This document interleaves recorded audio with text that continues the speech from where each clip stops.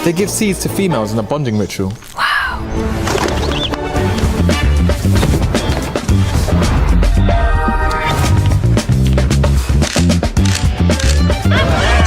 Wow. Samsung Galaxy Z Flip 6. Get it now. Pakai aplikasi GoPay, dompet andalan gamers. Banyak damage-nya. Ada cashback hingga 20.000 buat upgrade skin baru. aplikasi ringan gak makan memori. HP lemot bisa victory. Top up langsung dalam game tanpa hambatan. Ikutan selebrasi MPL di aplikasi GoPay. Menambah total hadiah ratusan juta.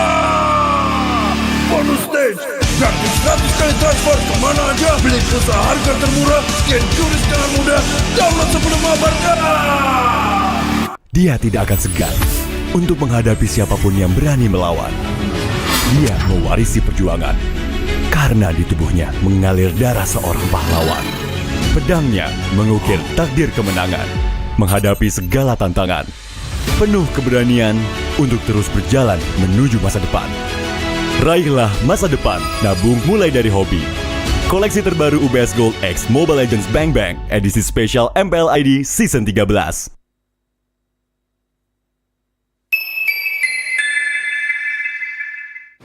Main Mobile Legends memang seru. Mabar sama temen makin epic. Apalagi kalau double kill. Tropicana Double Crunch, es krim karamel dengan lapisan coklat yang tebal. Crunchy-nya double. Main bareng, makan bareng Tropicana Double Crunch. Double crunchy level dewa. Rasa ini Gatot kacau. Ih, tombe basah. Bro, move on ke Head and Shoulders. 100% pede, ketombe basah dan gatal Wiped out. dapetin edisi baru Gatot kaca di minimarket terdekat. Head and Shoulders. Ini Gatot, ini kaca. Mas Gatot, benerin kaca.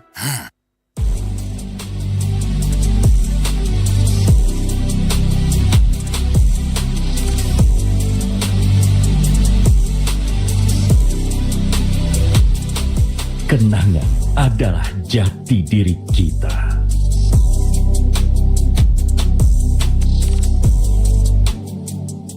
Kita adalah pejuang yang melangkah dengan penuh keyakinan, menghadapi dunia tanpa keraguan, karena hidup adalah arena pertarungan. Kita adalah pejuang yang tak akan gentar oleh segala tantangan, menghadapi lawan tanpa ketakutan, karena kita terlahir untuk meraih kemenangan. Raihlah kemenangan dengan koleksi terbaru UBS Gold X Mobile Legends Bang Bang edisi spesial MPL ID Season 13. Saatnya nabung dari hobi bersama UBS Gold.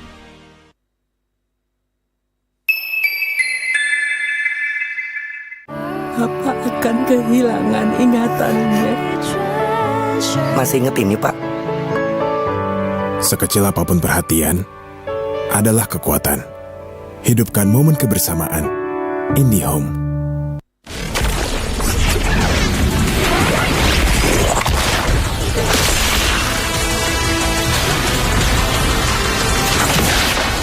Strike first and without mercy.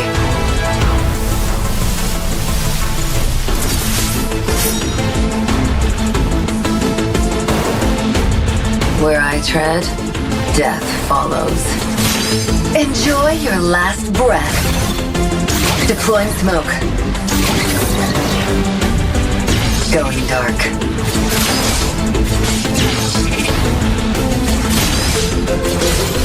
War is my trade. Death is my craft. Backup plan? I am the backup plan. My destiny is what I make of it.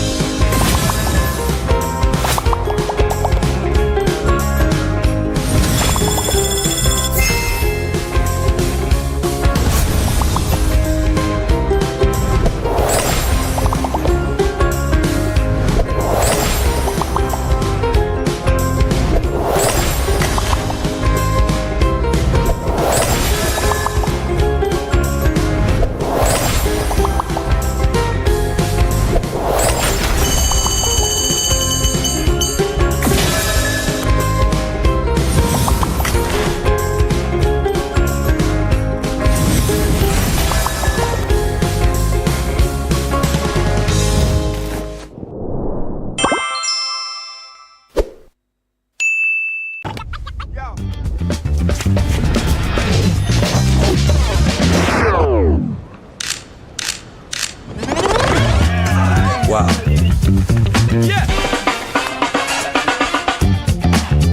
Okay, nature boy, what's that bird then? It's a male finch. They give seeds to females in a bonding ritual.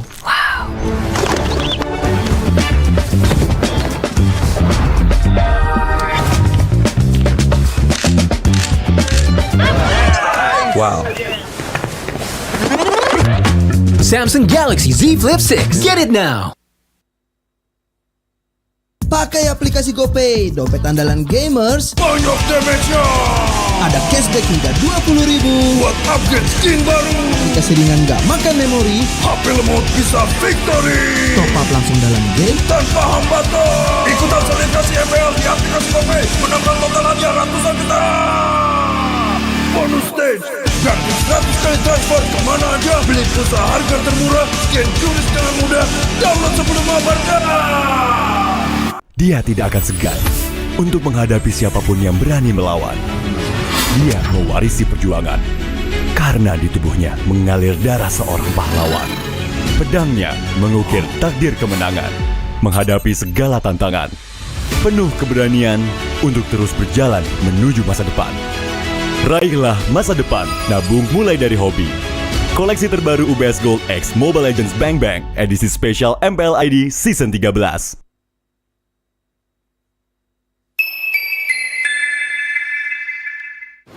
Main Mobile Legends memang seru.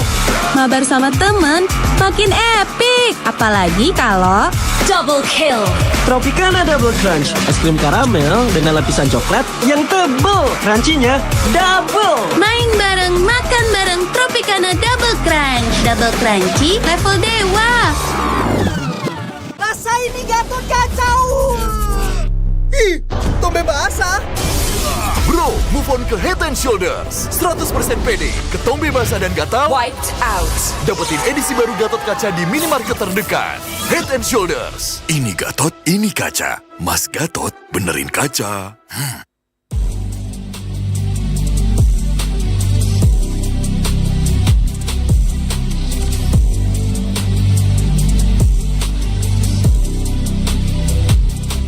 Kenangan adalah jati diri kita.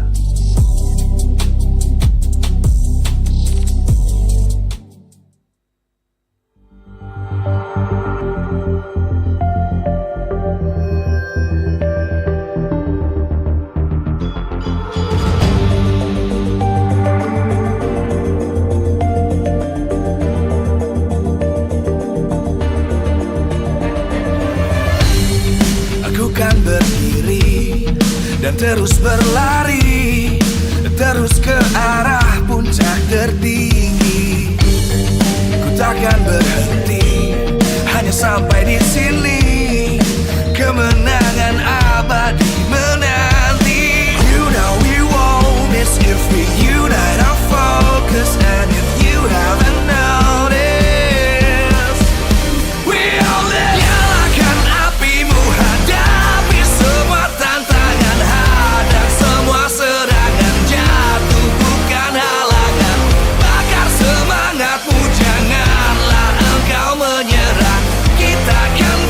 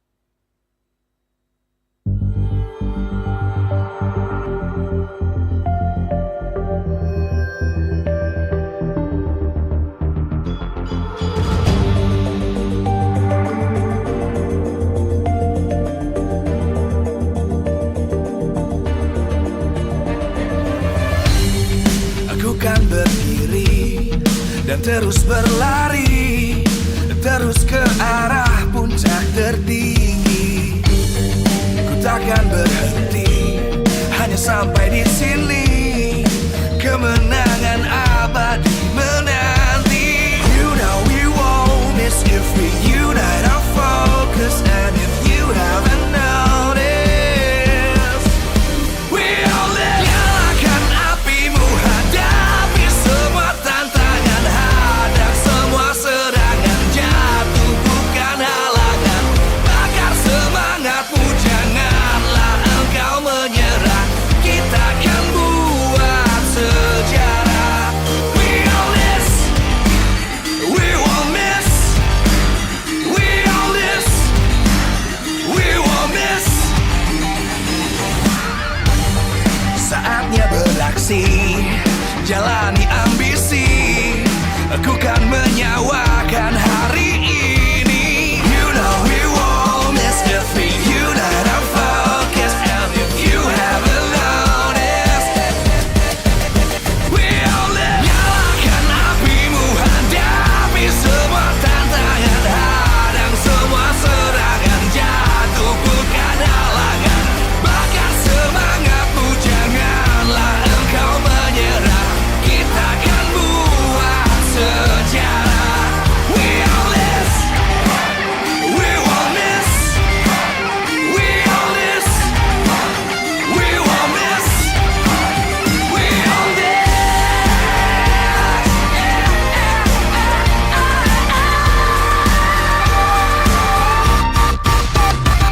Nyalakan apimu, hadapi semua tantangan, hadang semua serangan, jatuh bukan halangan. Bakar semangatmu, janganlah engkau menyerah. Kita akan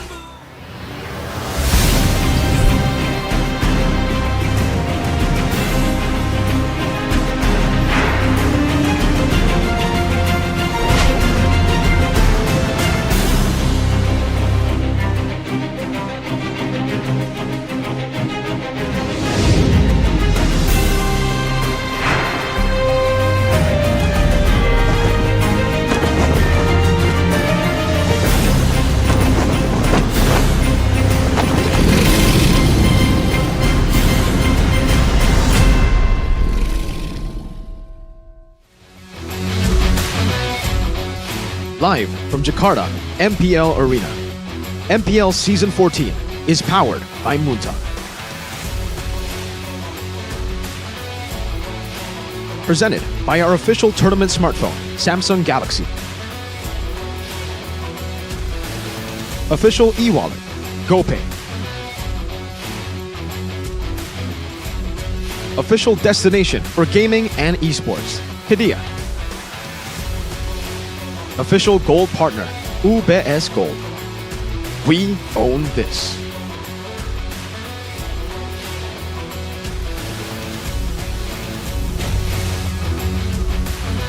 Dan sekarang berseker Surya bakal agresif. Eagle udah mulai masuk ke masuk tim. Mereka kehilangan rem bersama dengan seorang Watt. Tidak ada yang bisa mereka dapatkan. Dan pakai Hizumi sekalipun hanya melakukan defensive move. Dan pada slide sebelum berhasil mendapatkan 2 point kill.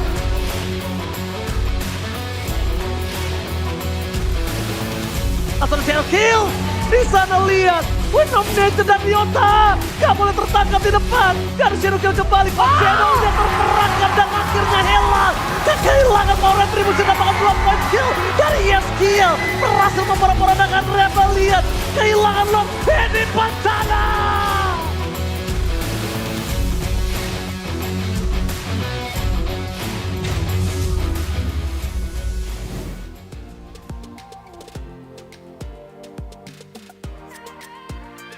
Selamat datang di MPL Indonesia Season 14. Di minggu ketiga ini kita diajak menjadi saksi bagi 9 tim yang hadir kembali dengan membawa revolusi. Tren positif, hasil positif bisa kita rasakan dengan hadirnya, dengan adanya regenerasi. Namun semuanya harus tetap berjuang karena setiap matchnya adalah pertarungan untuk membawa gameplay epic demi hasil yang epic. kita melihat bahwa semua tim benar-benar ingin membawa suatu perubahan bagi timnya, membawa posisi yang lebih aman. Dan di sini Budi Clara Monster melihat semua super fans sudah bersiap untuk menjadi saksi. Senang sekali tentunya di MPL Arena sudah ada semua, ada Sonic yang hadir. Dan juga di sini Geek Community yang sudah bersiap untuk menyaksikan match pembukaan di minggu yang ketiga. Dan tentu saja Budi juga berterima kasih kepada para sponsor. Karena MPL Indonesia Season 14 powered by Moonton. Presented by Official Turnamen Smartphone Samsung Galaxy. Official e-wallet GoPay, official destination for gaming and esports Kidia, official gold partner UBS Gold. Dan kita juga punya partner in esports, ada Campina, Head and Shoulder, Ora Imo, Telkomsel, Dunia Games dan IndiHome. Dan juga supplier ada Erigo dan juga Saturday. Acara ini supported by PBSI. Hari yang begitu indah tentunya untuk menyaksikan seperti apa dari bintang-bintang muda yang dihadirkan, regenerasi telah mereka lahirkan. Dengan adanya dari Geek Fam, ada Masako yang menjadi satu kuncian bagi tim mereka. Membawa kemenangan pertama mereka di minggu yang kedua dengan adanya perubahan dan regenerasi. Namun hal itu terjadi pula di tangan tim Fnatic Onyx. Dengan bisa merubah dua jungler mereka. Siapa yang akan bermain? Apakah Kyrie atau Albert? Dan bagaimana Lutfi sang bintang baru bisa mewarnai panggung MPL. Semuanya pasti menantikan akan seperti apa untuk minggu yang ketiga. Gameplay epic apa yang akan mereka bawakan demi hasil yang menarik tentunya. Dan di sini semuanya sepertinya udah sadar ini Geek Community. Mereka lagi siap-siapkah? Kita ingin mendengar nih dukungan dari Geek Community. Oh, dan Sonic coba kasih semangat dan suaranya untuk Fnatic Onyx. Suara akan terus menggelegar untuk menyingsing match pembukaan. Mari kita langsung buka saja minggu yang ketiga ini dengan match pembukaan Fnatic Onyx dan juga Geek Fam.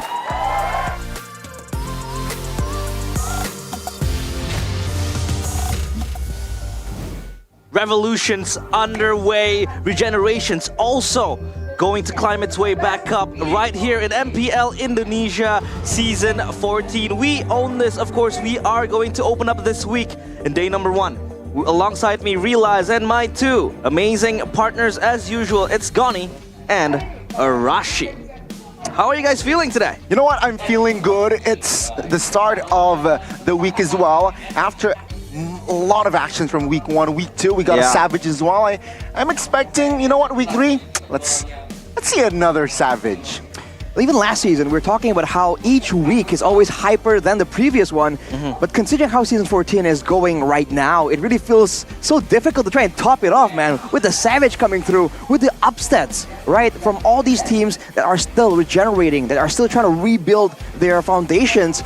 It just gets so exciting, man. Yeah, it has been a season full of R's, revolutions, regenerations, redemptions. But of course, for today's schedule, it is going to be Royalty, Fnatic Onyx against Geek Fam, and as the closing of the day, it'll be Dewa United up against Rebellion. What do you take of the matches today, Goni? I gotta say, Fnatic Onyx, they're strong, especially with Kyrie jumping in back to the fray. Yeah, now take a look at the standings, they're third, right? Very close to the first and second. Not the same story for Geek Fam though. Not the same story at all. Very, very close to the red zone. This is the regular season standings presented by your official tournament smartphone, Samsung Galaxy Z Fold and Z Flip. And you can see a lot of the teams today are actually in the relative safe zone, except for Rebellion. There's a lot of questions on their own roster. How are they gonna revamp? How are they gonna find a winning solution? Because some teams, they kind of at least have a bit of a pathway, right? A bit of a route to try and go to try and get that victory. For Rebellion, it seems so confusing, man. They just seem so lost whenever we see them take action in the Land of Dawn. It was very, very confusing for Rebellion as well. The fact that, you know, we have always been talking about how Matt was so hard to really insert himself in most of the matches. But now, as we focus on the first match, it is Fnatic Onyx against Geek Fam. After Fnatic Onyx loss against RRQ in that Royal Derby, it felt like everything was going to change. Kyrie took over again that jungler role. Now, of course, deciding the new formula and the new foundation for both Geek Fam and Fnatic Onyx. It's a great stat here from Veldora and actually from Masako as well. Number 1 in the average assist and average KDA. It's definitely a great showing. It's a great start to begin with. But when you're up against the Sky Kings, numbers alone won't do it, right? Against Ludpi, against CW, that X factor, the aggression, the possibility for them to just pop off and make a crazy play is always in the picture. And for now, it really seems like Geek Fam, they have ways to try and make something happen, but only from very certain positions. Whereas for Onyx, you know that every single member on that team can absolutely go crazy when it's required. I mean, here's the thing, right? With Onyx, sure, Ludpi, he's not a rookie. He's technically a junior/sophomore, right? But again, his impact after replacing Captain Boots is shown. And of course, crowned Winata Chewe, debuting at Season 5, MVP Finals for Season 13 and Season 8, and also Rising Star the MPL Season 5. Yeah, he's a staple marksman in that gold, and it's going to be tough going for Masako, going up against an established marksman. Now, will he stay consistent is definitely the question. The discussion is always going to be, consistency against the young blood, the boiling blood there is in Masako, and maybe Veldora, who is no longer a rookie, of course, but he's, trying to get his way again back into their lineup in MPL ID Season 14. Now, of course, Ludpi himself, the rising hero, his debut in MDL ID Season 7 as an Onyx Prodigy player, and he also was able to get the best rookie in MPL ID Season 13. So, of course, it's going to be a very hard task for Veldora and, a Masako to go up against these two players from Fnatic Onyx. But we saw their stats. It felt like Masako and also Veldora was playing for the team. I mean, they had, each #1 for average assist and also for Geek Fam in that damage department. I think it shows that it's a different kind of play style, but the question is it enough to activate the whole team? Because a real great exchange, a real great change in the roster can really make himself look good, but also the team. And I think that's what we saw from Ludpi, and that is exactly what Veldora has to do for his team. And to his credit, he's shown to be doing great stuff when he's in the aggressive role, in the aggressive position, and that's exactly what Ludpi was doing for Fnatic Onyx. So if Veldora can try and do that against Ludpi, right? It's a tall order, but if he's able to do so, we've seen that Geek Fam as a whole, they have great moments right here. It's all coming down to the big executions in the middle of a very intense game. And if they have done the reviews, if they have improved as well as they possibly can with the great big minds like Beloyski behind them, they have a great chance here at least making it a very difficult match against Fnatic Onyx. This performance from Masako against EVOS in that Hereth, it showed to him, it showed to the whole, audience of MPL ID Season 14, possibly to the whole world, that he is here to make a name. And he was playing that marksman role very, very, sublimely. He was getting in and out with the Hereth, holding his Zaman Force, and also being very efficient in the last hits and also in that kiting department. What do you make of Masako? I feel like it's great, but he definitely tends to overextend. He's made very risky plays again and again, and sometimes it does pay off. But when it doesn't, it looks catastrophic, man. Yeah. And now, especially against Fnatic Onyx, a team that is well known for being aggressive, for being able to punish overextensions. That punishment can come in from the jungle position. It can come in from the roam position. It can come in from the EXP, and even technically from the gold lane. CW has no issue at all just diving in forward. So this guy right here, Masako, Geek's secret recipe, even though he has great acclaim, great experience, he needs to understand that there's danger coming in from every single role when he's playing against Fnatic Onyx. Yeah, awareness in the rookies is going to be very, very crucial for them to progress even further. Now, of course, there's a bigger elephant in the room that we have to address, is Geek Fam as a team, as a whole. They are not looking as how they used to be. We have been talking about how Vincent has issues in that hero pool and the assassins, and now, of course, the bigger picture, the war general himself, Beloyski. It felt like, back then, it was the Beloyski effect. Now it's like a Beloyski defect. Whoa! Yeah, I mean, it's fair to say, seeing his performance these past 2 weeks, but again, week 3, he needs to come in very fresh, and also creative plays should come in from GeekFam. And now, of course, the team lineup from GeekFam: Veldora, Vincent, Aboy, Beloyski, and Masako. Still the same lineup, bar the players coming in now. Of course, no Chidera back in the lineup. So for Vincent, this is going to be a very, very hard task to match with Kyrie, of course, the prince in that jungle. I mean, they're struggling this season, but they, with their secret recipe, are looking to bounce back. It's a tall order going up against the yellow porcupines with Masako in the gold lane. They will try to seek a fruition. Ladies and gentlemen, this is GeekFam. GeekFam enter the stage. They look at the eyes of the Sky Kings.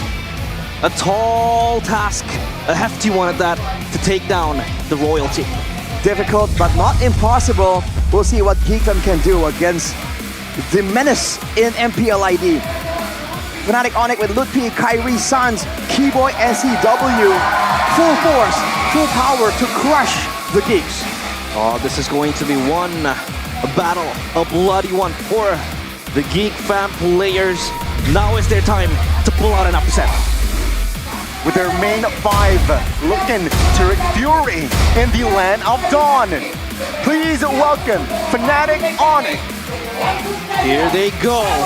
The Sky Kings, of course, flying off after what was a very devastating loss against the Kings of Kings, RRQ. Now they are back with their prince again in the lineup.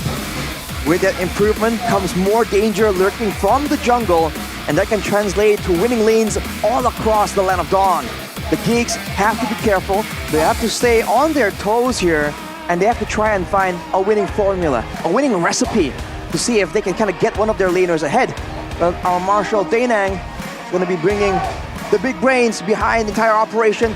Coach Yeb, Raja Yeba, and Coach Adi with Bluffsy and Dora DSP coming in for GeekFam. Can they get it done? Can they finally find just the right mix, the right flavor to take over?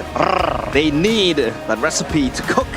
And for GeekFam, back again the topic of how, Beloyski was always the one who would dictate the plays for GeekFam, but lately he has been very declining with the picks. And as we take a look at the rival showdown, it's Keyboy against Beloyski. Meta adaptation, Beloyski was very, very notorious with the Hellcurt plays that brought them to the playoffs, even top 4 finishing. But now it feels like it's very hard for him to enter back to the meta. What is currently, wrong? Or what is Beloyski struggling with currently?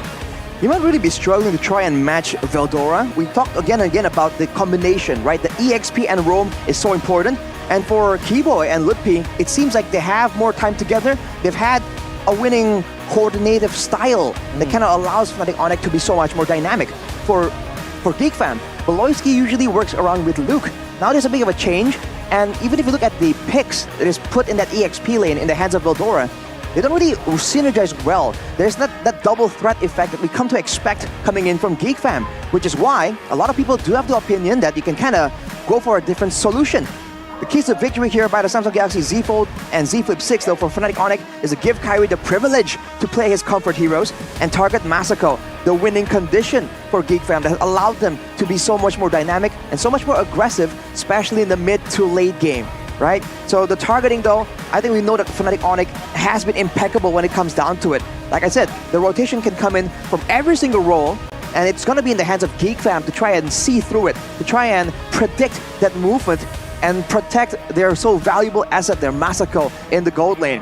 Whereas for the side of GeekFam, bring out Beloyski's aggressive roamers. Like we said earlier, if the roamers, the playmaking isn't working, maybe it's time to try out something different. It won't be meta, but at least it's gonna be a different look. And Beloyski has been able to pull it off before. Who's to say he can't do it again?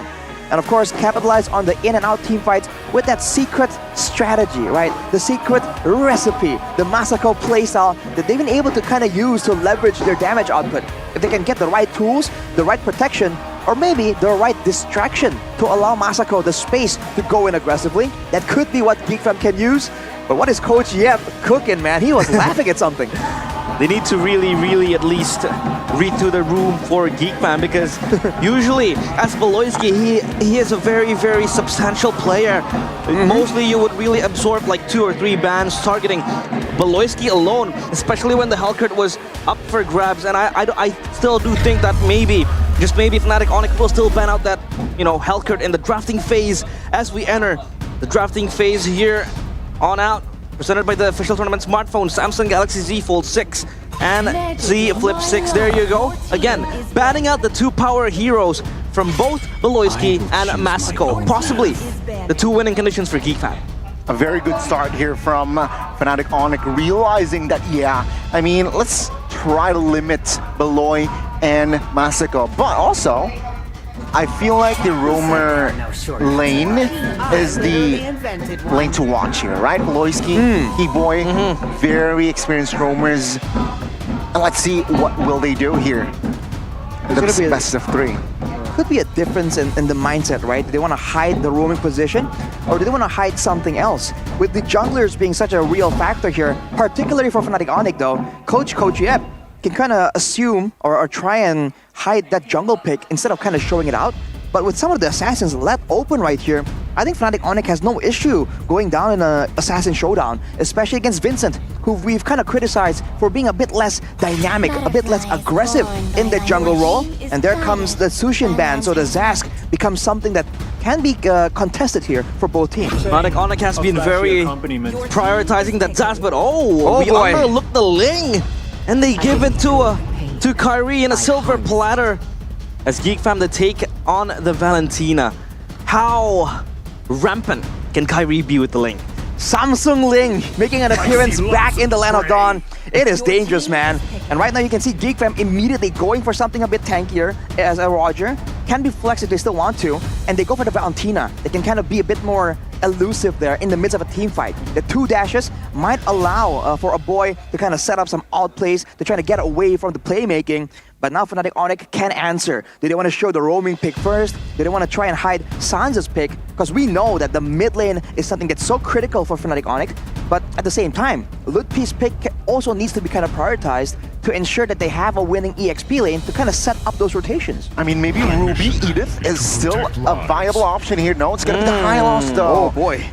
60 till 70% will be placed in that EXP, so I expect them to open an early marksman here.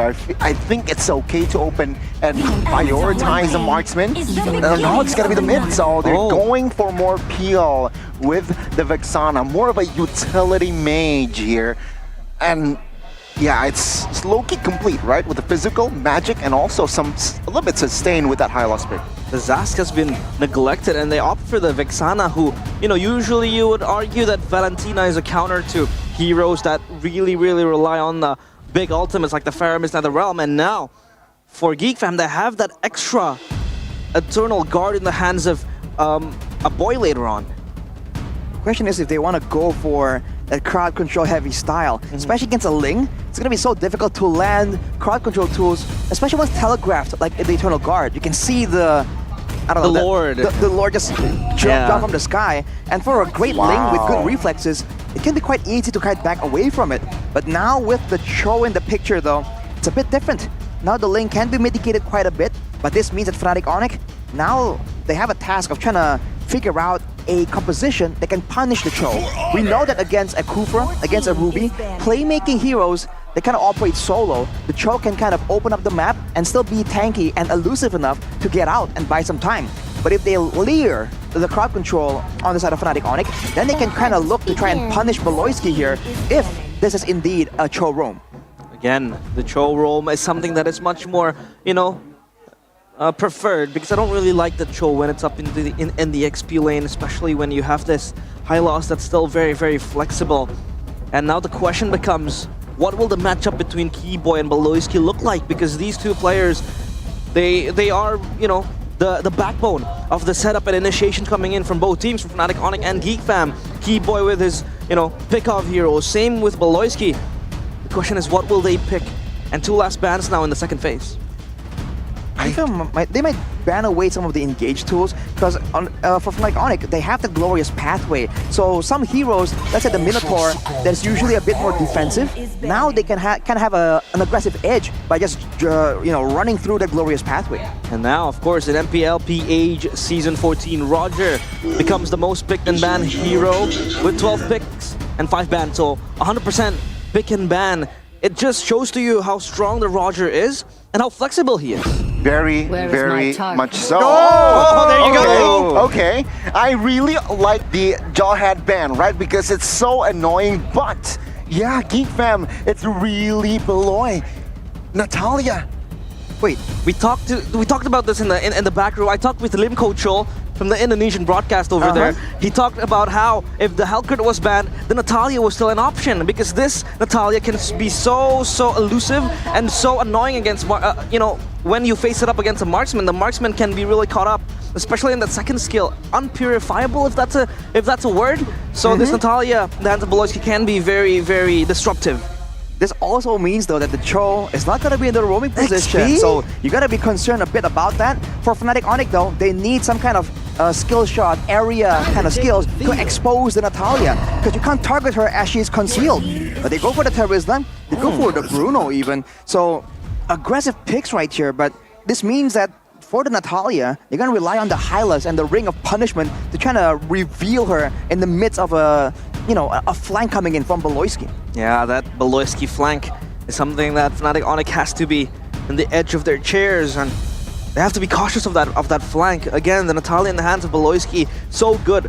With the unconventional heroes, we have been talking about this. You don't need to force Beloyski to play the meta heroes. Give him his power heroes, give him his aggressive roamers, and now for Masako, it's going to be the Moskov.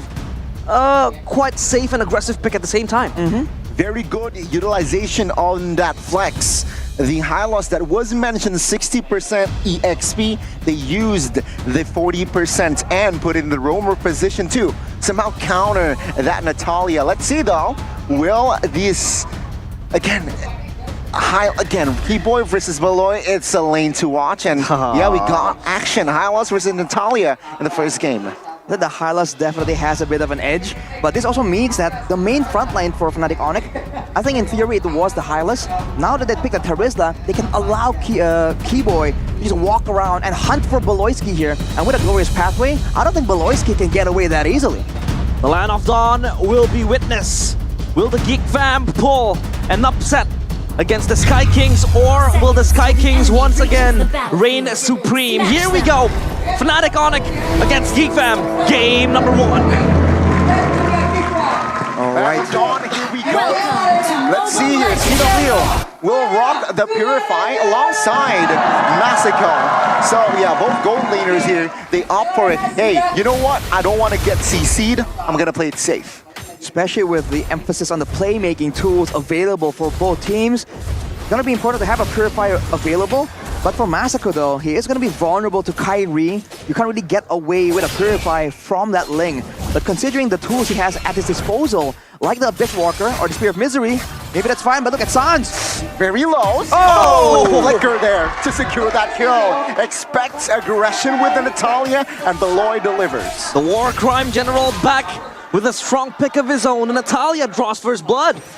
Look at on the top side though, a bit of an EXP play, cutting of the waves from Veldora. Looking at the emblems here by IndieHome though, tenacities for the side of Fnatic Onyx. They know it's going to be scrappy, they know it's a brawl, especially for Sans. He knows that with the Natalia around, that extra bit of tankiness might come in critical to kind of save his life. Look at Veldora though, already so active. Very good Terrify here. A boy now will flicker out. Lippy disengaging. Earlier on, he wants to engage, but yeah, he is going to play it safe, and for the first minute here, still 1-0 for Geek Fam. You can feel the aggression coming in from Geek Fam early on, and as you take a look at the talent predictions by the new application GoPay, unanimous decision except for Papulong, who is well known for his, against the current picks. Never Never going with the flow, Papulu. But look at the play from Onyx, man. They're already shadowing Beloyski by sending Keyboy around. As long as that Hylas is in the picture, it's going to be so difficult for Beloyski to really get the same kind of pressure. But this mid lane is dangerous. The Valentina and the Natalia, it's a lot of playmaking, it's a lot of burst damage as well. And I think Onyx need to be very concerned about this, especially if they're intending to go for this turtle play with Keyboy already so low on HP. At least for the Moskov now, Masako has that level for the spear already exerted. So now they know they don't have the Moskov to be able to join the fight, but Beloyski again just trying to wreak havoc. Kyrie looking for a play. Kyrie, it's personal, man. It's going to be Beloyski targeted. And it seems like now Beloyski looking for an escape route. Airborne! Tempest the Blade, though, will get him out. CW secures that kill. Keyboy quite low, but a boy cannot finish the job. FNOC equalizing. Risky play coming in for Fnatic Onyx, but they want to shut down Beloyski that badly. They technically gave up the turtle as well, because Ludwig was kind of starting it up, but then Vincent comes in and secures it. So that is a trade-off that Fnatic Onyx decide is important enough. They even slow down the farming speed for Kyrie because they let go of that orange buff. So this Natalia pick, again, it's sketchy, but Beloyski always knows how to make it work. 1,000 gold lead, and now CW. No, 2v1. Woo. But it seems like they will not be able to assassinate CW just yet here. And FNOC here, they are quite stable now. Oh, in the mid lane though, it's going to be a 4v0. Even with the Purify, Sans will not be able to escape. No Purify actually, no Flicker used as well. Flicker, Sans, right. They just accepted his fate immediately right there. And look at the play coming in from a boy, looking for information, looking for ways to kind of leverage that man advantage. But if you saw the stat earlier, by the way, oh my god, 100% win rate still for Beloyski on the Natalia, but it was picked a long time ago. And technically, there are some changes to this Natalia pick as well. Yeah, speak of the devil, the last time he picked it up was MPL ID Season 11. But from 5 picks, the hero still boasts a perfect win rate. So Fnatic Onyx might be careful here. Glorious pathway popped now. Masako will not be able to escape as Keyboy will lock him down. And that will be it. Geek Fam, they know that they're ahead in economy, so yeah, let's not force a fight more, especially Masako isn't around. Oof. For Fnatic Onyx, that's a lot of damage there. I think Masako was kind of saving up, trying to make sure that he has the cooldown coming in for the Abyss Walker over the wall, but there's just too much damage coming in from Fnatic Onyx. And with CW on the Bruno, he is gonna get that 2-item power spike a lot earlier. That is something that Geek Fam needs to be very concerned about, but Beloyski is in the vicinity now. Oh, good stun. Now another stun on towards Beloyski. The damage will be enough, should be, to take him down again. Beloyski very aggressive now. Kyrie and Ludwig will not be able to find the steal, but Ludwig soaking damage against 3 members, and that is more than enough to take Ludwig down. Fnatic Onyx has to address so much issues in their table. Look at the pressure exerted by Geek Fan. They're looking to assassinate Masako. Very low as well with the Eternal Guard hunting him down, but Ogora almost taken down as well. And the Eternal's Guard Lord almost took one down. Now Keyboy locking one down. It's going to be Beloyski receiving a lot of damage, getting out as well. But Fnatic Onyx want the structure bot side. They will not force it though. Beloyski and Masako looking for a defense. Good Eternal's Guard by a boy. But that will be all. Structure still standing. In fact, a structure falling to Vincent on the top side. The fact that they're able to clear out the lanes is great. 1v1 play from Veldora right there, but Kyrie is still able to take it up. It's a great choice here from Fnatic Onyx to go for these heroes, because you saw earlier, Beloyski was coming in concealed and they couldn't hit him, but CW kind of slid with a tackle to expose him. So there are ways for Fnatic Onyx to try and make that happen, but they are forced to spend so much time and effort to get this Natalia, and in the end of the day, it's still a roamer. Even though you see him getting killed twice here, it's still only 200 gold ahead, Keyboy, in the situation. Yeah, he's going for that Heptases as well, itemizing towards it. Just gives him that extra assassination, you know, boost to get the kills and the damage out as well. Now, speaking about Beloyski, he has been the creator the conductor of most of the chaos happening in the Line of Dawn. He was just pulling so much players of Fnatic Onyx as they look to force and play. Oh, that's a good investment. Wave Dragon on towards one, but the damage isn't there. Glory's pathway sounds in trouble, but good cover. Vincent running away, good stun, but the damage isn't enough to take him down. Now Veldora looking to provide cover. Masako free hitting, but the damage will not be enough just yet. Velorsky wasn't able to find the assassination, and that is a boy just being the sole casualty. That's a decisive play coming in from Sans. They are flickering in aggressively, even though he can kind of save it for a defensive play. He knows that the timing was important. They were able to get that pick off and immediately translate it to a turtle. And despite GeekFam's best efforts, when it comes down to a full-on team fight, they're still struggling to try and deal with Keyboy and his sustain here, especially with the Revitalize. Looking at the items, no real source of damage of regeneration reduction just yet. Maybe the Dominance Eye soon coming in from Veldora, but everyone else, they're still waiting to reduce that Hyla sustainability. And the problem with GeekFam was always, the critics against them, was they were always losing objectives in MPL ID Season 14. Speaking of which, in their match against EVOS, out of 8 turtles, they only got 2. And now against Fnatic Onyx, they're able to capitalize their lead. Velorsky figures out, but I'm not sure he has enough resources to get out. Kyrie, it's just a hunting game. Who will take the kill? Velorsky will fall. Kyrie secures it and also secures a Haskell. So yeah, it's going to be very tough to take Kyrie down. But take a look at Vincent here, very proactive, taking the jungles as well. Yeah, look at how much attention that Velorsky is drawing. They're able to get their hands on their orange buff, and now Veldora looking for another engage. Yep, we're Dragon, Eternal Guard, Moskov, Masako is in the fray as well now. He will not commit the Spear of Glory, and they will not engage more on that fight. Oof. Great play coming in from Fnatic Onyx to delay, to kind of stall out that fight. You can see GeekFam struggling, and despite the fact that Fnatic Onyx are sending out so much resources, so many players to take out Velorsky, we saw that structurally, at least, GeekFam are winning, but look at the goal difference. It's only 500. So the farming game from Fnatic Onyx is allowing them to do so. Yeah, it's insane how GeekFam, you could say they're balancing out Fnatic Onyx in that macro department, and now GameFAQ, by our new application GoPay, Moskov was Masako's winning hero and he won MPL ID Season 9. In that season, Masako used Moskov 3 times with a win rate of 100%, so still so good, but now, Fnatic Onyx. Yeah, I mean, Veldora, he wasn't even able to use that flicker in time. With a man down, I'm not sure GeekFam will be able to contest, and they will concede that Lord. Great play coming in from Fnatic Onyx to rush immediately to the neutral objective. You're concerned about the mobility, you're concerned about the assassins coming in, the flanks from Velorsky, the play coming in from Veldora with the Way of the Dragon pickoff. But when you kind of force GeekFam to rotate, to walk into you when you're doing the neutral objective, you can see that it's so punishing. Because Veldora, he has a flicker, no Purify, so he's still vulnerable to getting bursted down, just like the way we saw earlier. And now with the Lord, Fnatic Onyx has the pressure, and they're going to try and equalize. Oh, they get the turret though down bottom as the Lord marches as well top side. And Fnatic Onyx, they're trying to look for a play, but CW, it's gonna be fine. Very intelligent there with the Purify, perfectly timed. Oh, and Velorsky now hunting Sans in the backside. Oh, that's a good cover there. They were expecting Velorsky, suddenly finds the worldie on towards Velorsky, and more structure will fall here. FNLC, they're dominating the game.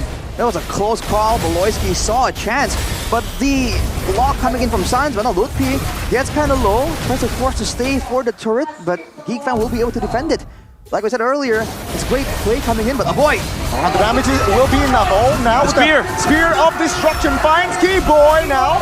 Vincent wasn't able to find assassination. Veldora jumping in, Tempest the Blade popped as well. GeekFam, they will be able to back the damage, and yeah, Lutpi was the only casualty there. It's insane how GeekFam is waltzing with the Sky Kings right now. They're evening out in all departments, the players of Fnatic Onyx, so GeekFam still, they remain competitive, even losing out in that kill department. So GeekFam, they also still have that late game potential in the hands of Masako and Velorsky when he gets his 2 or 3 items. Well, Boy now has a glowing wand though, so Keyboy needs to be a bit more careful with the defenses, but Kyrie is scaling, already at level 15. Now with the BOD on top of the Berserker's Fury and the Has Claw, that's a lot of burst damage and a lot of DPS as well. Look at the basic attacks, just nuking down his targets.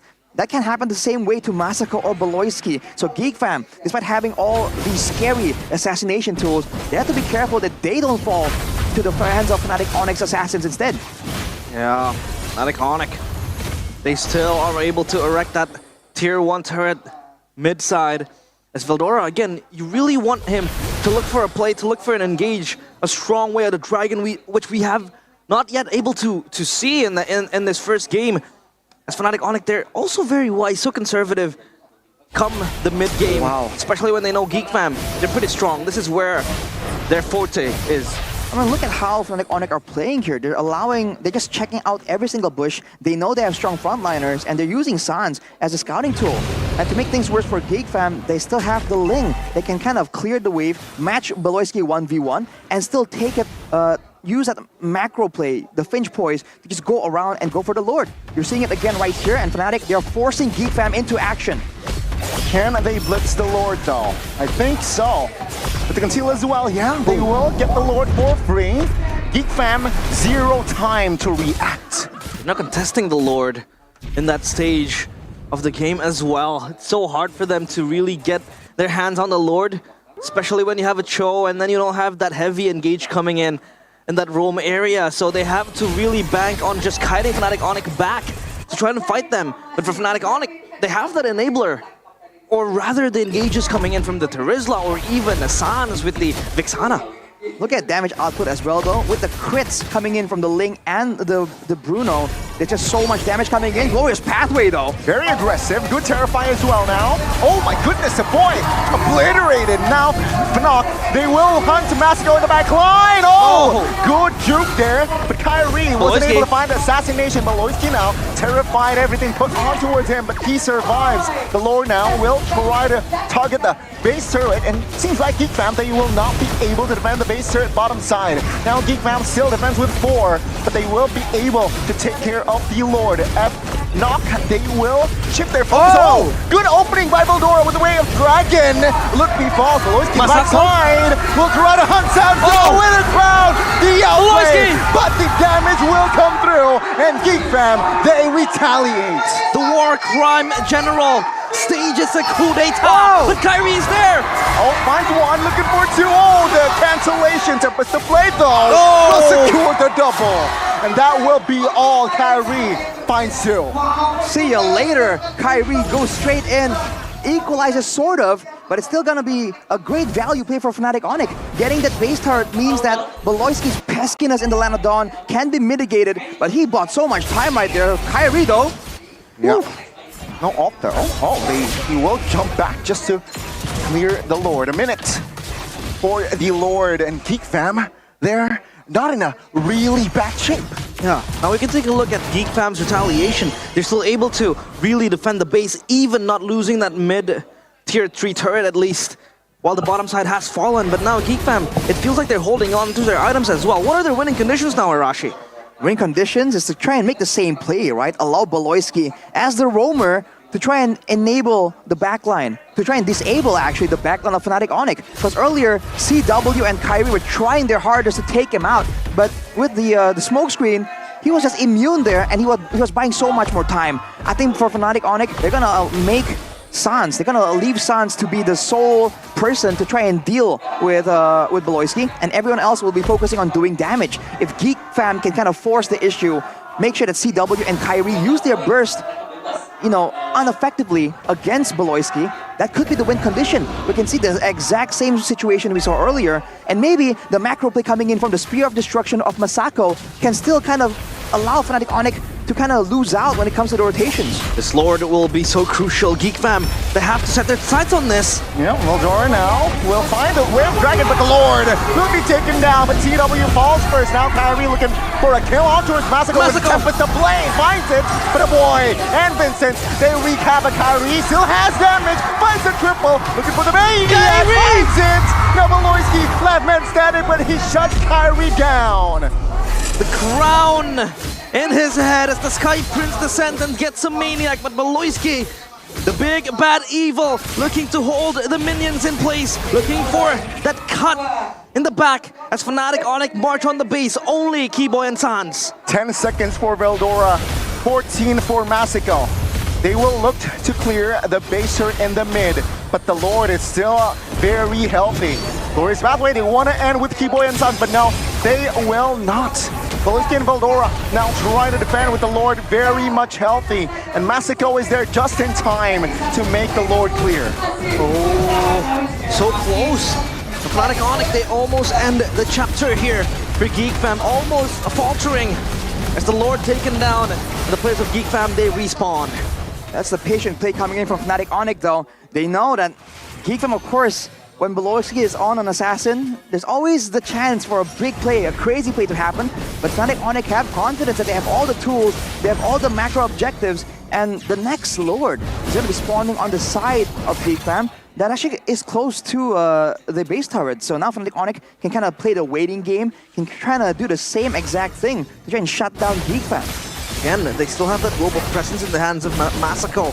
They can really work out the far lanes, but you're up against a Ling who can be very quick arriving in the team fight. So for Fnatic Onyx, they also have that presence, but for Geek Fam, they have to hold their hands as they look to defend this base. Glorious Pathway pops now, oh good. Jekundo, but now Veldora in trouble alongside Lupi. It's going to be a trade. Beloyski from the flanks looking for Kyrie. Tempest to Blade Force.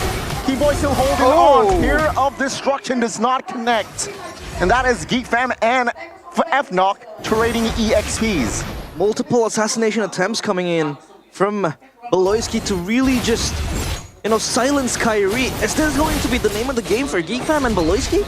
It has to be. That is a Natalia with 5 items, by the way, if you count the boots. There's still one more item possible for Beloyski to build on this Natalia, and you saw how close he got to assassinating Kyrie when he's only a roamer with 4 items. So the longer this game goes, the more Fnatic Onyx needs to be careful to try and ensure that they don't get caught lacking here. They have to try and use Keyboy, use the rest of the members to try and zone away Beloyski. And in fact, maybe itemizing for something like a Winter Crown. Now that it's adaptive, now that it can give you both physical and magical damage, you can kind of build it here to really shut down Beloyski, to try and buy some more time.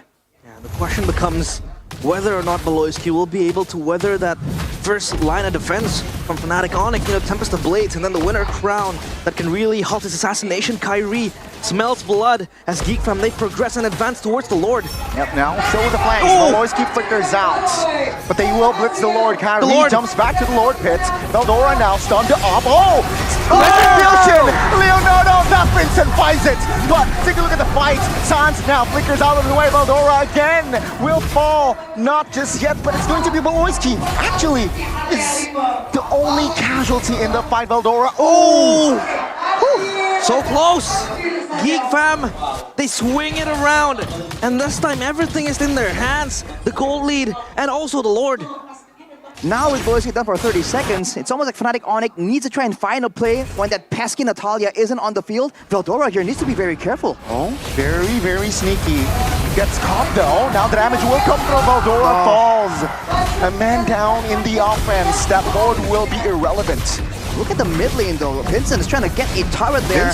But he might be a bit too far ahead. A boy gets slowed. Glorious Pathway will not find the escape route now with the Tempest. The Blade. A boy survives! The IMU helps him get that glorious pathway for himself, and he's able to run around and run away. Massico teleports in. Thankfully though, he won't pull the trigger any longer. Great sequence of events for Geek Fam there. Getting a turret and getting the Lord. Now it's getting more equal than ever. And Beloyski not really completing the final item yet. But with the death timer of Veldora kind of mismatched. There wasn't a window there for Fnatic Onyx to kind of force the issue. But now it's back to that waiting game. It's back to Geek Fam proactively looking for that play. And Fnatic Onyx just forced by pure composition to kind of try and react to it. Looking at the damage dealt here by Kadia, so CW definitely has an insane amount of damage output, but he's just completely zoned away by Beloyski. So Fnatic Onyx, they've had different approaches here. They've had Sans using the Eternal Guard to try and get Beloyski even, but it's not really working out, so they have to try and work a different solution here. Maybe CW moves forward with the team, maybe change it up. Use Ludpi to try and deal with Natalia, because he isn't really bothered by that smoke screen. Yeah, they have to protect the President here, protect him from an assassination attempt. Again, Beloyski so good on target selection. It's either Kyrie or CW or even Sans at most of the times.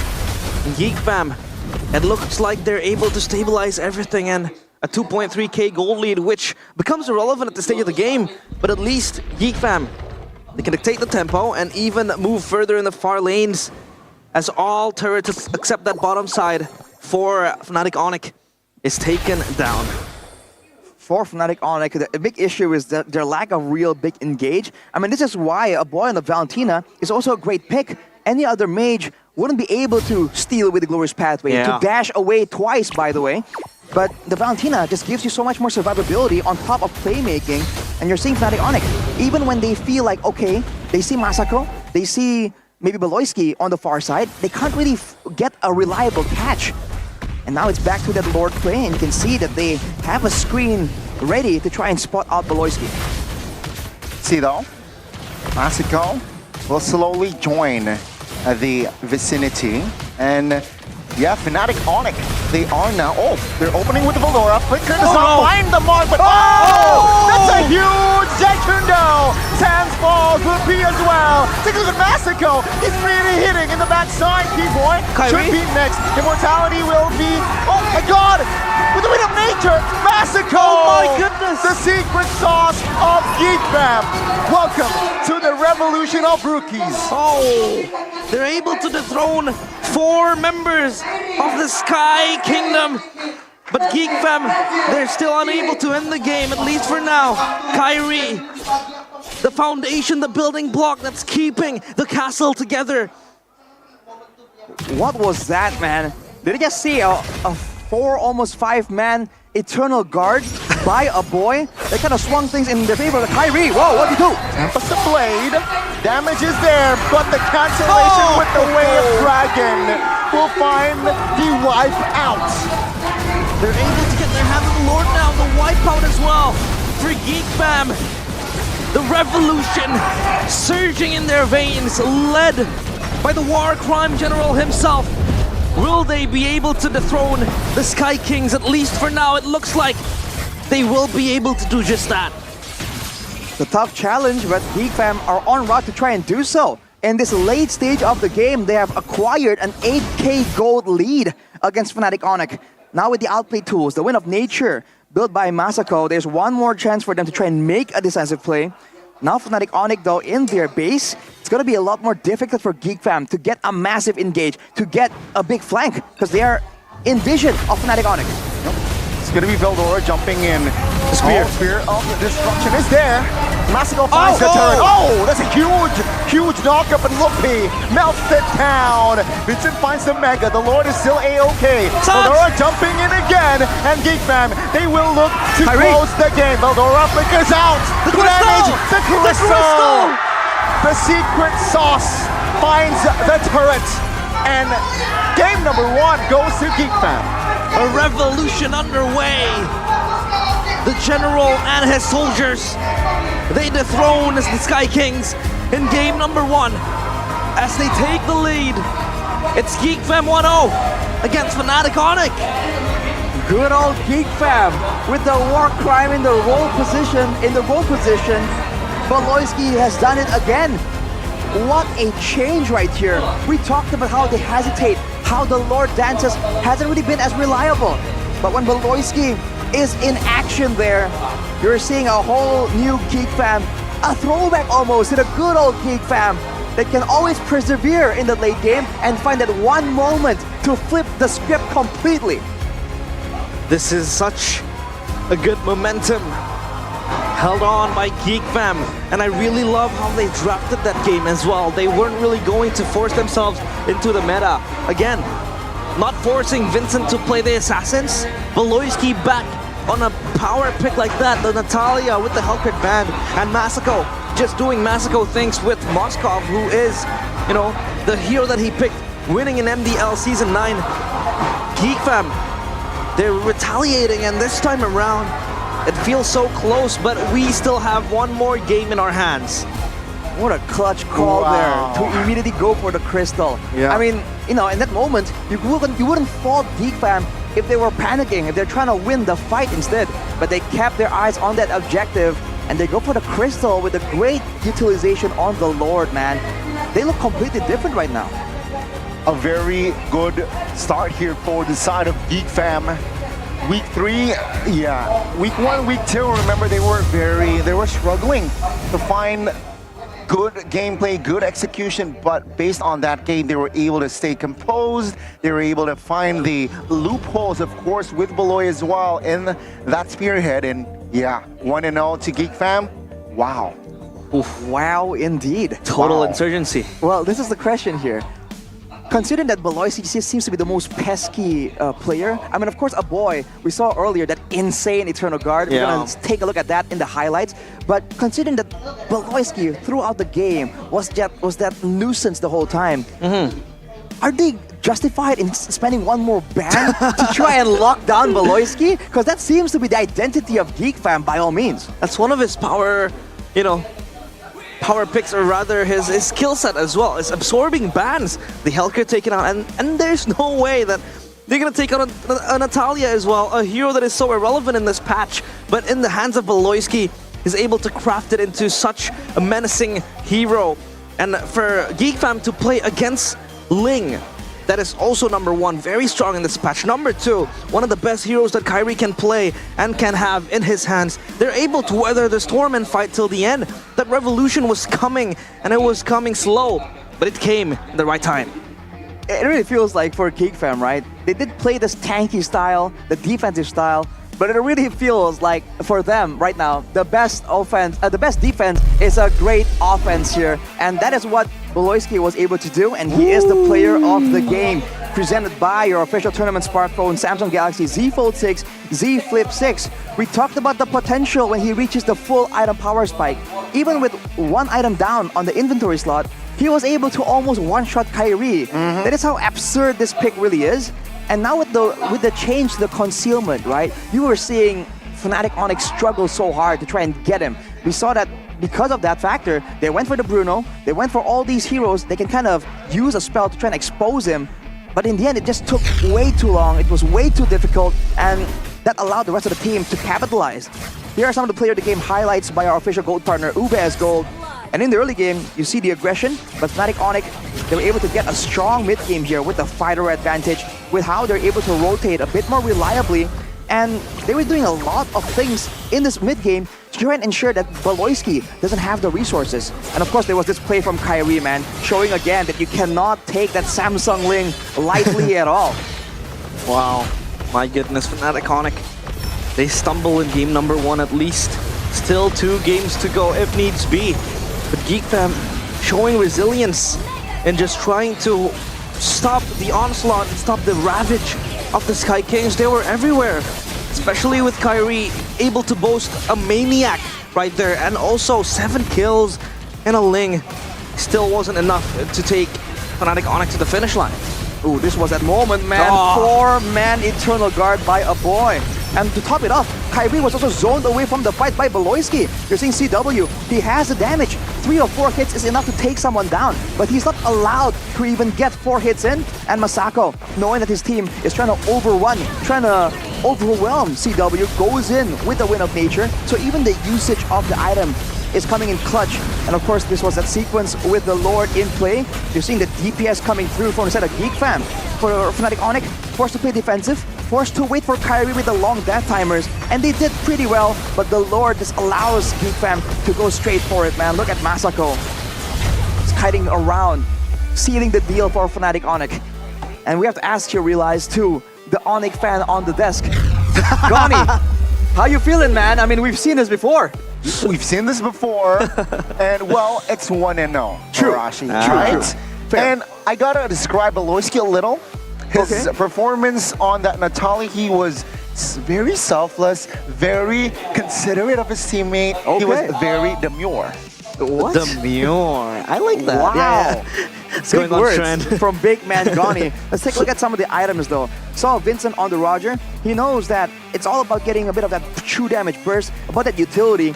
The main damage dealer is definitely going to be Masako. So Roger, on the hands of Vincent, going in with this mix with the War Axe, with the Thunderbelt, allows him to be a bit more sustainable and a bit more burst heavy to ensure that for Fnatic Onyx, if anyone gets low by Beloyski, they're immediately thinking about, dang, the Roger might be coming, right? With the increased movement speed to chase him down. So it's a great combo, right? Big sources of nuke damage combined with great chase tools for Geek Fam. It's a combo we've seen before, and I think their execution definitely was great.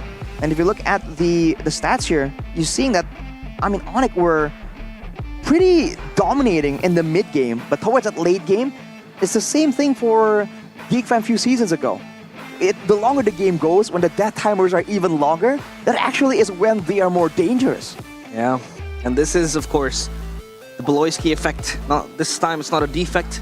This is full effect on force for Beloyski. Again, not forcing him to play, you know, heroes that are out of his league, or rather out of his comfort zone. This is his comfort zone. The Hellcurt, the Natalia is giving him so much to work with. It translates into a win against Fnatic Onyx. Now the question is, that was such a good draft from Fnatic Onyx. They have their hands on that power picks, but they lost still to that Natalia. So Gani, will Fnatic Onyx ban out the Natalia?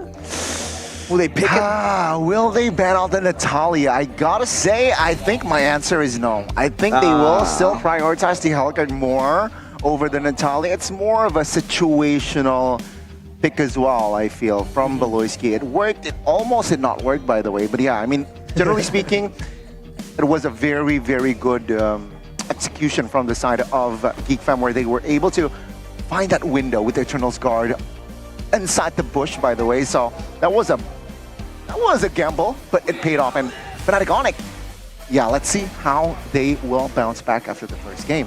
Well, personally, I feel like Fnatic Onyx, they have a different solution here. If they want to ban it out, they can.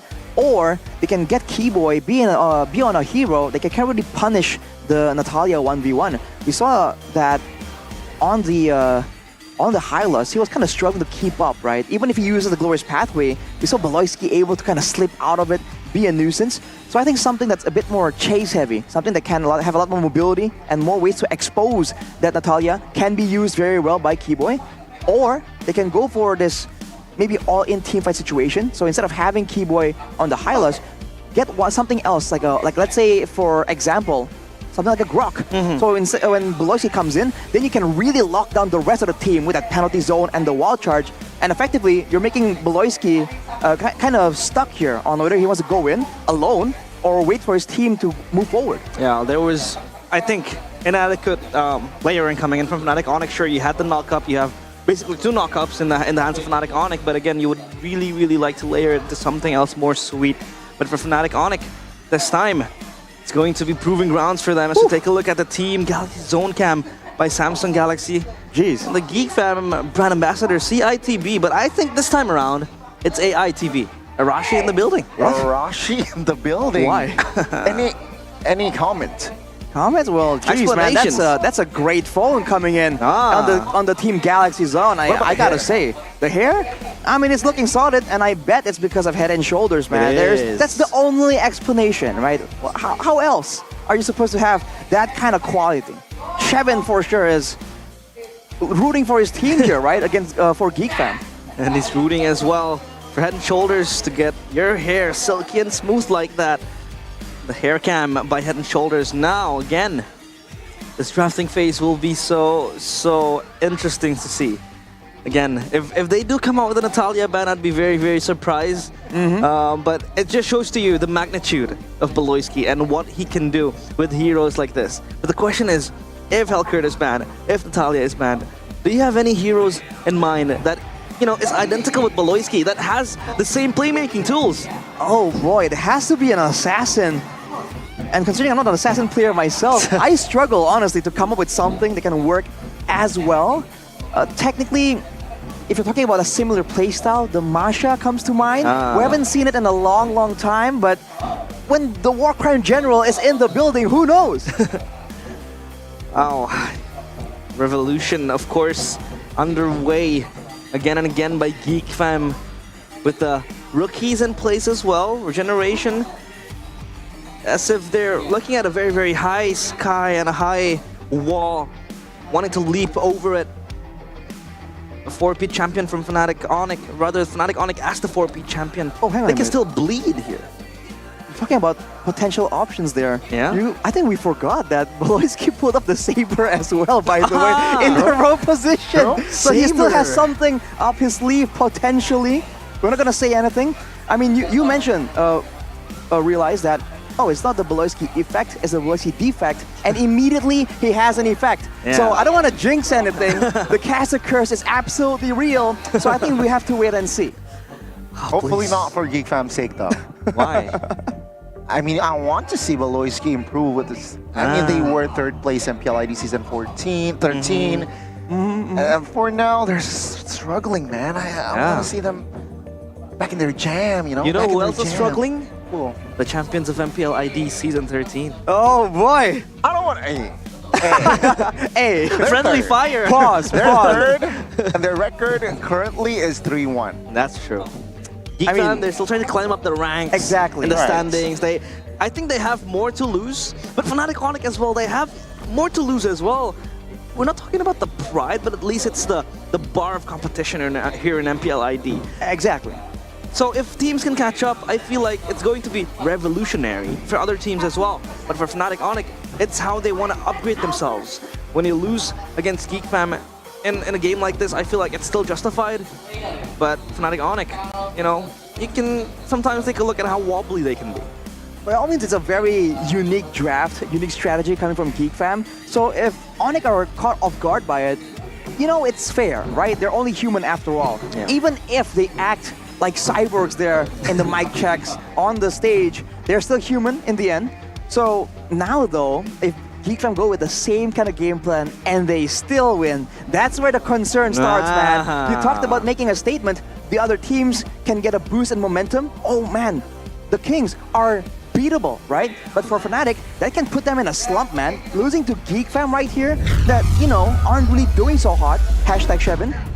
I feel like for Fnatic Onyx, this is also an important result to try and chase. That might be the haymaker, but here we go. Drafting phase in game number 2, presented by the official tournament smartphone, Samsung Galaxy Z Fold 6 and Z Flip 6. Now, the Fanny Hayabusa, 2 heroes identical to Kyrie, banned out the Zuxin as well.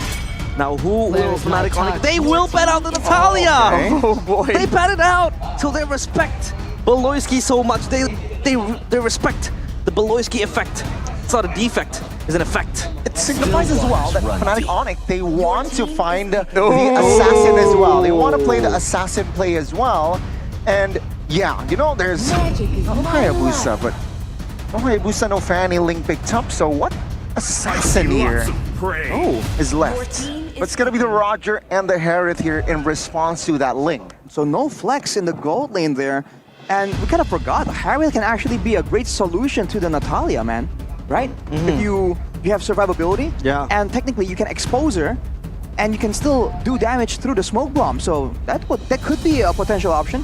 But for Fnatic Onyx, this is a uncharacteristic moment here. Going straight with 2 straightforward picks, no flex potential at all. Geek Fam with the procurement of this Ling in their composition, are they gonna go back to utility Beloy, right? Angeloy with the Angeling combo.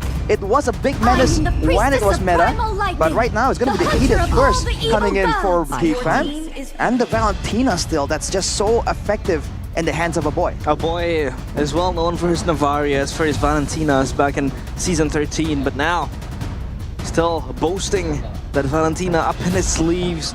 And the question becomes, will Vincent be comfortable in playing this Ling? Because the critics or the scrutiny behind him was always going to be him struggling with the assassins. We have seen that, you know, him using the Fanny. It hasn't really been that much of an influence. But this Ling, just stealing it away from the hands of Kyrie, will it be effective for Geek Fam? It's gonna be in the hands of Vincent, and I think a lot of people have strong opinions on Vincent on those assassins, but you never know, right? The game is always developing, the teams are always adapting, who's to say that he can't perform better on this Ling compared to some of the other assassins we've seen him perform on. For Fnatic Onyx though, with a Ruby in Tal, now there's a bit of a flex potential. You can put this Ruby in the Roam or the EXP, and it's great against all three members of Geek Fam, I feel. The Valentina can also be locked down, but with the ban of the Cloth here, Fnatic Onyx, they're actually putting their sights on that on that gold lane for Geek Fam, trying to make sure that CW now has a bit more of a chance, especially without a big assassin play coming in from Beloyski. Maybe now he can kind of try and outmatch and shut down Masako. Got the Moskov, right? With the impact that Masako creates from that first game, yeah, I think it's sensible, or do they want to bait the Moskov out? Yeah, they banned the Tigreal out instead, so they don't want the combo potential with the Edith and also the Tigreal. Yeah, the Moskov still up in the cards for Masako, a strong pick for him. But now, of course, Beloyski and Keyboy, the showdown of the roams. It's most used for Beloyski, it's actually the Ruby, and for Keyboy, it's the Minotaur. The Ruby doesn't surprise me. The Minotaur for Keyboy, I don't think I've kind of noticed that, because we always used to Keyboy being this aggressive player, right? Something like the Kufra, something like Tigreal. Like the Tigreal, you know, something they wanna engage. But with the Minotaur, it's a different look. But I guess, you know, Fnatic Onyx, they can play that kite-heavy style if they want to as well. Now with the ban to the low Yi though, seems like Geek Fam are trying to make sure that this Ling will have a lot of time to move around, which means that, man, for Fnatic Onyx, they still can't really go for something like a Moskov. They won't have an opportunity to try and match the mobility coming in from the Ling. They can't even go for the Moskov as well, because they already picked themselves up a Harith, so they need something that can really outpace the Ling. But the Aurora will be taken in the hands of Fnatic Onyx and in the hands of Sans as well. A very strong pick, but the Kaja and the Lunox. Okay. Kaja, Lunox, and Ling. This is an all-out burst-heavy composition, man. Anyone who gets pulled in right now is in massive, massive danger. For Fnatic Onyx, they have zoning tools like the Frigid Glacier, but I do wonder if they want something more here to really deter the rest of Geek Fam from just dogpiling onto whoever is poor enough to get hit by the Divine Judgment. Yeah, interesting picks again by Geek Fam. So this kind of, you know, knocks the hammer that this Edith will go on the XP side for Fnatic Onyx. One last pick, and it will go with the Arlet. So Arlet XP, I guess. Yeah, Arlet for Ruby Roam. I think Arlet XP here should be better. And Ruby Keyboy, man, Ruby Keyboy. And Lippy has also been very significant in the Arlet. The final slashes that was really dictating the tempo and, you know, the progress of the game. He was that playmaker for Fnatic Onyx. And now for Geek Fam with a funky draft. What do you make of this? Oof, I feel like Fnatic Onyx can have tools now. They've kind of doubled down, like I said, having the Frigid Glacier, the I'm Offended, and the Final Slash, right? They've doubled down on having that AoE playmaking tool to ensure they can deter the rest of Geek Fam from following up onto, let's say, Vincent or Masako that's going forward. Now the issue is that they don't really have the same kind of tools to rotate around to try and deal with the Ling. So if Fnatic Onyx can kind of force the neutral objectives the same way they did in game number 1, I feel like they have this, man. Let's see. Sky Kings look up to the skies and they are under threat. Will Geek Fam pull an upset? Or will the Sky Kings once again prove their wrath? Fnatic Onyx and Geek Fam. Will Geek Fam be able to bring up the broom and sweep the Sky Kings, or will Fnatic Onyx bounce back in the second game? Oh, it's a gold lane Lunox though, 1v1 against the Harith. This Lunox is very strong, especially in the level 1, level 2 range. Deceptively so, actually, because you do damage while sustaining as well. So the trades might favor the Lunox for now, but the all-ins later on might really favor CW. He has a bit more flexibility, but look at this pressure from Masako, man.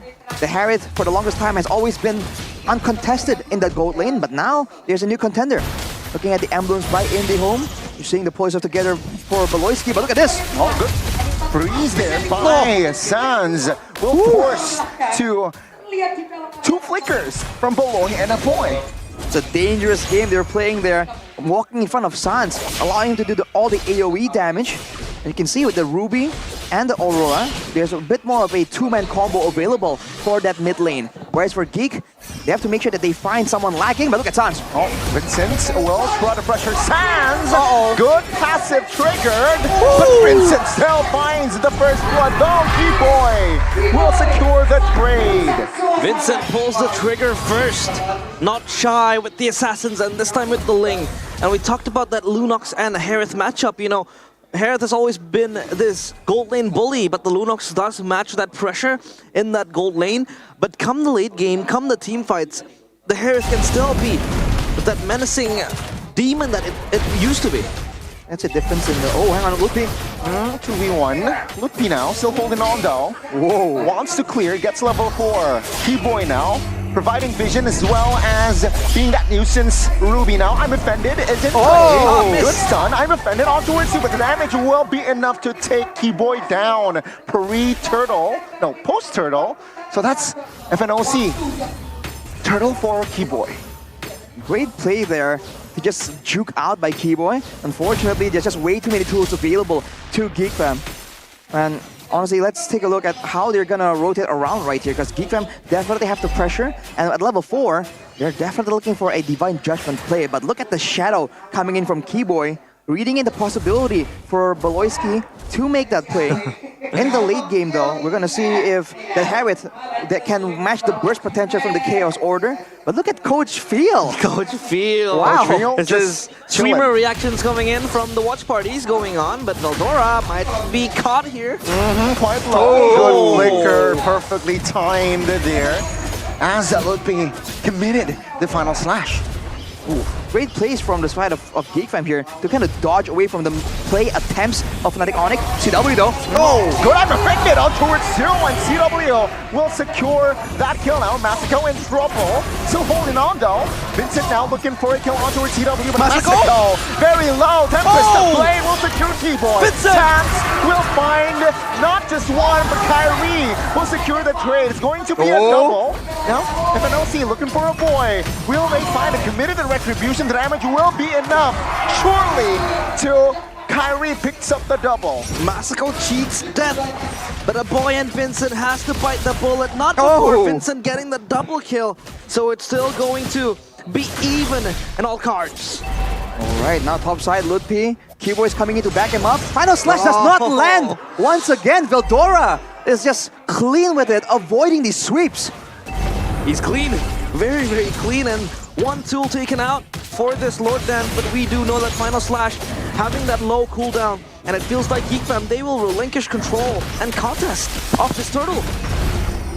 It's a great play by them to kind of avoid fighting 5v5 against Fnatic Onyx. They recognize the threat of all the playmaking tools. They're trying to find ways to kind of elevate Beloyski's usage here. And that's during the pickoffs, which is why you see him hovering around the far side, right? To try and get a trade for that turtle. But Fnatic Onyx are a bit too safe with it. But look at Ludwig. Divine Judgment committed. Final slash cancelled. Vincent jumps into the fray as well as Ludwig now flickers out, but the damage will be enough. Now good freeze there by Sounds, but no follow-up damage, so that's Ludwig. With no trade, no compensation. Keyboy looking for an opening. Kyrie now jumps in with a wall form. No, just yet though. Let's not connect just yet. Beloyski though, the damage should be enough to force him to use that flicker, and that will be all, folks. Keyboy forced to use the I'm offended right there. Sans trying to save the topside turret, but GeekFam are beating them when it comes to the threat, when it comes to the maneuvers, man. Fnatic Onyx, they're trying to find their way to latch on to GeekFam, but you're saying Keyboy and Sans struggle to really get that decisive crowd control. Beloyski meets Keyboy. CW now in trouble as well as Masako deals a lot of damage, but the reinforcements from Fnatic Onyx will find the kill. Now Beloyski stuck. 2v1, they want the turret top and bot though, so now Veldora now, let's see here. Stunned up as well. It's going to be a 3v2. Veldora though, taking a lot of damage. Take him down. Vincent jumps in. Now with the ultimate there, it will be just Veldora taking down Ludwig against Vincent. Vincent still has enough energy. Final slash for the third time does not connect. Now Vincent looking for an escape route, does not find it.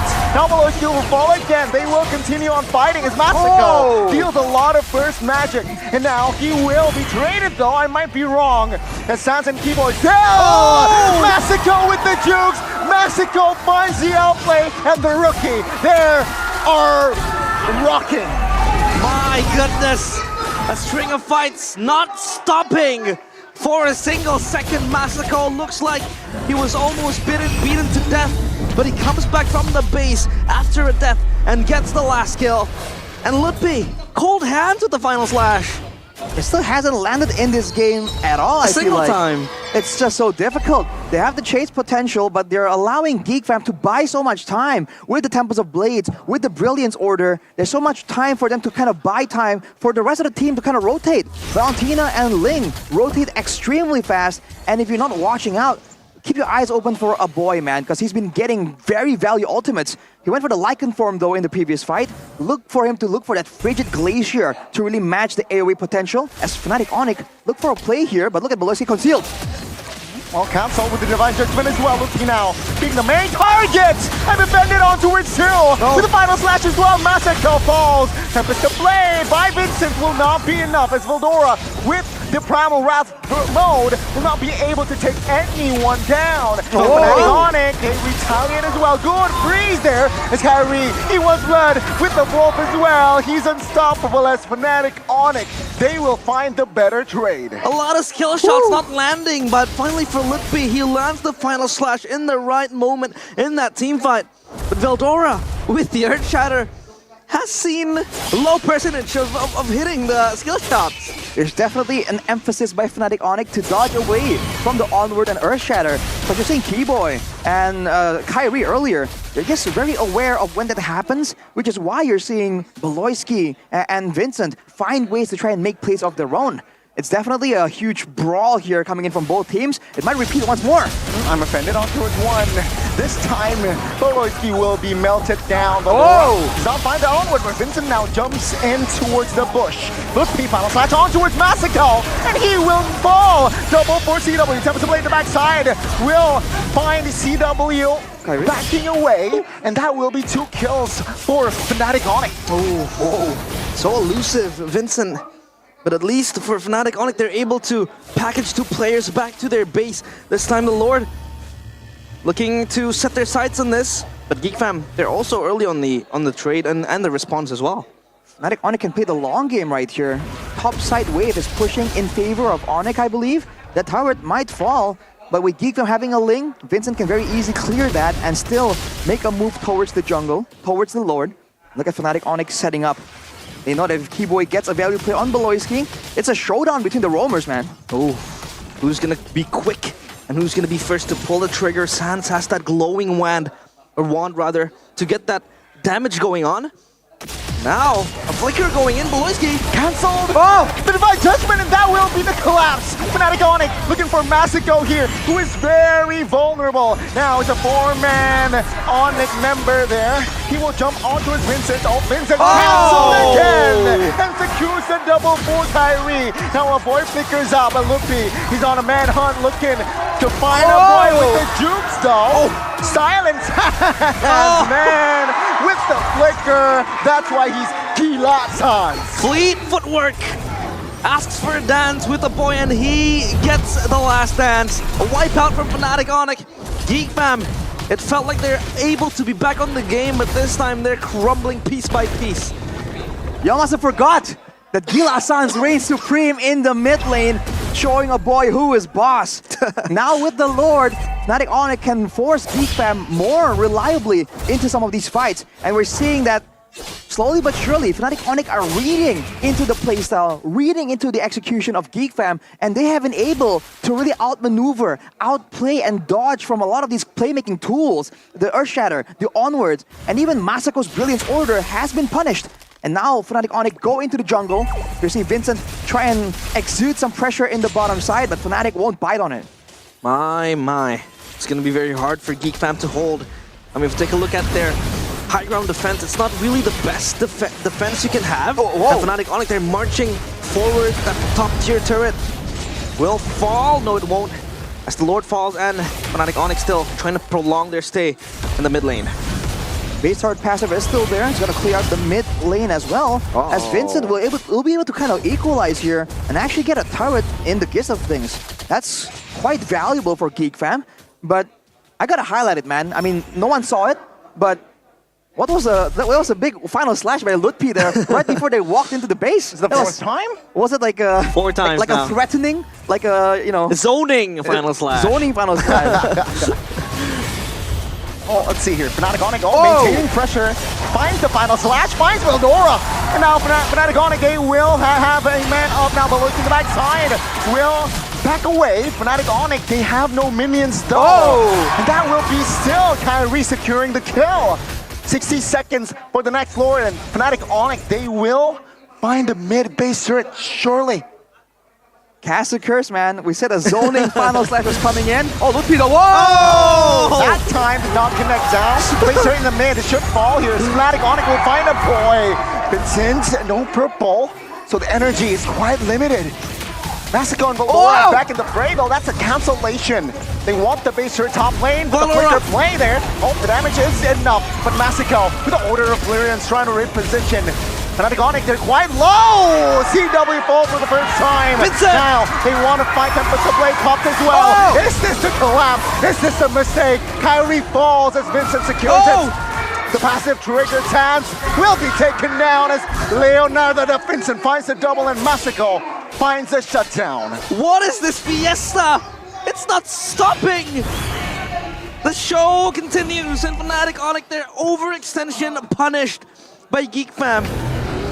It's the same pattern. They get something valuable, they stick around, and Geek Fam recover at the right moment. 13 minutes right here with 3 members down for Fnatic Onic.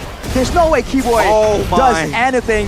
Geek Fam get the Lord back to back. It was a Lord play, a Lord push by Fnatic Onic, and immediately after that sequence of events ended, it's gonna be a Lord play by Geek Fam. What is going on? It's like they're both playing ping pong at this point.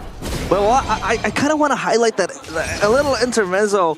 That caster curse. We talked about him not landing the final slash, he lands it. And we talked about when he lands that final slash, he doesn't land it. So Lutpi, a bit of a polarization there coming on, but Geek Fam, they're looking to march on that top side turret.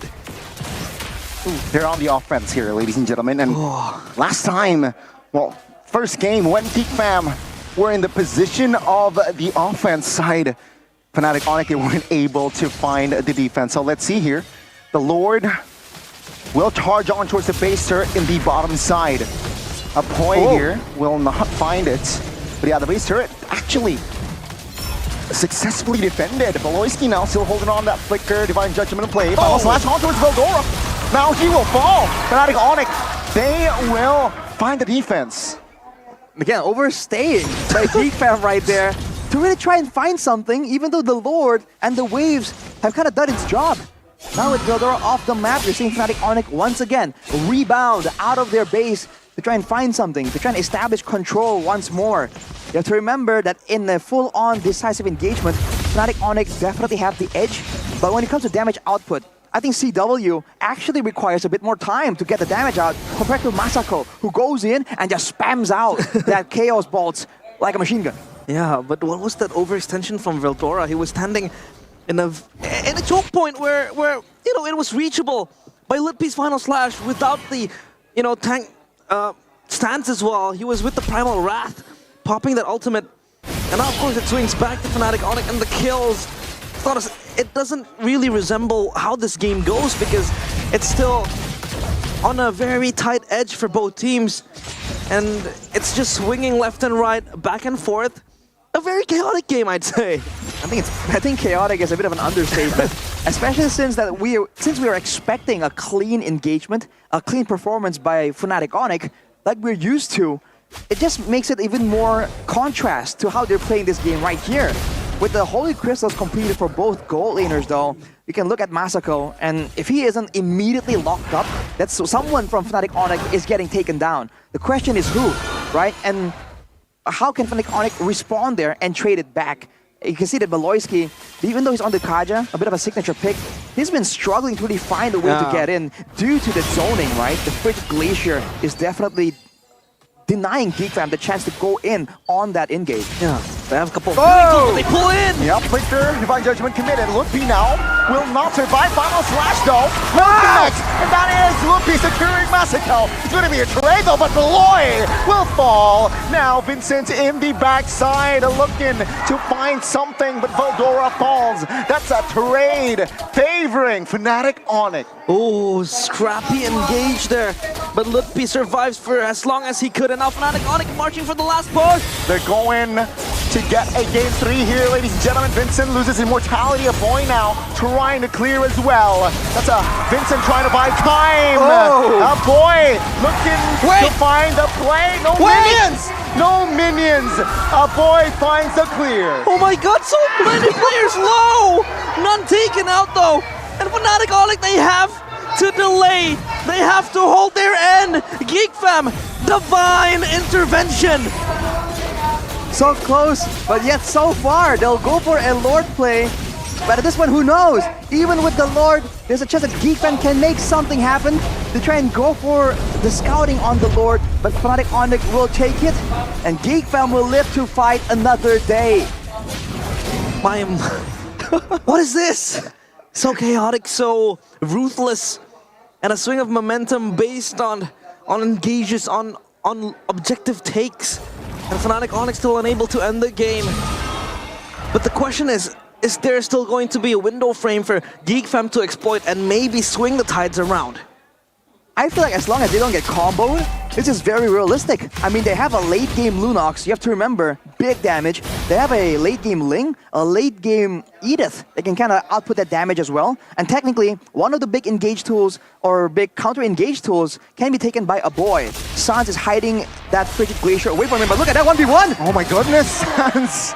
Perfectly timed flicker as well. Now they want to go on the base. Voldora, Primal Rep, popped. T-Boy looking for the I'm offended flicker play, possibly, but the damage here will be enough for Geek Fam to defend. Now Loyski still has immortality! Lupi finds the final slash, no follow-up damage though. Now in the backside is actually Vincent triggering the passive, but he will fall to the hands of Kyrie. TW, it's going to be an all-out war here as a boy. The last man standing, stunned up, triple kill for Kyrie. And ladies and gentlemen, welcome to game 3. This time, Geek Fam can't dodge the bullet. They can't twist their fates. As Fnatic Onyx, they claim themselves a third game and end the series, or rather, the first and second game in a 1-1 score. Onyx were able to equalize, but Geek Fam put up a great fight. It was a back-and-forth endeavor, and at some point, you're starting to feel that Onyx might have lost that one. But to pull it back, and now it's a best of 1. May the best team win. Oh my, that was such a long game. It felt short, but it's still very, very long. The fact that there was a lot of ups and downs, back and forth from both teams. It's like a game of tug of war, a game of cat and dog, where this final defense coming in from a boy was actually very, very strong. They had no minions to progress further to get the crystal, but one last push and one Lord from Fnatic Onyx is what it took to finally put Geek Fam down. Even towards the end, even when it seemed so close to ending, it was just never a clean end. And that's something we haven't seen for so long from Fnatic Onyx. And Geek Fam are able to do so. You're saying that for Fnatic Onyx, they're definitely still confident. They definitely feel like they have control over this last game. But the confidence in this team, man, a lot of people back at home are definitely shaken up. Yeah, we can talk about confidence, but again, that's not a very confident way to close out the game. Exactly. From Fnatic Onyx, it felt like there are a lot of loopholes that was always assaulted by Geek Fam. Does this mean that game number 3 will be much more bloody? Because two games on Fnatic Onyx, or rather Geek Fam, can't really play the game and close it out cleanly. I mean, for a team in the caliber of Fnatic Onyx still, they were kind of struggling to close out the game, Gani. I mean, I really love to see both teams trading punches like game 1 and 2. And hopefully game 3, it will be the same. Sure, well, technically, Fnatic Onyx on paper is the stronger team, but remember, Beloy and friends, man. Yeah, if you give them the right tools, if you give them the right setting as well, this is what they can do. They can make the favorite struggle to find that clean win. But even for Fnatic Onyx though, you can't help but admit that there were some moments where you're like, whoa, what happened there, right? There were just some moments of miscalculations maybe. And the fact that there are so many moments like this where it seems like a misplay or an outplay was gonna happen, it's so rare, right? We're used to the low kill, super slow build-up game from Fnatic Onyx, but it's like a whole different look at this point. It's definitely exciting, and more exciting than that, the player of the game here is gonna be Keyboy, presented by our official tournament smartphone, Samsung Galaxy Z Fold 6, Z Flip 6. On that Ruby, he was able to find the right pickoffs. He was able to cancel out the plays, the engages coming in from Beloyski again and again. The fact that every single time he goes in for a flicker Divine Judgment, that Don't Run Wolf King definitely stopped him dead in his tracks. And with the follow-up coming in being the Aurora, it's just deadly when you get caught for that small microsecond of a stun. Yeah, and for most of the times as well, Keyboy has been good in the counter engages, and we talked about how Beloyski was also very hard, and he found it difficult to traverse with the engages, especially when you know you were really banking on the Divine Judgment to connect. There was Keyboy just constantly looking for the pulls. The I'm offended, always connecting. In a time where Lutpi was also struggling to get the engages with the final slash. It was at the pay from Massacre though to flicker out of the kill zone. And man, it was just so confusing to see Fnatic Onyx overstay like that when they know that the neutral objective is spawning out soon.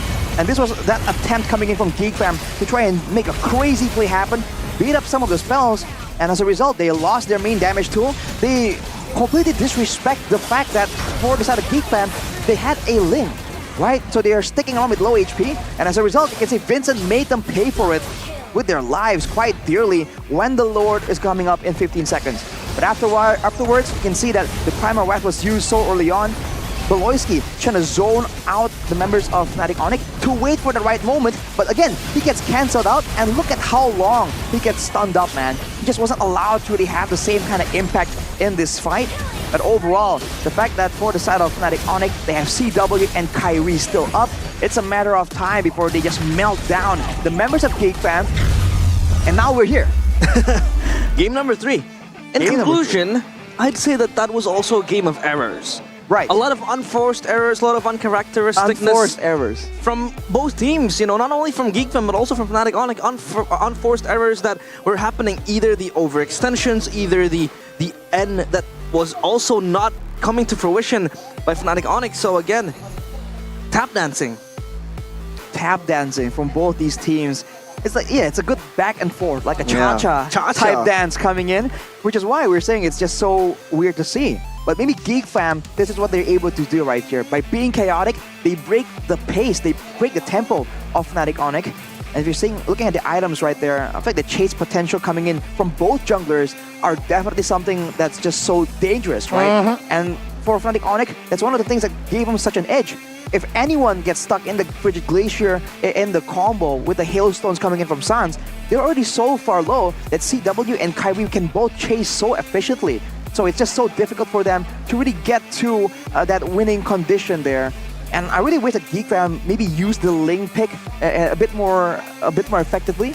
But at the end of the day, Fnatic Onyx were able to force them into those fights, whether they like it or not. Yeah, most of the times they didn't like it because the initiations coming in from GeekFam, I would say, hasn't been solid. They missed the Earth Shatters, Veldora, you know, consistently avoided by Fnatic Onyx, and the Divine Judgment also not that significant. So Fnatic Onyx still able to traverse their way in what was such a bloody game. And now, the curtains fall, they have to be prepared for game number 3, and we have to be prepared as well, because game number 3, it can still go both ways. It's still, I mean, yeah, it's a 50-50 coin flip, right? Whoa. And I think it's in the second game, it's very, very important to note that Ruby is such an important and also very flex, right? There's that feeling, is it going to fall the XP or is it roam? And then afterwards, then you can tell. But yeah, with the Ruby pick, expect that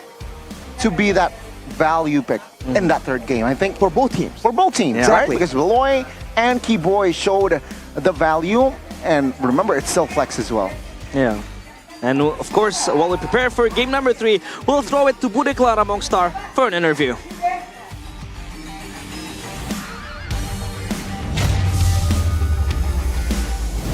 Halo Vior. Halo Bude. Apa kabar Vior? Baik Bude. Oh yes. Iya. Vior sama Cesi di sini mau ngapain?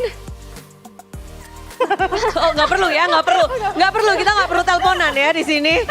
Halo Cesi juga. Halo Bude. Ini berdua di sini happy banget kayaknya ya, pasti buat dukung Fnatic Onyx ya.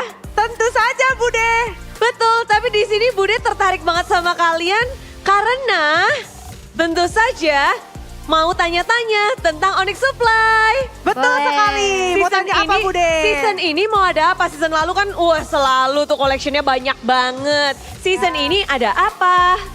Jadi Bude, season ini itu Onyx mau ngeluarin jersey baru yang super trendy Pol. Wow, sepol-pol apa nih? Soalnya kan zaman sekarang jersey kan gak cuma dipakai buat nonton MPL doang, tapi buat nongkrong juga ya. Iya.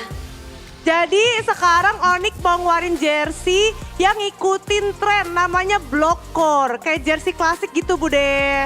Ini yang kamu pakai bukan? Iya, ini salah satunya sama yang ini juga.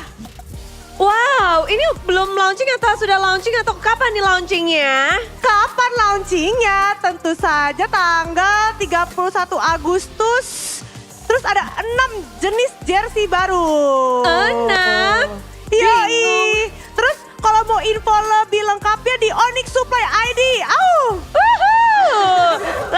Langsung ya. Tapi selain 6 jersey itu, ini favorit Vior?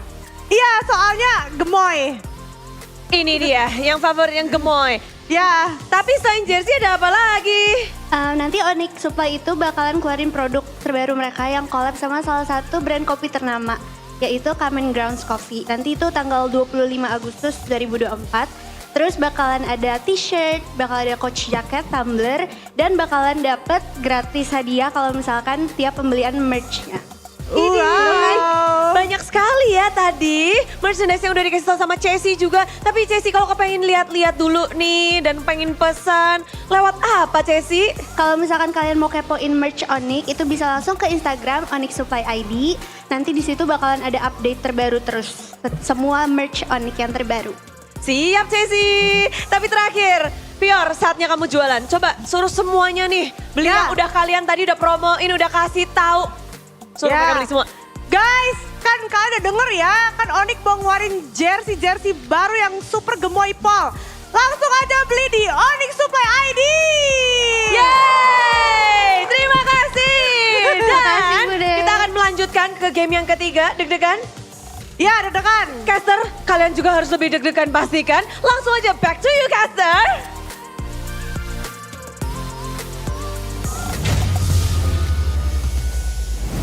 That right there is the Onyx Supply. But can Onyx supply themselves another win? Ooh, that is the question here, man. Logistically, do they have the focus? Do they have the stamina? Realize, I think Arashi's more nervous than I am. Oh, really? If Onyx wins, they will sit on the second position and RQ will go down. So like that's he's a little why. bit. That's why Arashi's a little bit. He's a little bit nervous. No. A little bit shaky. No, Right what are you talking about? Look at that. He doesn't want Fnatic Onyx to overtake that, but there's a possibility where Fnatic Onyx can also lose this game. Oh man, you have to remember that the standings in the end are just a number. Yeah. Right? Even if you go all the way to the end of the season, first place, it doesn't mean that you're gonna reach the finish line. You know? Shout out to a good friend of ours. Yeah. I call him Frederick. Oh, you call him? Oh, I call him. Call him Merch. I call him Fred. And I also Freddy. wanna call out one of the best brands there is of course Samsung with their newest Samsung Z series. Right there. Of course, it can be the MVP of Whoa. your game. Look at The this bend. Samsung Galaxy Z Fold 6 and Z Flip 6. Level up your gaming experience with the Samsung Galaxy Z Fold 6, the Snapdragon 8 Gen 3, for Galaxy processor makes gaming smooth and lag-free. You can also experience a more massive and immersive gameplay on the 7.6-inch dynamic AMOLED 2X screen. The new king of selfie, of course, because it is going to be the Samsung phone. Obviously, the Samsung Galaxy Z Flip 6 has the 50-megapixel camera and what we call a flex cam. You can make every photo sharper and cooler than ever. Show us the flex cam. Well, exactly. We're Arashi. using the front camera technically to take a selfie. You guys can't see it just here, but let's take this real quick selfie. Just like that, you just tap on the screen, by the way. Wow. So you have to look for the button like an old person. Buttons? Buttons? Look at that. What are buttons? That's a clean What are selfie, boys. trackpads? There you go. And yeah, ladies and gentlemen, check out samsung.com/ID, or you can scan the QR, the barcode below, and click the link in the pinned chat. Unfold new ways to be productive and creative with Samsung Galaxy Z Fold 6, Z Flip 6. Honestly, man, it's so fun. Like, it's so, you're just not used to being able to bend your phone like this. Initially, I was like, whoa, is this okay? Is this okay? Yeah. But yeah, you can even like, you know, pretend to be Mirko and do that, you know, 'cause all he does is yap all day. And for some people who are kind of hyperactive and they need something to hold on and fidget, like me, this can also be a fidget toy. Exactly, because it's very durable, man. Even if you kind of keep opening and closing it, it lasts for a long, the long time. screen bends with it as well. It's insane. Yes. Look at that. How did you think? How is the screen supposed to not bend with No, the phone? I thought there was going to be like a cut, but no, it doesn't really cut. It bends together. It's not a cut, man. If you want to get cuts, though, you can use the GoPay app, right? Hey. The gamer's wallet that packs a punch, and there's a bunch of cuts towards your cost, man. Because with GoPay, you can vote for the winner of each MPL Season 4 match and guarantee to get GoPay coins on your first vote. And you get one token with every vote anyway. So collect these tokens and exchange those for free skins, GoPay coins, gaming smartphones, and even electric motorcycles, my guy. Imagine. That's travel. You know what? Imagine if the players, they show up to the stage with electric motorcycles. Wow. With electric. Imagine that's swag. Imagine Dainang just, you know, bringing Marshall up the players. Dainang comes in, and then, yeah, you know, does this thing. Nah, it's actually that's a good. That's a nah, segment. that's not good. That's not good. That's good. We'll see if we can make that segment happen, right? soon.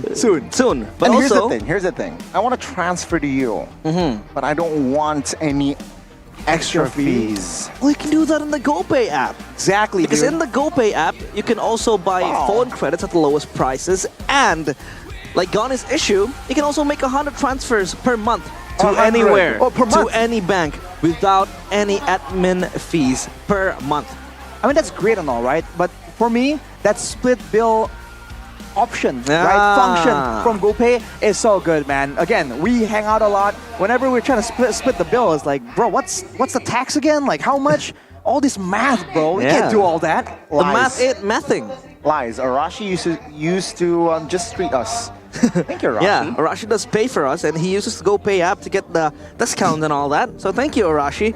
And thank you, GoPay, for helping Arashi pay for us. Exactly. I would never do it without GoPay, man. Wow. Because you know, if you order a lot, you Dinner's order on in you. bulk with GoPay, you get a ton of discount. So that's what we're looking for, man. That value. But how value is this last game in this match, bro? Very. For both No, the teams. question again: will Onyx still ban out the Natalia and the, you know? I mean, it the worked for Helker? them. Remember, they were second pick, right? So let's see first. Are they second pick or are they blue side? That Ling. I feel like that Ling hasn't been respected at all. That hasn't been banned out that much in this game compared to other MPL ID Season 14 games, well, where the Ling was, you know, instantly perma-banned. Yeah, actually, both teams are 0% the series. very happy to let go of that Ling, by the way. They feel like with great roamers like the Ruby in the hands of Beloyski and Keyboy, seems like it's something that both teams feel they can kind of deal with reliably. But we'll have to see, right? The final game right here, if we talk about Assassins, actually for GeekFam at least, they're still respecting a lot more of the Assassin potential. They've banned away some Fannies, some Hayabusas in the mix as well. So it's so funny that they're both kind of focusing on Assassins, but for GeekFam it's for the roam position, and for Onyx it's at the jungle position, like normal. Yeah.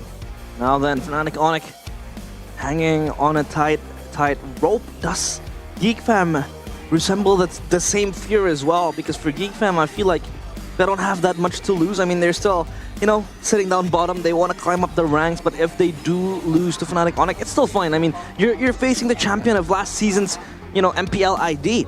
For Fnatic Onyx, this is going to be very monumental, because if they do drop a point against Geek Fam, it's going to halt their progress towards the regular season, and it kind of draws questions on how competitive is MPL ID for Season 14 right now, because we want to assert again our dominance in that global, you know, competition. But now, of course, the competition starts in the drafting phase, presented by the official tournament smartphone, Samsung Galaxy Z Fold 6 and Z Flip 6. Again, the Helkert and Natalia banned out. Will they let go of the Ling this time? Because the Ling this time can go in the hands of Kyrie. Ling in the hands of Kyrie. We've seen that Geek Fam can kind of deal with that. So we'll have to wait and see. For them though, for Fnatic Onyx, they banned with the Harith as well. So they're looking at something else here to go for that the first ban. For Geek Fam, they banned the Fanny, but they leave the Hayabusa open. Are they trying to bait Fnatic Onyx to go for that pick because they know that they have a strategy in their pockets to try and deal with it? I mean, remember game 1, it was Ling against Natalia, technically, right? Natalia creating havoc, creating he was able to like break the formation because of that Natalia pick. Now it's a different story because Natalia banned out, so it's not gonna be the Ling though. Oh, it's still gonna be the Ling. So yeah, it's a different story here. So different approach. Ruby though is still on the board, and as well as Edith. The Sling, of course, did have moments of disrupt where the Natalia was constantly under his feet, just trying to, you know, disturb the Ling, and CW as well with the Bruno with the smoke screen. And what do they make of this Ling? How are they going to counter it? And yes, the Ruby, so Prio this time around will be picked up by Geek Fam. The Ruby and the Roger, double Rs. Roger and Ruby, so technically it's also a great option here to kind of flex out, right? To try and confuse Coach Yeb and what exactly Geek Fam are trying to do. But for Fnatic, they finally get their hands on that Valentina. For the first 2 games, it was in the hands of Geek Fam, and we know that Gila-sans is definitely a force to be reckoned with when he's on this Valentina. And technically, this means that Geek Fam can't be as aggressive as they were in game 1 and 2 in that mid lane. And they pick up the Edith and the Valentina as well, kind of just pushing away Geek Fam from really, you know, strong mid lane picks who really has that AoE to turn the team fights around, either a Zask or a Vexana or a Faramis even. So what do Geek Fam want to pick in that mid side? And they will reveal the Zask. They'll pick it up for themselves. Onto a Valentina, where usually it favors the Valentina. But remember, there's a Ruby that can supplement the mobility, that can assist the Zask. So maybe that is going to be the reason why they still are confident with the Zask locking it in. Now, second phase. Second phase. Interesting. Definitely a lot of thoughts flying around right here for the bans, because for both teams, Flex is still available. For Fnatic Onyx, I think Geek Fam are still confused a bit on where exactly the Edith can go, because it's a great pick for the EXP and the roaming position. They're banning it away. They're gonna go for the Claude ban first right here, so they're ignoring the Edith possibility and going straight for securing something dominant, something good for Masako. Because at the end of the day, if they really want to move this Roger back to the gold lane, it's possible, but we called it, realize? The Saber, man. The war crime general. You don't want to leave anything oversight when you're against him. Oh my god. 3 bans soaked and absorbed by the war crime general. I want to see Beloski's reaction to that. Yeah. Hopefully we get to see it, but remember, Coach Yeb was the ex-coach of Beloski himself. So, yeah, I mean, he knows the characteristics. He knows that, yeah, once Beloski is rolling, let's just eliminate that factor, right? Eliminate all the possibilities. And yeah, very smart approach here, I gotta say, from Coach Yeb. Yeah, back then he was still called Greed. But this time around, Beloski, will he be able to still retain that greed to win the game for Geek Fam. And now, a fun fact here, Harith becomes the third most picked and banned hero in MPL ID Season 14 with 18 picks, 18 bans, so basically 96.88% pick and ban rate. So it's a very, very high rate for a hero in the magnitude of Harith, because Harith is also very, very significant. Been dominating in the gold lane, and earlier we saw it go up against the Lunox, where it actually did not work out. So the Harith is definitely still one of the best picks available, but the Moskov falls into the hands of Geek Fam, so that macro threat is once again theirs to kind of handle. And with Onyx banning away the Mathilda though, I think they're trying to force that Ruby into the EXP lane for sure. You want the Kufra. It's still a possibility here for the side of Fnatic Onyx. Kufra works well, and also they need some sort of crowd control to supplement the Edith as well. Right, because Edith as a solo engager, not really as threatening, but if you have follow-up behind it, it can definitely be a great tool. From the mid lane, it won't be that Aurora like we saw in game number 2. Now, it's actually going to be the Grok. But what else with it though? Because now they have a way to really stop the whole team in their tracks. Chivalry is dead. The Clint? Oh, okay. Oh, Clint. The Cowboy shows up here. Yeehaw! A very strong pick, by the way, for the gold lane when it comes to those trades. So now for Geek Fam, if they go for an assassin. Okay, wow, okay. Hang on a minute. Okay, okay, alright. Stamus for that win in that EXP lane. So, I don't know about the Grok, right? So the Grok is going to be trying to deny, he's going to be trying to disturb the Roger. And usually the Grok just does so much better against assassins. Against the Roger, it might be dangerous, man. A lot of funky picks here and there. The Thamus, the Clint, and also another one in the bags. This time around, game 3 will roll as we take a look at the counter index and draft index here, Arashi. Well, looking at it, Geek Fam definitely has the advantage. When it comes to individual laning, I'm inclined to agree. Whether or not they can kind of translate that winning lane into other lanes is where it becomes a problem. That Thamus pick, though, I feel like it has so much potential. I believe RRQ used it against Fnatic Onyx as well. So Ludwig is definitely going to be in a bullying type of matchup. We'll see if he can kind of withstand that and maybe turn it around with the help of his team for sure. Here we go to the land of Dawn as we take a look at game number 3.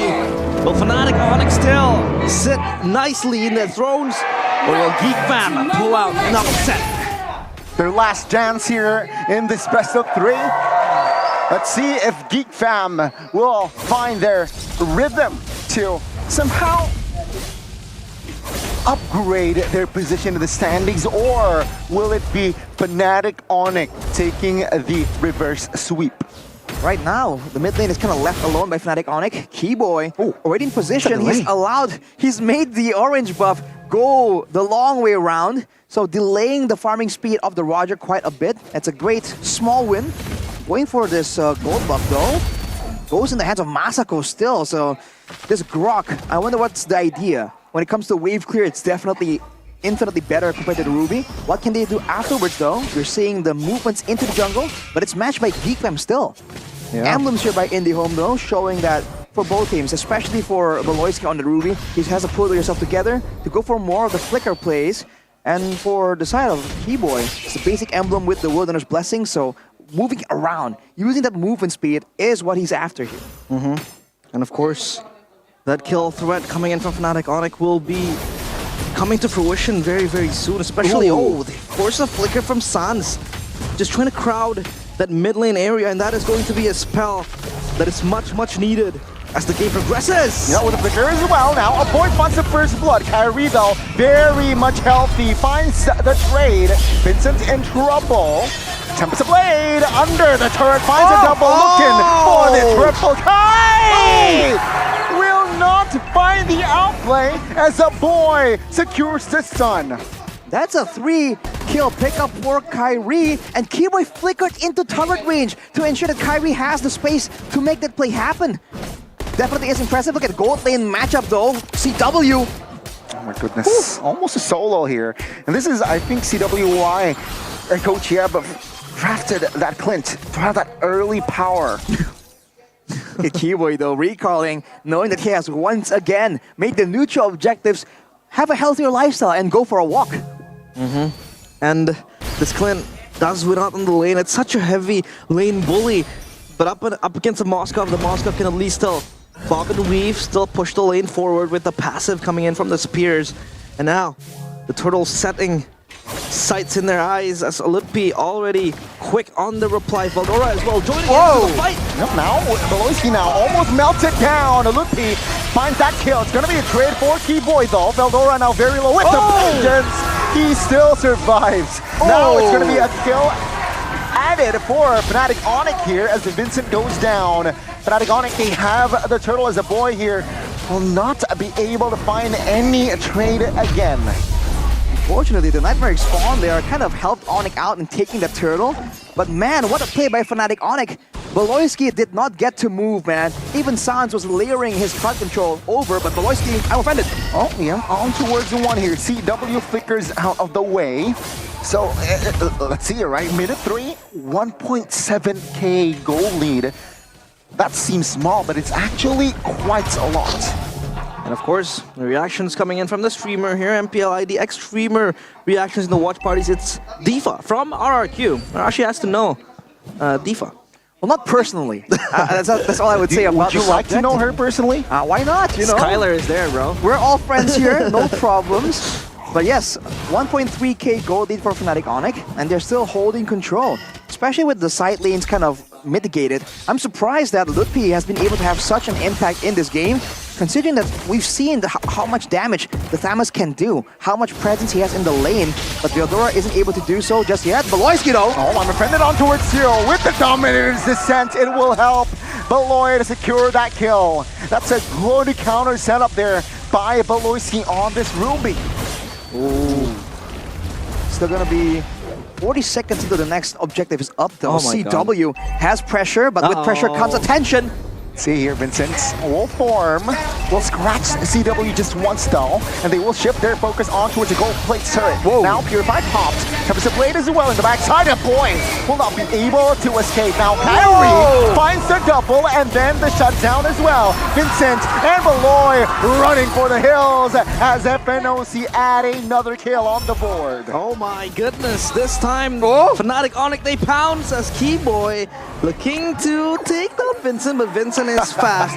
He's a wolf against a rock after all. It's a very fast rock though that can charge at you. Now he's going, CW just does not have enough HP to take Masako down. Now, Keyboy and Sans, take a look at the Turtle. Kyrie secures it comfortably. And yeah, that's still another trade for the Yellow Porcupines. I'm finding it surprising that for Fnatic Onic, they have no qualms at all sacrificing Kyrie in the midst of these fights. Look at Veldora though. Goodness. On the alt form here, yeah. Let's not do business against Tamus while he's on alt. Yeah, of course, Tamus is going to be that strong 1v1 presence as well. Maybe in the side lanes can really activate the far lanes, and for Veldora at least, he's able to really ratify himself in this game, already completing a Thunder Belt and going for his second item as well. Beloyski might get caught, but it's gonna be fine. And it's an insane turnaround because now that gold lane is dead even. Still pretty much even, and even in the jungle, Kyrie has been able to get a lot more, but Vincent is keeping up when it comes to the farming situation. So he's only a level down, at least he was earlier. 5, 2, and 4. Like I said, Kyrie, it's not really characteristic for teams in the MPL to sacrifice their jungle in order to get more value. But I think for Fnatic Onic, they understand that tempo is what they want to have, right? Control is what they want to dictate. Just trying to put forth their dominance in this game. As GeekFam, they're forced to really wait in the wings. But for Fnatic Onic already leading forward, but not with so much of a, landslide of a gold lead. It feels like GeekFam still able to carve their way back into this game, but Fnatic Onic at least just dictating the tempo in the first 7 minutes. Later on though, we might see a macro showdown here between Masako and Kyrie. If Masako is able to 1v1 outplay Kyrie, that'll be a highlight for the ages. But chances are he won't really take that risk anyway, so the Moskov Spear of Destruction threat is kind of mitigated already. Look at his play though, Keyboy can open up the map securely. He's checking here, and yeah, Geek Fam, they will not pull the trigger as it was just Keyboy here. The turtle though, they will not. They're in no rush here. Kyrie though initiates the turtle now. Loyalty and Veldora finds a Lupe. Does a lot of damage. Finds the kill. Now Veldora looking for the Vantage Pocket as well as Single Keyboy taking damage. Sans finds one. Kyrie almost takes Masako down, but TW GPKA will do the job. Now a boy terrified, but he will fall as well. That's a double from Clint. Oh, they're still hiding in the bush looking for an assassination, but no. Geek Fam, they win on the trade, a pull! I'm offended, on towards Hans. The damage connects and he will fall. Seems like Fnatic Onyx are playing heavily for CW there, making sure that he has space, that he is safe enough. It's almost like everyone was walking up to try and take some damage to ensure that CW can walk up reliably, and you're seeing that damage output cannot deny the oppressiveness of the Thamus, the oppressiveness of the Zask as well. Look at this, Keyboy. Oh, well, the purple will still fall to the hands of Vincent. Keyboy now. A lot of crowd control, a lot of damage, and he falls. Keyboy going a bit risky there, a bit greedily, but I guess it was worth the attempt. Now for Fnatic Onyx, they still have an advantage, but again, in these team fights, they're kind of struggling to kind of keep up with all the crazy movements and maneuvers. Veldora going in for the purple though. Oh, very good pressure there. Now with the airborne goal, Veloisky locked down. A Luffy flickers out, but the damage is enough to take him down. Sans falls as well, and that's Vincent on a killing spree. A swing of momentum happening now. Geek Fam, they have control over that top lane and that jungle as well. Masako just doing light work off the turret. They're looking to even siege further.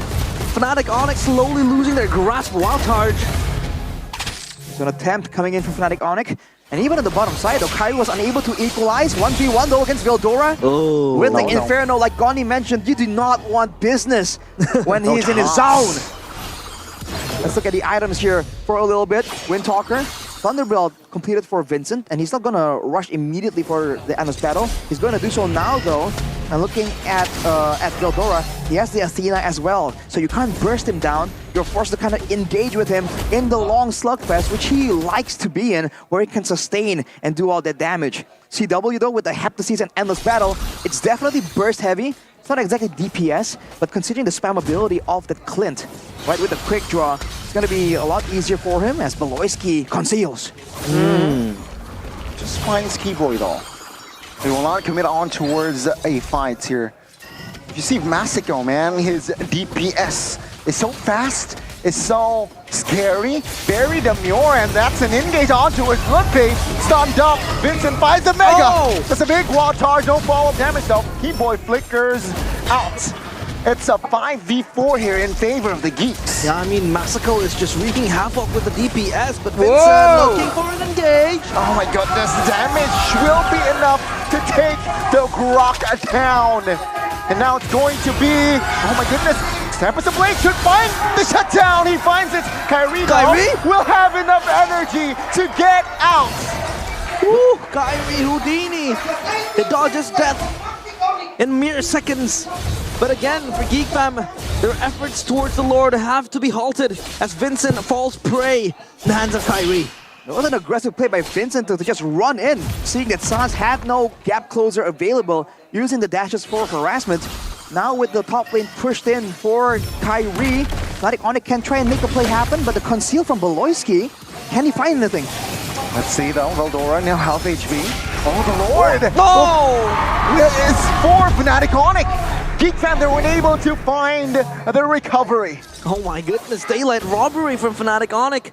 And Geek Fam, what was such a very, very good momentum swinging, a breath of fresh air towards them, now so putrid.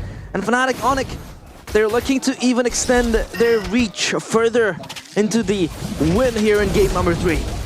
Oh, Kyrie having the BOD, I mean, his burst potential is definitely even more respectable. It was really difficult earlier, and with the Lord, will Fnatic Onyx risk splitting apart, risk sending Kyrie away? Because we saw that if Geek Fam sees one member away from the whole pack, they immediately go in. And with Veloisky being the playmaker, that is a risk you don't really want to take. Yeah, and so far, Fnatic Onyx, at least for Kyrie, he has his Malefic Roar completed, and Keyboy already with the immortality, wanting to really extend his life, and now, Valoisky. Wow, okay. That's a big brain not channeled through. Don't question it, bro. That you don't know. That play. You can't judge it. Well, you don't know what he's up to, right? Yeah. You never really know what the plays really mean. It's called a zoning ult. Slans, though, goes for the Bloodwing, so he will have a bit more survivability and outplay potential. Look at this play, though, with the Lord cleared up already by the side of Geek Fam. Means that Fnatic Onyx won't be able to get maximum value out of it, but they're going to try and at least get this mid turret, although Geek Fam definitely want to try and say otherwise. And now Geek Fam, they at least corral their own jungle. Lippy again can be that catalyst for a very heavy engage. Just playing cat and mouse at this point. Mr. CW with the Clint. He will be the burst factor. He will be the damage that will cut through Geek Fam's defenses. And they will play this slow. Just constantly putting pressure, but Geek Fam good and reactive to it. Still a back and forth approach from Fnatic Onyx, though, because the Clint isn't really going for full crit, full damage. In fact, he went for a BOD right after the endless battle. So he's really expecting to just come in, nuke someone down, and get out. He knows that the fight so far hasn't really been straightforward. People go in, do damage, kite back out again and again. So Geek Fam definitely want to try and make the fight a bit more straightforward, a bit more all-in, so that Masako on that Moskov can get maximum value from the attack speed boost. He himself already has the Will of Nature, so outplay potential is something that they have. Yeah, outplay potential. But for Fnatic Onyx, they're also not really rushing the end. They're not trying to rush and engage that is pointless. But for Geek Fam, of course, just banking their damage and their whole pocket towards Masako, trying to carry this team. And this Lord Dance will be so punishing for the teams that is going to lose in this Lord fight. I thought that Masako was gonna allow the waves to kind of stall and then clear it, set up for a fast push, a slow push actually, for Geek Fam on the bottom side, but he's sticking around right there, so he wants to actively push it and rely on the spear play. So if that Spear of Destruction doesn't land though, it's gonna be a catastrophic situation for Geek Fam. See here, the Lord take potentially Geek Fam. They are going to commit because they're rotating with 5 already. Masako's not pushing the far lane. FNOC, they have no info on the whereabouts of Masako though. But now they do. Sans now clearing the mid. Ooh. They are going to jump on Sans, but does not really have the range. The glowing one kind of denied it. Look at Veldora getting bursted down though. Oh, good knock up there on towards you. Valoisky now receiving a lot of damage with the Dominators descent and the wild charge. Valoisky falls. CW secures that kill. Now Veldora, the front side, will not be able to tank the damage, and he falls as well. That's 2 members taken out, and FNOC, they will again not in a hurry to take the Lord. They want to make sure it's a calculated approach. They don't want to allow Geek Fam to have any options. Seems like Geek Fam want to make it happen though. Vincent looking for a chance, looking for a moment. Masako and a boy are available. The spear doesn't land. Misses. Masako though in range. He stuns CW, but with the flicker, he will be okay. Now it's going to be Vincent securing the Lord. Tempest of Blades falls to the backside. Kyrie secures the double. Uncharacteristic, but they win the team fight. Vincent steals the Lord and becomes the backbone for Geek Fam. Now he passes the torch to Veldora and Valoisky to defend this base, and they will dissuade Fnatic Onyx from ending the game. And that was also courtesy by Masako just pushing CW back from the Lord Pit because he was taken so low. And look at the members of Fnatic Onyx. They're low right here, and they're trying to desperately make this Lord play kind of pay out, clearing the lanes, trying to get one of the base turrets by brute force, but they're susceptible to getting punished. Vincent is up in 4 seconds. Oh, Fnatic Onyx still wanting to force the issue. You know, Valoisky a pull towards Lippy. Let's see though, he still has immortality. And now with that Lord taken by Geek Fam, but because 3 members were down and out, it was irrelevant.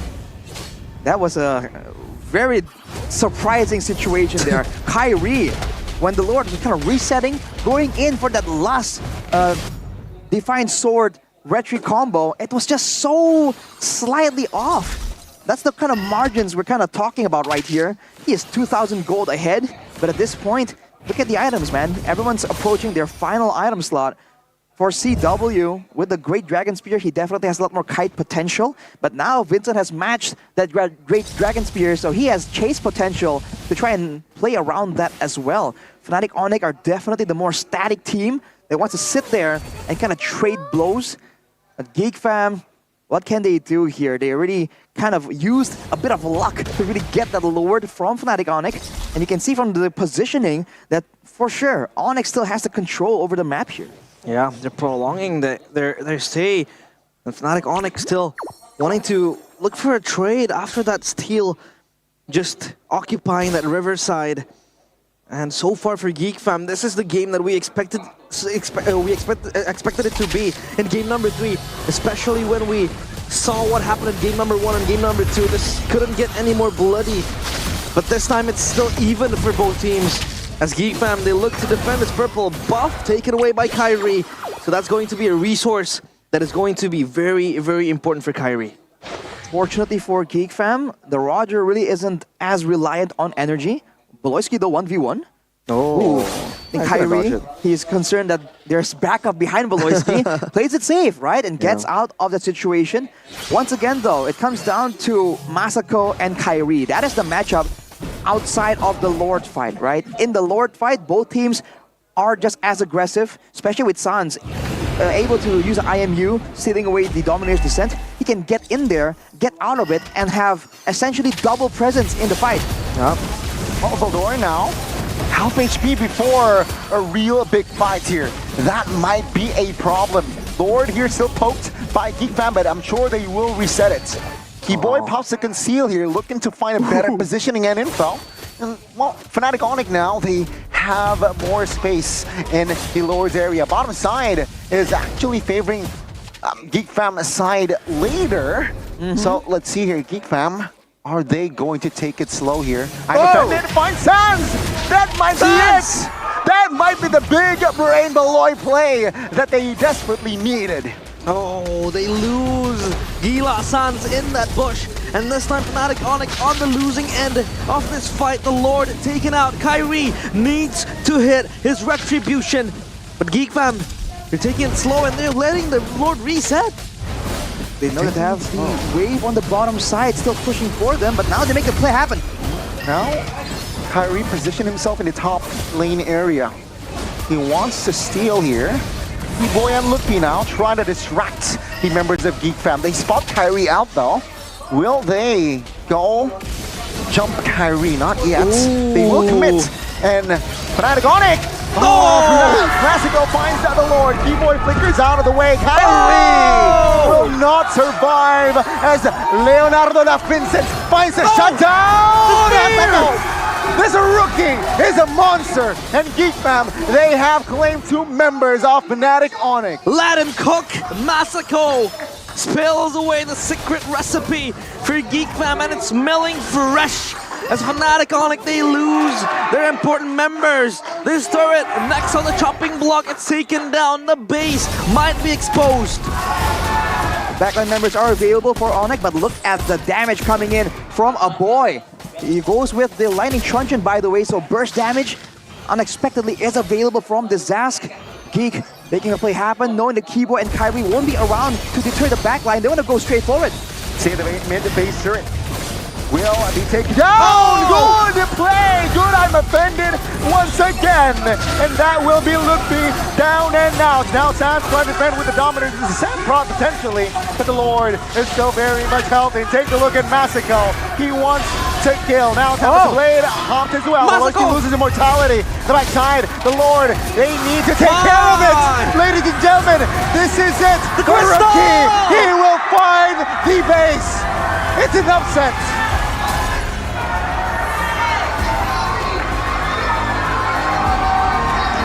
The cheers from the family as they take down and dethrone the Sky Kings.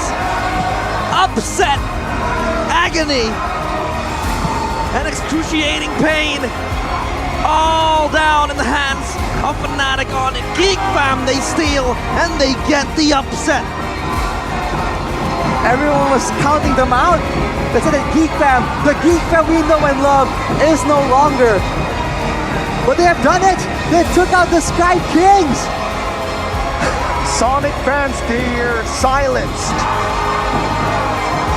With Kyrie, Geek Fam still stands. My, oh my. That is such a very asserting way to win the game. Especially when they were on the back foot, on the pedestal in the first few minutes. And the way they fought back, their revolution underway, surging in their veins. Fnatic Onyx, they lose. I mean, the decision making, the engages, we know that Beloyski is gonna make it all happen.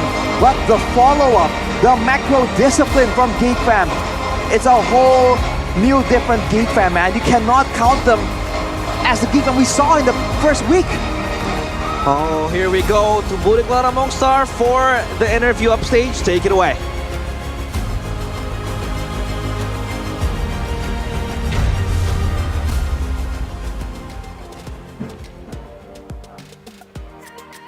Dan inilah dia Geek Fam. The Kingslayer is back. Geek Fam, kalian masuk ke minggu yang ketiga ini tentu dengan persiapan yang sudah matang sepertinya ya Balo ya. Belum. Belum? Oke. Kalau minggu lalu match terakhir itu bilangnya 40%. Kalau sekarang Geek Fam udah di berapa persen nih dengan kemenangan ini? Kalau yang ini 60%. Baru naik 20%? Iya.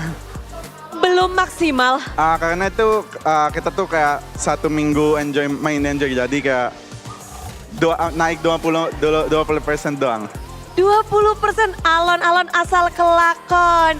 Namun bukankah lawan sekarang kalian adalah Raja Langit? Tapi itu belum menjadi benchmark kalian nih. Kalau kalian bisa, kita udah on top nih, belum? Belum.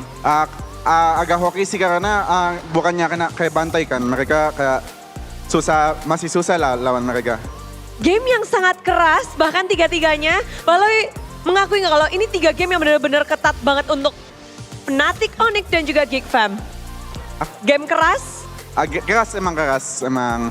Karena emang kalau lawan Onyx emang selalu keras. Alhamdulillah menang. Alhamdulillah menang, namun apakah karena melawan Onyx, Baloy mengeluarkan signature hero-nya, ada Natalia muncul di game pertama. Cepet banget Loy udah dikeluarin. Sebenarnya itu Bude, akunya mimpi sih semalam, terus kayak mikir, Natalia ya kami mimpi, terus pakai karena mimpi gitu. Jadi di mimpi Natalia. Pakai di scrimnya. Bermimpi Natalia dan dia mewujudkannya dan ternyata itu membawa kemenangan. Dan pada akhirnya di-ban. Selanjutnya kayaknya Natalimu gak bakal bisa lepas lagi nih Baloy, gawat nih. Gak mungkin, masih dilepas pasti, karena masih kurang kalau tadi. Ya. Masih kurang, so it's not 100% Natali from Baloy. Karena tadi kan agak feeder Natalia. Feeder guys, belum panas guys Natalinya guys. Jangan pakai dirang. Bakal lebih serem ya. Tapi Baloy, kalian adalah satu tim yang membawa satu perubahan adanya. Tentunya kita tahu player baru, ada regenerasi yang terjadi juga. Iya. Gimana sih, apa sih efek regenerasi ini terhadap Geek Fam? Senang banget sih karena aku sebenarnya sama Mas Hao gak expect dia bisa sejago itu di turnamen karena yang biasa kan kalau player baru kalau di turnamen lebih dia jago di scrim tapi di turnamen enggak. Kebalik kalau Mas Hao itu jago-jago aja di scrim tapi nggak terlalu tapi di turnamen jago banget. Kayak mentalnya Manado katanya. Mental Manado. Namun gimana Mas Sako, mental Manado kita, lawanmu adalah cewek. Satu player yang udah angkat piala berkali-kali. Dan kamu bahkan tadi nge-solo kill cewek. Wow, bagaimana perlawananmu tadi di laning? Respect aja, jago dia. Apa yang mungkin kamu pelajari dari bertemu dengan cewek tadi itu? Sama aja sih, main kayak biasa aja. Pas dia nggak ada spell, gue beraniin aja. Karena gue timingin flickernya nggak ada itu. Ternyata Masako sedetail itu ya. Menghitung semuanya yang dia miliki dan lawan juga dan pada akhirnya berhasil. Tapi ini kan Masako, kamu masih 100% win rate semenjak MDL. Masih kamu bawa sampai sekarang sampai ke panggung MPL. Bagaimana kamu bisa membuat hal itu terjadi, Masako? Karena sering ditraktir mie gacuan sama Baloy sih. Wah, ini Baloy ya. Memang kunciannya Baloy di sini. Pokoknya banyak makan. Mukbang bersama Baloy. Iya, sering ditraktirin Baloy aja tuh. Sering ditraktir Baloy, jadi bikin happy. Iya. Oke, namun Masako, kamu di sini 100% win rate. Dan ada yang 100% juga di MPL ini, Veldora. Kedatanganmu hari ini dan sekarang kamu melawan Onyx. Bagaimana kamu melihat hari ini penampilanmu? Gak tahu tiba-tiba menang. Tiba-tiba menang. Tapi dari performamu sendiri bagaimana? Apa? Performamu sendiri, apakah ini udah performa Veldora yang Veldora nantikan? Belum sih, masih banyak blunder. Masih harus banyak yang diimprove lah. Masih banyak yang diimprove. Apa tadi kayaknya udah keren banget Veldora? Nggak, kurang di game 2. Oke, namun ada Vincent juga. Vincent, hari ini kamu keren banget. Dan kamu expect-nya ngelawan Albert atau Kairi sih? Nggak tahu expect siapa, yang penting menang. Menang. Fokus sama tim sendiri aja. Apa kunci kemenanganmu tadi? Apakah Roger jadi kunci kemenangan? Kunci kemenangannya jangan main link sih. Jangan yang main link kalah. Pick saja Rogernya. Apa? Pick saja Rogernya. Iya, pick saja Roger ya. Jangan main link, pick saja Rogernya. Namun, Aboy, kasih dong kata-kata hari ini dari Aboy untuk kemenangan hari ini. Alhamdulillah Bude. Alhamdulillah Bude. Penutupan yang manis untuk Aboy. Nextnya, mungkin ada yang mau disampaikan kepada Geek Community? Buat Geek Community, makasih udah datang. Kita pasti bakal lebih improve lagi ke depannya. Makasih banyak. Lebih improve. Dan inilah dia, Geek Fam dengan kemenangan yang luar biasa. Yang kita nantikan, kapan Saber Baloy keluar? Minggu depan. Minggu depan, dan kita akan nantikan minggu depan untuk Geek Fam pula. Inilah dia. Caster, back to you.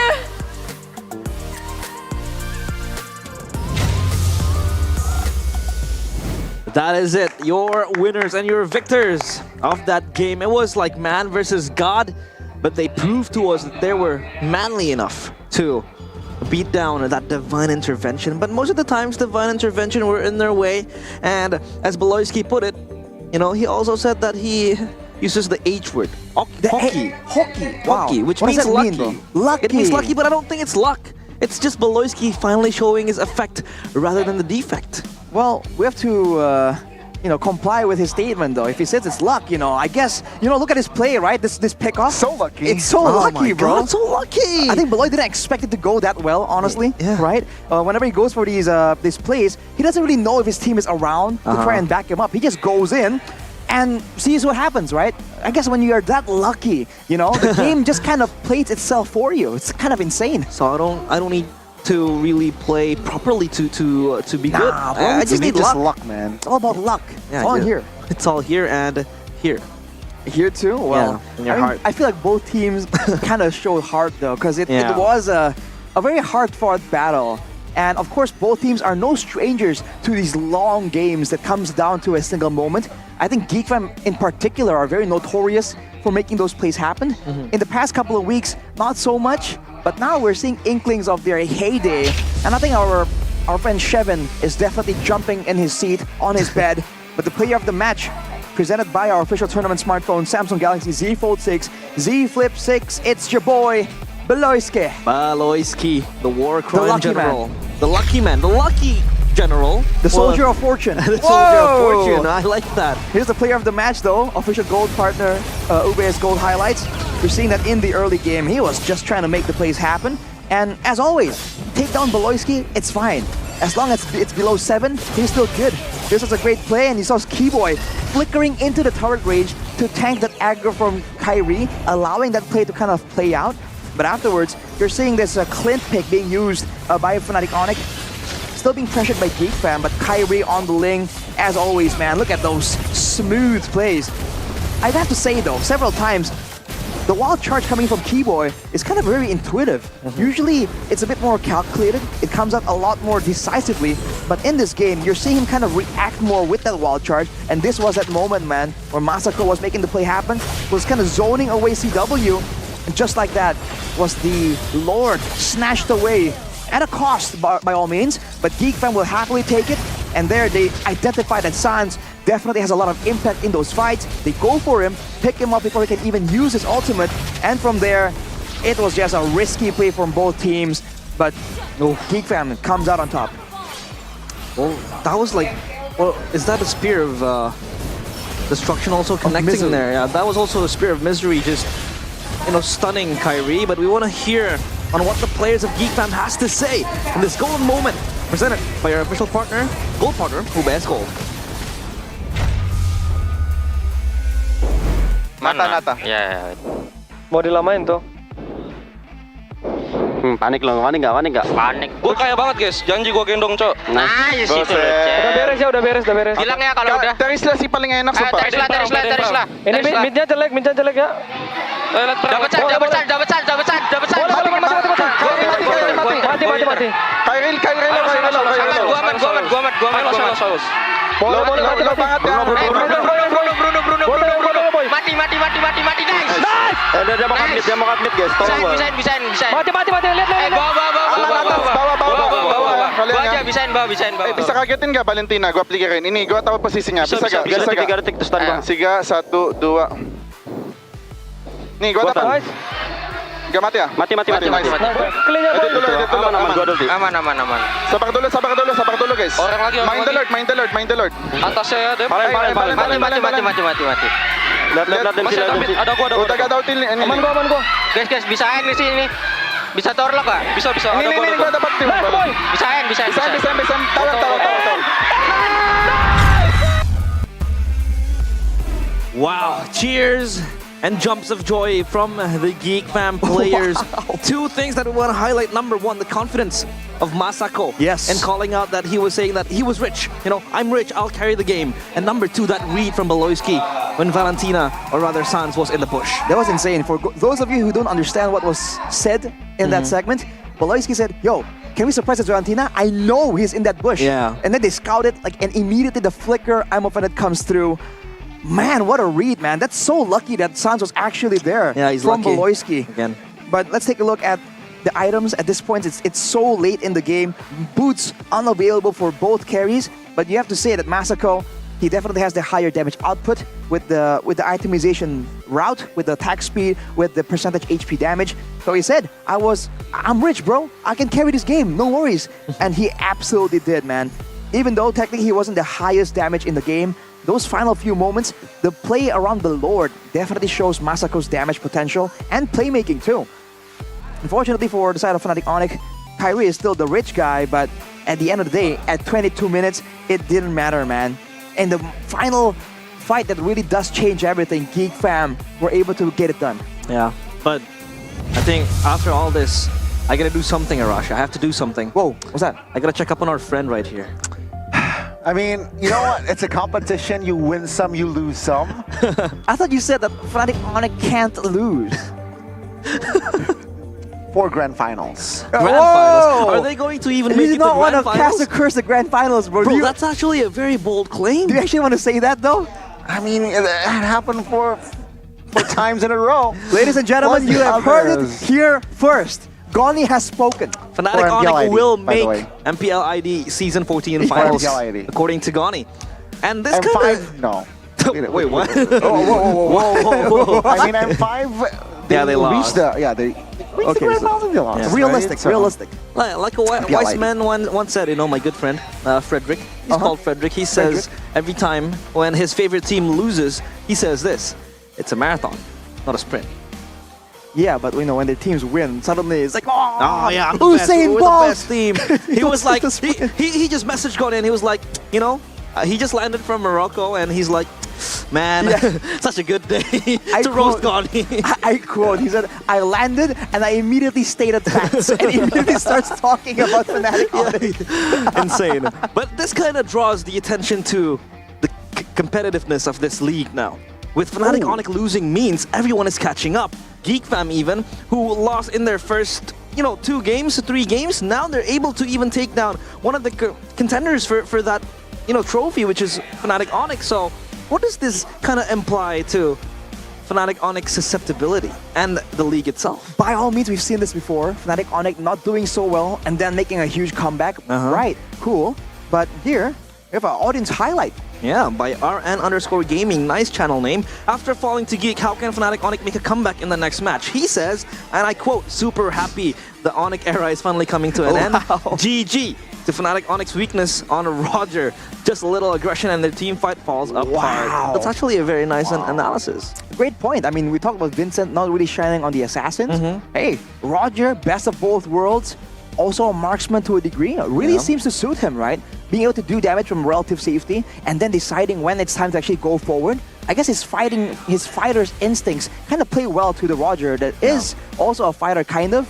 But as I was saying, man, Onyx has dipped before, and by all means, there's still a long time to go before we can talk about who really is going to win in the grand finals. So I think Goni's calmness right now is, it's realistic, right? We've seen them go through this before. And by all means, GeekFam also were known as the Kingslayers because they beat RRQ, but also because they beat a lot of the the favorites whenever they're the underdogs in a match. So I feel like it's not too crazy, but it's definitely quite the surprise. Yeah. Definitely, man. It's, again, shows how, other teams, they're trying to catch up. Maybe Fnatic Onyx here needs something to also be adjusted, right? Well, I mentioned this last week, sometimes you need to take a step backward to leap your more. Yeah, you gotta leap. You gotta make that leap of faith. So one step backwards, like a catapult, right? Like 3 steps forward. Exactly, like a catapult. You go back first and then you leap further. But what about it's like 5 steps backward and only 1 step forward? Then that's bad math. I want to say something, but whoa. What you want to say? He's holding his stuff back. That's Chelsea, man. Oh, what? I'm not sure if I understood that reference, but I bet Chefin does. Chefin does understand that. But yeah, that was such a very, very monumental win for GeekFam. For Chefin too. For Chefin as well. Not a good one for Goni, but of course, for Fnatic Onyx, they have been through this. Losing out to Rebellion after what was an insane backdoor from Cars back in Season 13 now. In Season 14, they lost to GeekFam and RRQ. But the problem is that I feel like Fnatic Onyx is just way more vulnerable now. You have to remember as well, right? They're exposing the Natalia, the potential the Saber as well. They're exposing everything only in week 3. You have to remember, right? A real strategy for a lot of teams is to kind of keep the real secrets, the real pocket picks until later on in the weeks when they need it. But I guess for GeekFam, they need some kind of monumental win to kind of help with the momentum, help with the mental state. And I feel like it's a great call. You can see the confidence just oozing out of the members of GeekFam right there, especially in the voice comms. Being able to say, I'm going to carry. Being able to say, I know he's there. Not I think, I know, right? So that kind of confidence, I think, is gained from moments like this. So I feel like it's a great move from GeekFam, but now they have to kind of maintain it, and now they have to try and find other secret weapons that they can hide here, because they've already shown this one. Yeah, that's the problem, right? They have to keep on searching, and they have to keep on the lookout not to open up their cards, because it's still week number 3. There's still 6 weeks left to go until we reach week 9, and then playoffs. That is where it all matters. Climax. For Fnatic Onyx, it feels like they're burning slowly to just propel themselves even further. But could this be, the herald towards something that is going to be very tricky for Onyx? A tough spot to be in, of course, for the Sky Kings. They're not used to losing, and that's why we all make a fuss about it when they lose. Exactly. It's not that we're haters. It's just the fact that they've been so dominant, right? I love Kyrie. And the fact that a lot of people are very boldly predicting that the era can't last forever. 5 times is too much. Yeah, the Sky Kings era can't wait. But here we go for a break. After this, we'll see you again.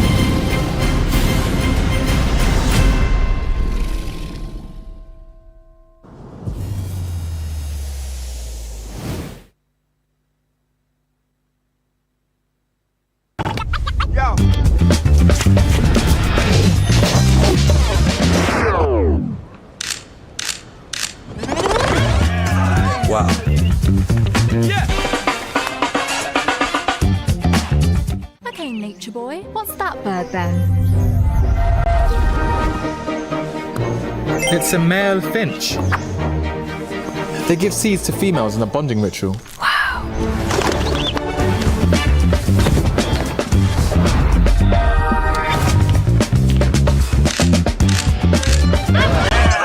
Wow. Samsung Galaxy Z Flip 6. Get it now. Pakai aplikasi GoPay, dompet andalan gamers. Banyak damage-nya. Ada cashback hingga 20.000 buat upgrade skin baru. Aplikasi ringan gak makan memori. HP lemot bisa victory. Top up langsung dalam game tanpa hambatan. Ikutan selebrasi MPL di aplikasi GoPay. Menambah total hadiah ratusan juta. Bonus stage. Gratis 100 kali transfer kemana aja. Beli pulsa harga termurah. Scan jurus dengan mudah. Download sebelum mabarkan. Dia tidak akan segan untuk menghadapi siapapun yang berani melawan. Dia mewarisi perjuangan karena di tubuhnya mengalir darah seorang pahlawan. Pedangnya mengukir takdir kemenangan, menghadapi segala tantangan. Penuh keberanian untuk terus berjalan menuju masa depan. Raihlah masa depan, nabung mulai dari hobi. Koleksi terbaru UBS Gold X Mobile Legends Bang Bang, edisi spesial MPL ID Season 13.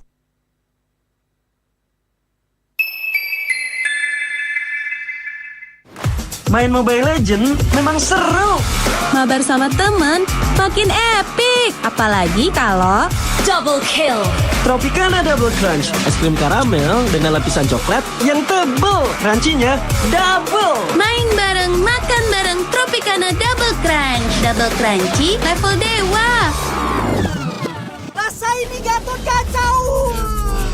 Ih, tombe basah.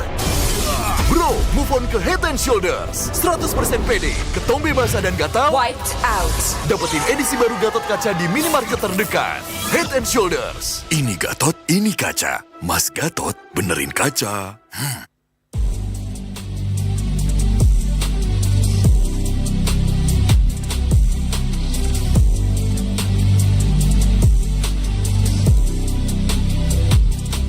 Kenangan adalah jati diri kita.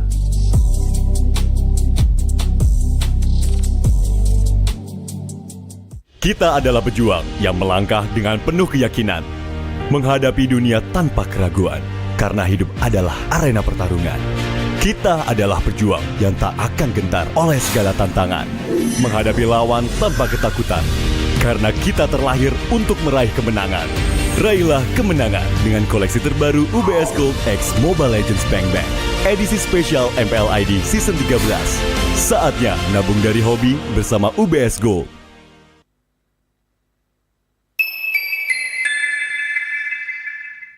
Papa akan kehilangan ingatannya. Masih inget ini, Pak? Sekecil apapun perhatian adalah kekuatan. Hidupkan momen kebersamaan. IndiHome.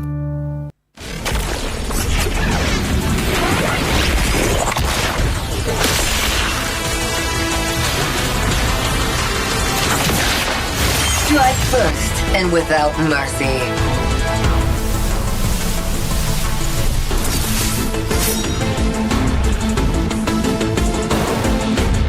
Where I tread, death follows. Enjoy your last breath. Deploying smoke. Going dark.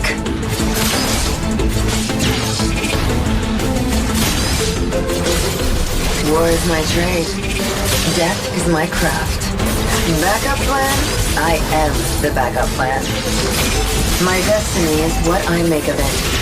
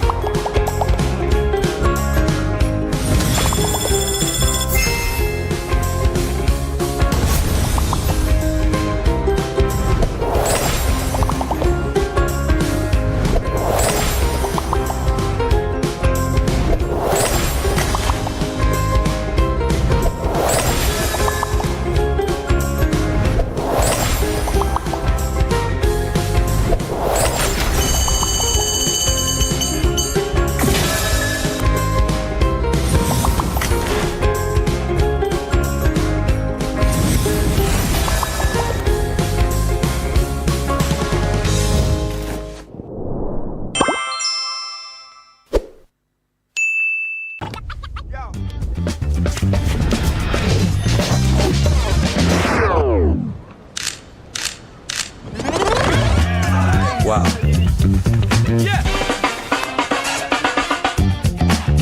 Okay, nature boy, what's that bird then? It's a male finch. They give seeds to females in a bonding ritual.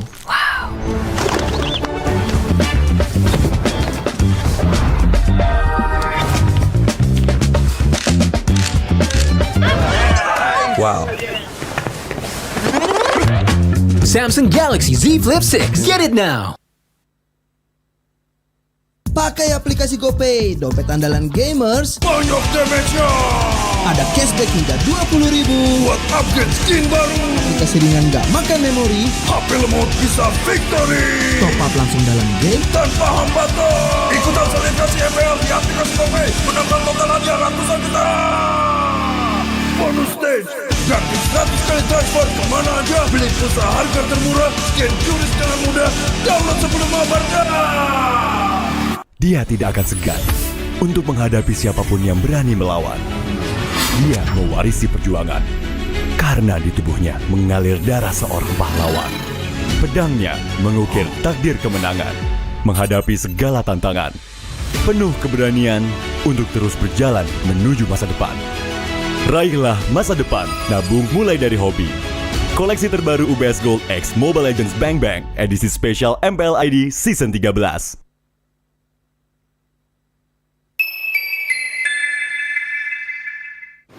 Main Mobile Legends memang seru. Mabar sama temen makin epic. Apalagi kalau double kill. Tropicana Double Crunch, es krim karamel dengan lapisan coklat yang tebal. Crunchy-nya double. Main bareng, makan bareng Tropicana Double Crunch. Double crunchy level dewa. Rasa ini Gatot kacau. Ih, tombe basah. Bro, move on ke Head and Shoulders. 100% pede, ketombe basah dan gatal Wiped out. dapetin edisi baru Gatot Kaca di minimarket terdekat.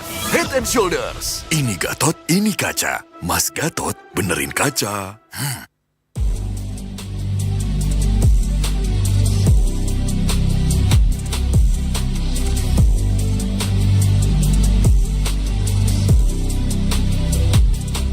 Kenangan adalah jati diri kita.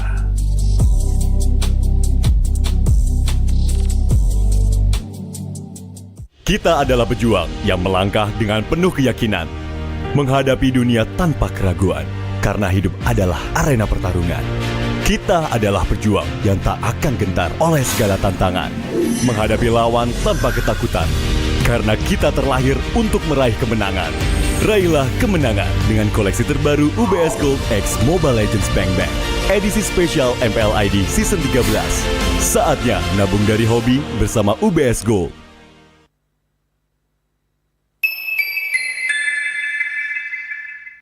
Apa akan kehilangan ingatannya? Masih inget ini, Pak? Sekecil apapun perhatian adalah kekuatan. Hidupkan momen kebersamaan. IndiHome.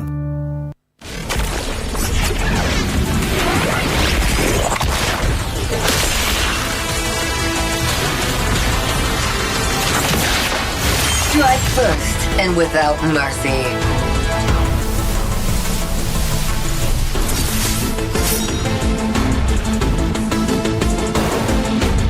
Where I tread, death follows. Enjoy your last breath. Deploying smoke. Going dark.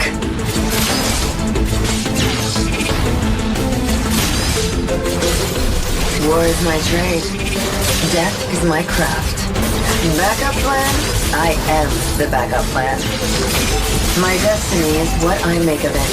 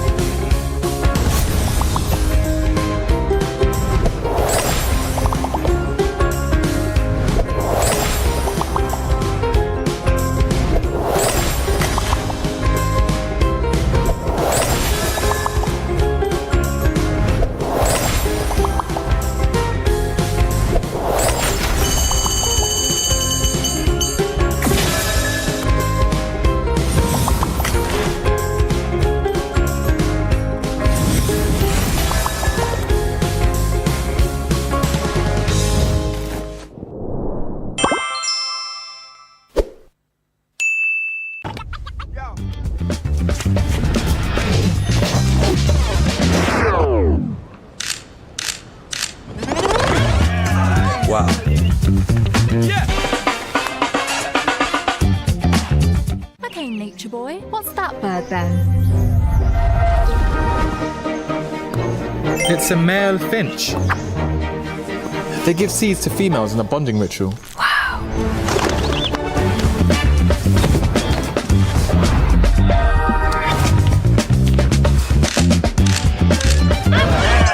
Wow.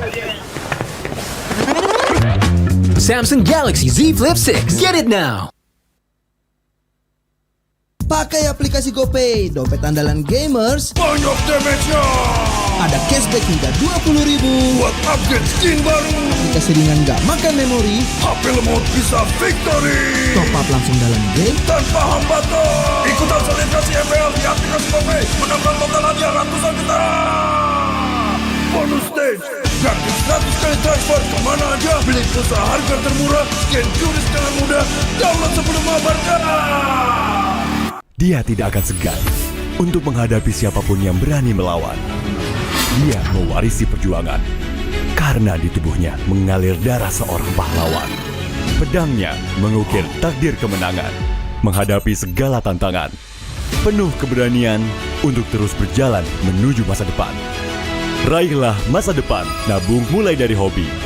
Koleksi terbaru UBS Gold X Mobile Legends Bang Bang, edisi spesial MPL ID Season 13.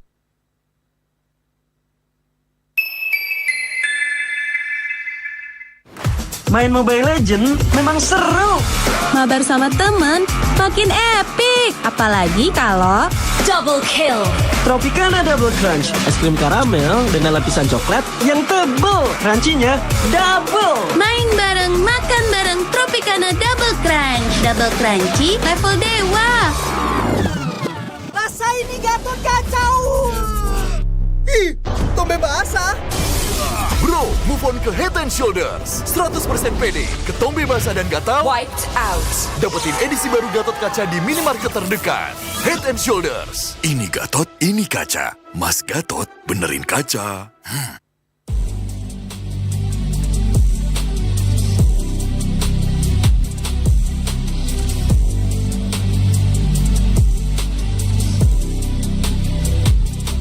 Kenangan adalah jati diri kita.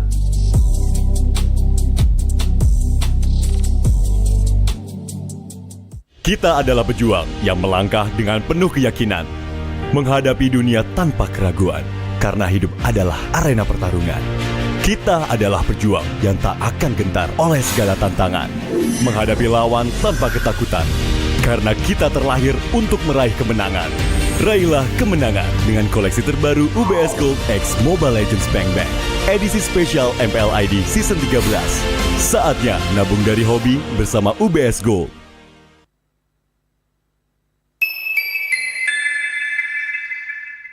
Papa akan kehilangan ingatannya.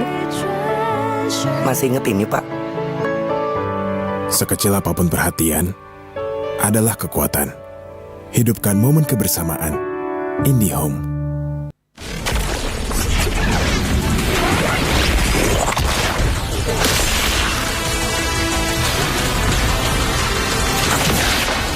Strike first and without mercy.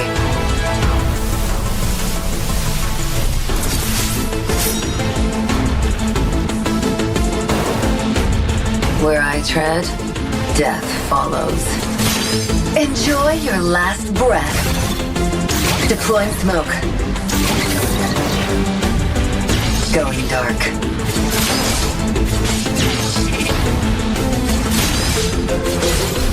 War is my trade. Death is my craft. Backup plan? I am the backup plan. My destiny is what I make of it.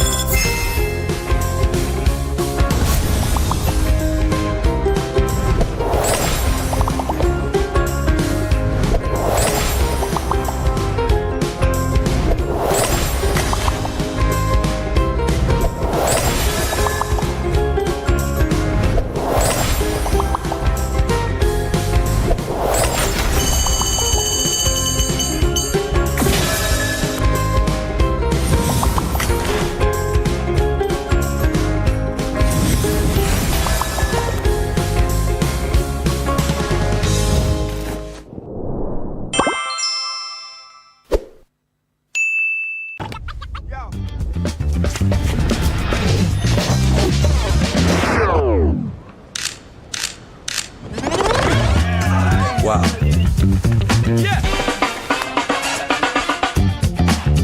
Okay, nature boy, what's that bird then? It's a male finch. They give seeds to females in a bonding ritual.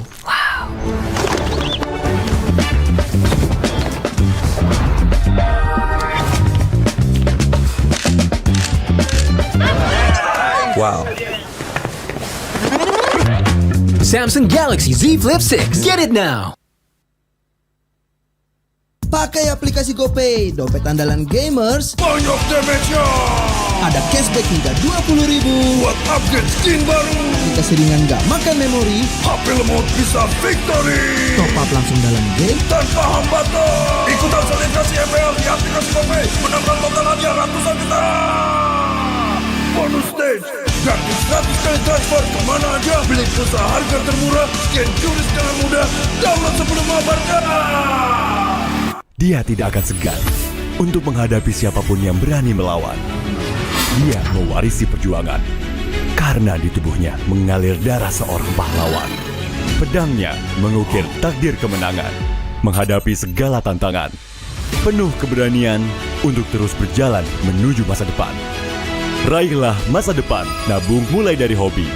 Koleksi terbaru UBS Gold X Mobile Legends Bang Bang, edisi spesial MPL ID Season 13.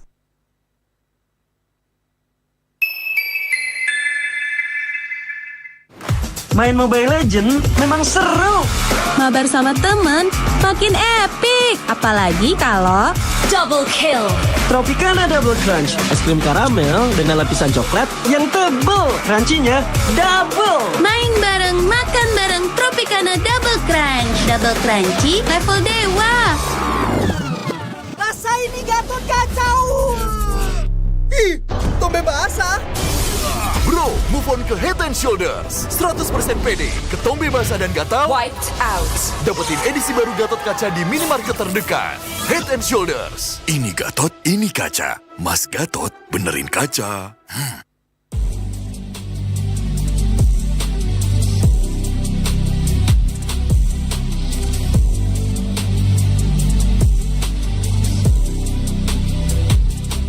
Kenangan adalah jati diri kita.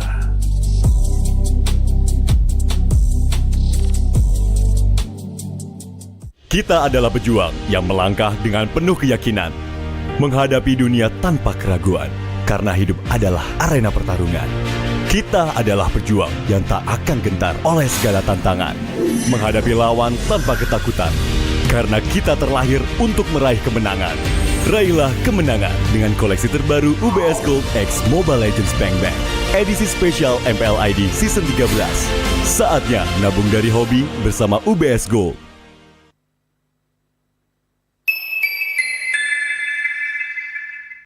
Apa akan kehilangan ingatannya? Masih inget ini, Pak? Sekecil apapun perhatian adalah kekuatan.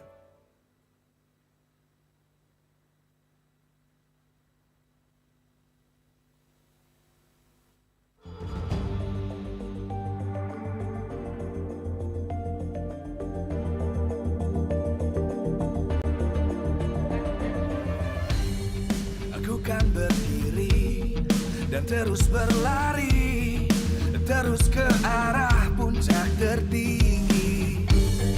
Ku takkan berhenti, hanya sampai di sini.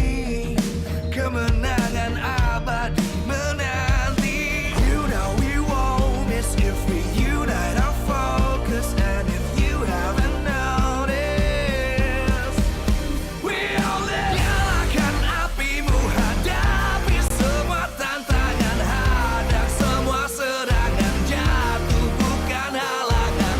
Bakar semangatmu, janganlah engkau menyerah. Kita akan buat sejarah. We all this, we won't miss. We all this, we won't miss. Saatnya beraksi, jalani ambisi. Aku kan menyawakan hari ini. You know we won't miss if we unite our focus. And if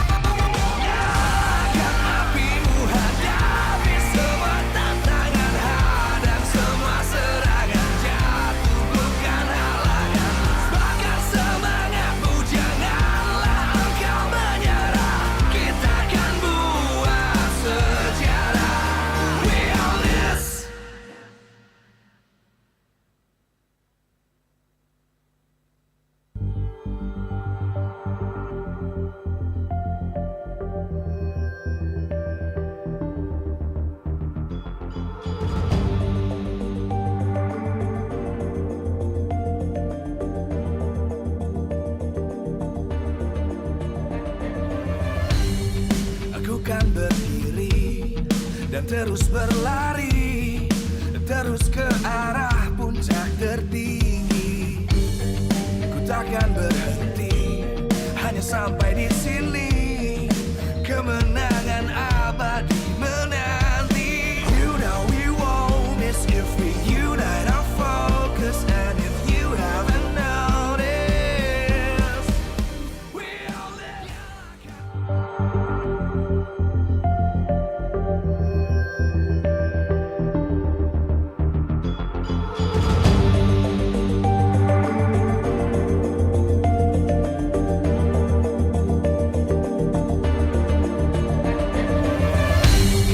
Aku kan berdiri dan terus berlari, terus ke arah puncak tertinggi. Ku takkan berhenti, hanya sampai di sini. Kemenangan abadi menanti. You know we won't miss if we unite our focus. And if you haven't noticed, we all live. Nyalakan apimu, hadapi semua tantangan, hadang semua serangan, jatuh bukan halangan. Bakar semangatmu, janganlah engkau menyerah. Kita akan buat sejarah. We all this, we won't miss. We all this, we won't miss. Saatnya beraksi, jalani ambisi.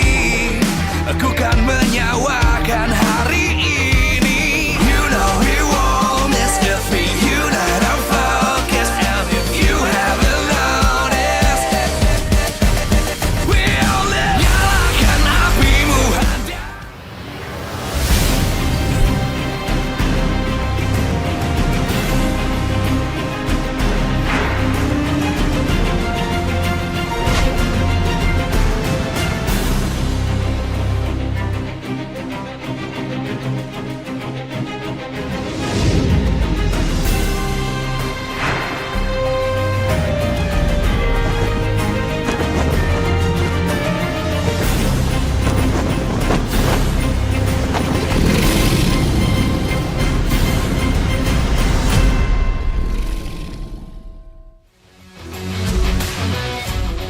Live from Jakarta, MPL Arena.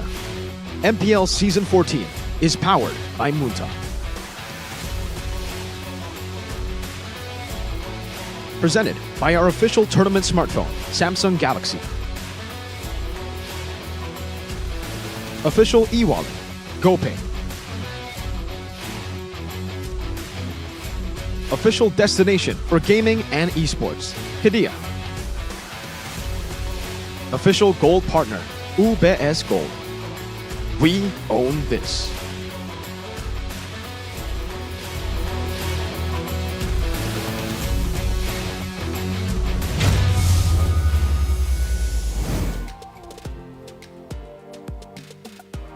Memasuki match kedua di MPL Indonesia Season 14 minggu yang ketiga, hari yang pertama.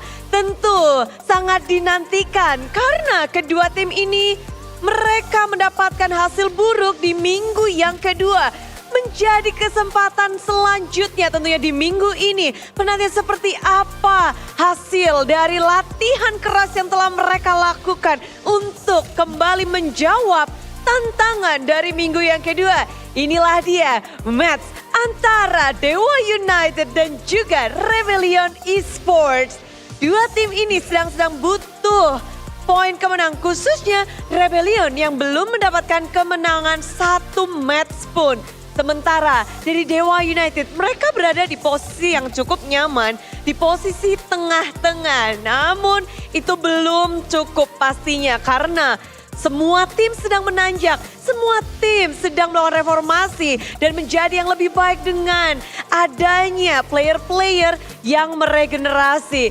Di sini Budi Clara Mongsar ingin mengucapkan terima kasih buat kalian semua yang terus memberikan dukungan positif dan juga pastinya kepada semua partner dan sponsor karena MPL Indonesia Season 14 powered by Moonton, presented by Official Turnamen Smartphone, Samsung Galaxy, official e-wallet GoPay, official destination for gaming and esports Kidia, official gold partner UBS Gold. Dan kita juga punya partner in esports. Ada Campina, Head and Shoulder, Ora Imo, Telkomsel, Dunia Games, dan IndiHome. Bersama dengan supplier, ada Erigo dan juga Saturday. Acara ini supported by PBSI. Hari yang begitu indah tentunya untuk mendapatkan kemenangan yang mereka rindukan dari kedua tim. Sama-sama ingin mendapatkan kemenangan, mendapatkan poin untuk meranjak naik di babak klasemen. Karena 1 poin saja bisa menggeser dan merubah dari klasemen. Kita menantikan dari player-player muda berbakat dari kedua tim ini. Perombakan sudah terjadi. Namun bagaimana dengan gameplay mereka? Semua akan dijawab di match ini. Jadi bersiaplah untuk menang. Apakah Dewa United atau Rebellion? Tulis di kolom komentar dan berikan suara dan dukungan kalian. Karena kita akan memasuki match yang kedua. Caster, let's go!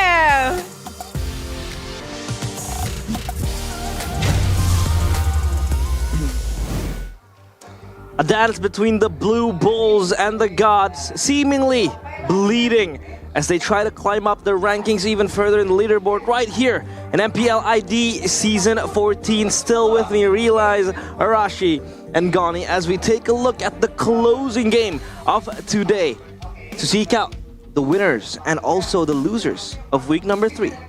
To see the conclusion of the day and the standings, of course, at the end of the day as well. Clearly, a lot of people were having their attention on match number 1, and that was a big upset.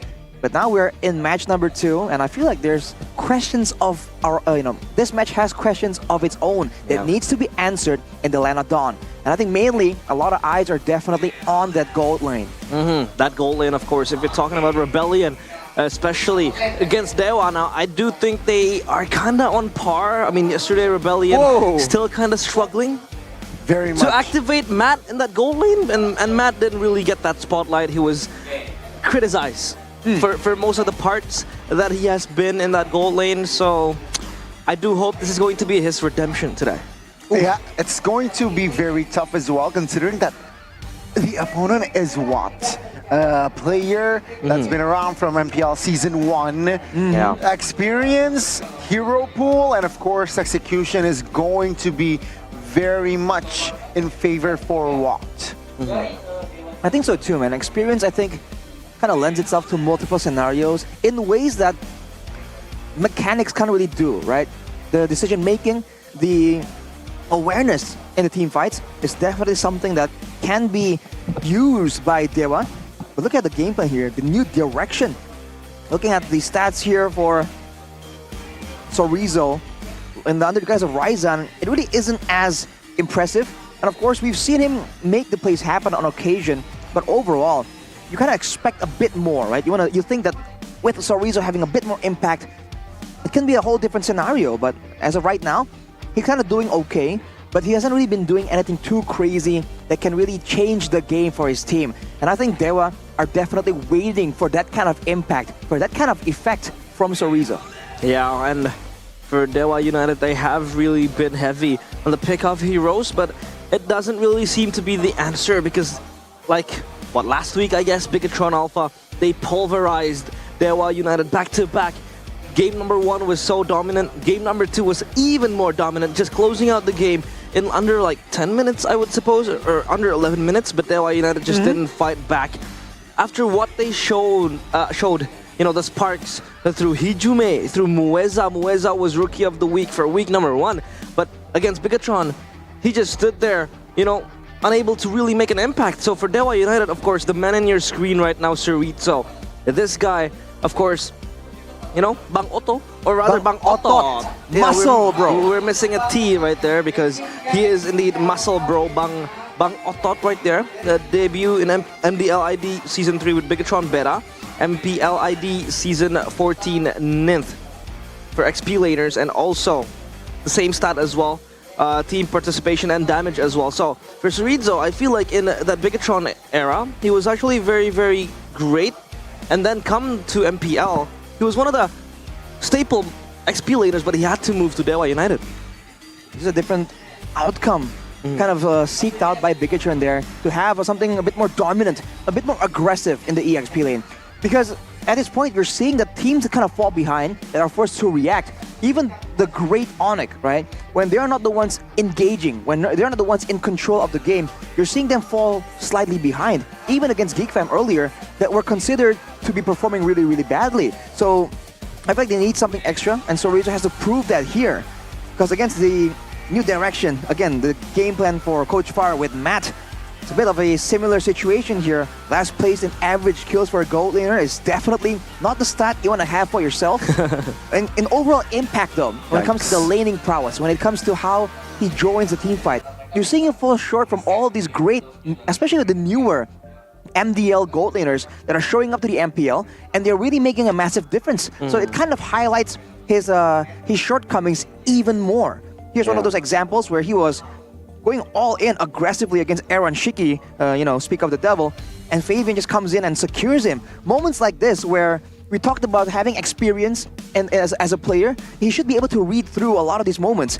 This play by RQ, I think he tried his best, but overall, we're seeing a lot of gold laners adapt and find ways to get out of these tough spaces, and I think Matt needs to be able to try and do the same thing. Yeah, underestimation, I feel like. But for Matt, it's going to be a redemption arc for him, proving ground. It's not only for Matt and for Cerezo as well. The two players I want to highlight, both coming in from Bigatron Beta. I mean, Cerezo was there, so was, Matt. And they were together and donning that red robot jersey. But this time around, they part ways and they have to go their separate ways. For Cerezo, yes, he is also under scrutiny for that Cho play, forcing that Cho pick to himself. And they were unable to really maximize Cho in the hands of Cerezo. And for Matt, he has been struggling a lot in the gold lane for Rebellion Esports. And it's just so hard for him to really get back on track.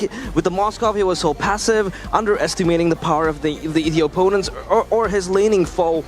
And for the most part, yeah, the two players here, Cerezo and Matt, they're not yet able to reach that maximum level that we expect them to. Very, very tough start here for Matt here. In the blue jersey. But yeah, I mean, Matt's, I think one main problem or one issue that I think Matt really needs to tackle first here is that confidence, right? I don't see the confidence in Matt when he's playing in the line of Dawn, right? You need to find comfort, and I don't think he's comfort, so I think give him the rubies, in that gold lane. Maybe then he can be more flexible. Mobile, he can give and create more impact. He is well known for that, yeah. I mean, on the note of experience, right? I mean, he's had different roles, he's had different teams as well. That can be something they can use, but here we go for Rebellion. Cars, Ryota, Swalo, Audi CS, and Matt. Yeah, the 5 Raging Bulls. But will they rage against the Dying Knight? Will they rage against the gods? In Dewa United, we have to see, will they be able to tarnish their horns? Still looking for their first win in MPL ID Season 14. It's not just the Blue Bulls, it's Ultraman, ladies and gentlemen. This is Rebellion Esports. Stratch coming in. Ultraman. If you know Ultraman Aku, do you know him? Who the heck? So there's this blue Ultraman. He's called Ultraman Aku. Aqua? Aku. Aku. Yeah. Aku. Aku. A-G-U-L. Aku. Yeah. Well, we'll see if Ultraman Aku can go up against Cerezo, Ray, Hijime, Muweza, and Azura. Whoa, Azura! Wait a minute. Wait, no what? So what is out of the fray and Azura will be there? What? A different look for Dewa United Season 14 with Azura in that gold. Will he be able to create the impact against Matt in that gold lane? Ladies and gentlemen, this is Dewa United Esports. The gods enter the stage this time around with Immortal behind them. It is Azura. What we have always seen being on Dewa United, being the tip of the spear, and now he is not around, and we're still saying, what? What? How is that possible? What is the vision here coming in for Dewa United Esports? That will be settled backstage. That will not be settled on the stage as we're waiting on our marshal, Dienang. And here he comes, bringing in the intellect, the intelligence for both these teams. For Coach Far, can he solve this problem, sticking with the old? For Coach Ryzan, is this the change they require to finally get a dominant step in the right direction? Yeah, alongside Coach Belen as well, or better known as Coach Erpang, right, Arashi? Yeah, Coach Erpang changing his name to Belen. We'll have to see if he can actually, again, assist Coach Ryzan in finding out a winning solution here. Because in the gold lane, maybe they think it's a done deal, but other lanes here is still the problem, especially with Audi CS in the mix. I think Dewa United has to be very careful with how they want to play this out. This is the rival showdown we've been talking about earlier, though. Yeah. The X-Robots meeting on different teams. It's a bit of a fresh situation to be in, and they both have their own achievements in their own respective times away, but at the same time, can they one-up each other, and can this dynamic, can this competitiveness between the two of them kind of maybe shape the way the game plan is going to be in match number 1? Overshadowed game number 2 by the red robots. Match number 2. Match number 2, game number 1. There we go. Thank you, Arashi. Thank you. And yeah, these two players, they were indeed programmed to win back in the days, but now they're programmed to destroy each other, to pulverize each other, to battle it out until the death. And for both, yeah, they have been on the back end of a critic, proving to be unable to perform to their maximum. So did Watt, so did Matt, and so did Cerizzo. But for Cerizzo, I feel like if he is given his favorite picks, I think he will do just fine. Let's see, right? Comfort is usually the game plan here, especially game 1 here. Let's see, what will they cook? Dewa United, right? No, I'm still like confused with Azura.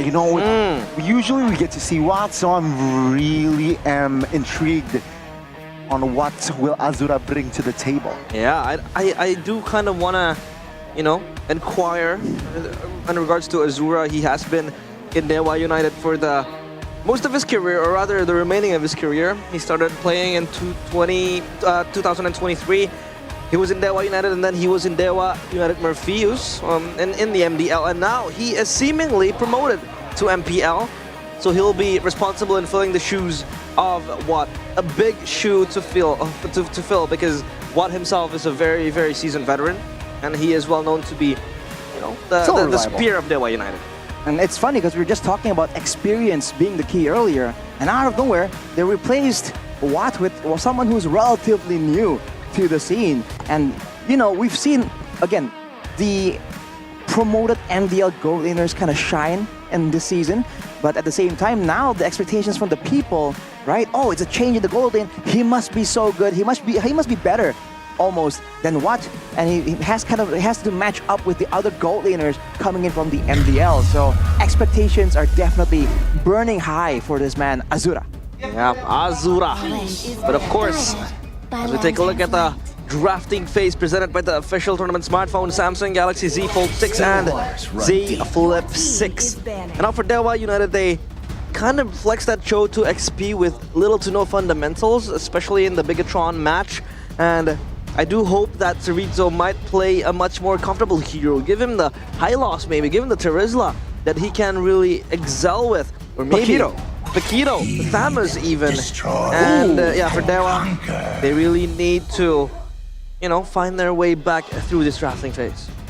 The Thamus would be an interesting choice, and I think it has potential, considering his playstyle where he likes to pull attention to himself instead of rotate around with the wave priority. I feel like the Thamus and laners like that can 1v2 can be a great addition. Last ban here for Rebellion though, banning with the Chip and the Ling. You wonder if the Fanny might show up here as well. They are still very cautious about Ray, right? The jungler that has improved so much in the Assassin meta. Yeah, Ray has proven his retribution, but also his prowess and playing the assassin role. You know, he's very good with the Ling as well, but the Ling has been banned out. So a very much wide open option for Rebellion Esports. They can pick up the Hayabusa with them because they have Ryoda playing the Hayabusa for most of the parts. And now for Dewa United, they pick up the Valentina. And Rebellion, I do think they'll pick up the Hayabusa for themselves early on. Very interesting, right? From the side of Dewa, they prioritize the mid. Valentina for Hijume, yeah, a very good and very somehow versatile mid laner, right? Quite independent. Wave clear is not that bad, and of course that IMU is going to somehow cause problems for the side of Rebellion. And let's see here, Rebellion taking their time. What should be, the Hayabusa, you mentioned it earlier. I thought it would be the Edith though, or the Ruby even, but no, they instead go for the Haya and Moscow. This opened up the Ruby and the Fanny. Oh man. Fanny, the Ruby though. Fanny and Edith, Goni. It turns out for Dewa, can still be flexed technically, the Edith of course. With the Fanny in the picture though, we have an assassin showdown here between both these teams, and usually the main person to really help out in that matchup to try and swing the balance for his team is gonna be the roamer. This Edith can go in that position, can kind of assist with those big skirmishes in the early game, the 2v2s. But for Rebellion, they're still holding on. And considering how well Audi can kind of influence the game with the right picks, still a dangerous situation to be in. So you do wonder if Dewa are gonna ban away some more roamers, but no, Rebellion, they make a move before that's even possible. Banning away the Kufra that can stop the Fanny quite reliably here, and technically the Valentina as well. Yeah, Kufra, counter initiation tool, but they still need that heavy lockdown, that heavy initiator. Maybe pick themselves up a Terizla or any other, engager that can really create havoc. But now for the second set of bans coming in from both Dewa United and also Rebellion Esports. Interesting to see how they want to approach this, but Harith taken out. And the fact that Azura is here right now, as we take a look at his hero pool, he's mostly played the Claude, the Melissa as well, but Melissa is mostly irrelevant in this patch. You want to pick it when you really, really have to, but of course, here we go. Speak of the devil, Azura. Third place, Axis Cup MLBB Season 2. Dewa United, second place, DGWIB Season 12. Second place, MPL ID Season 7. And second place, DGWIB Season 13. So, he has also the experience to play. But this is a different stage right now, Arashi. Does he have enough experience to play on the big stage? That's always the big problem. Other competitions can be intense, but the MPL is a whole different situation. Yeah. So we have to see if he has the mental fortitude, the calmness, the presence of mind to perform like he usually does. That's usually the main challenge for a newcomer to the MPL. With the Barats banned away from the side of Dewa though, interesting. So they're trying to make sure that Rebellion don't really have a main frontline, so they can force Audi to try and fit into that frontliner, so he can't really hide around in the bushes to try and make the plays happen. Then I think for Audi as well, with the Kufra, he has shown that he was actually pretty good with the Kufra. He has the prowess in playing this Kufra either as an engager or a counter initiator. And they take out the Grok, kind of seemingly scared. They don't want to pick it up for themselves as well, as they have the Kufra.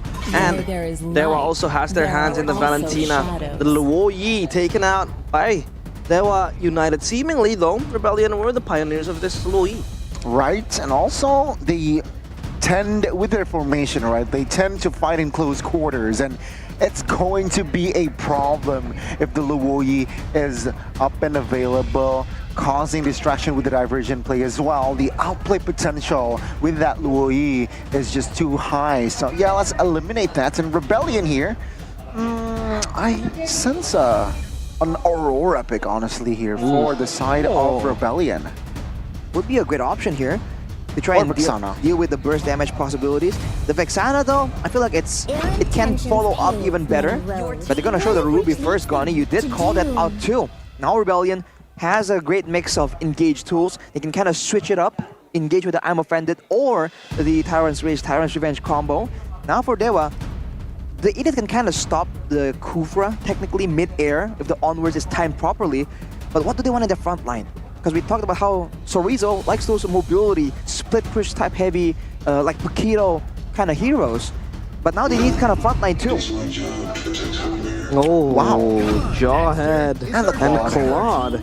But of course, a fact here throughout MPL ID Season 14, Ling has been picked 6 times and banned 35 times with a pick and ban rate of 98%. But in that series, you know, Fnatic Onyx against, what was it? Geek Fam.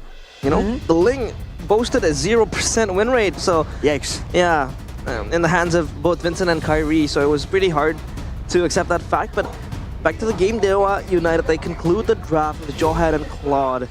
The Rebellion lacking a mid laner. What will they pick? You know, Aurora, Vixana, Goni pointed it out. Maybe might be the good pick, but they will go for the Nana. Either. What is this pick? This is essentially like a different kind of Aurora. Also because you have a passive, right, that saves you the same way it does for Aurora.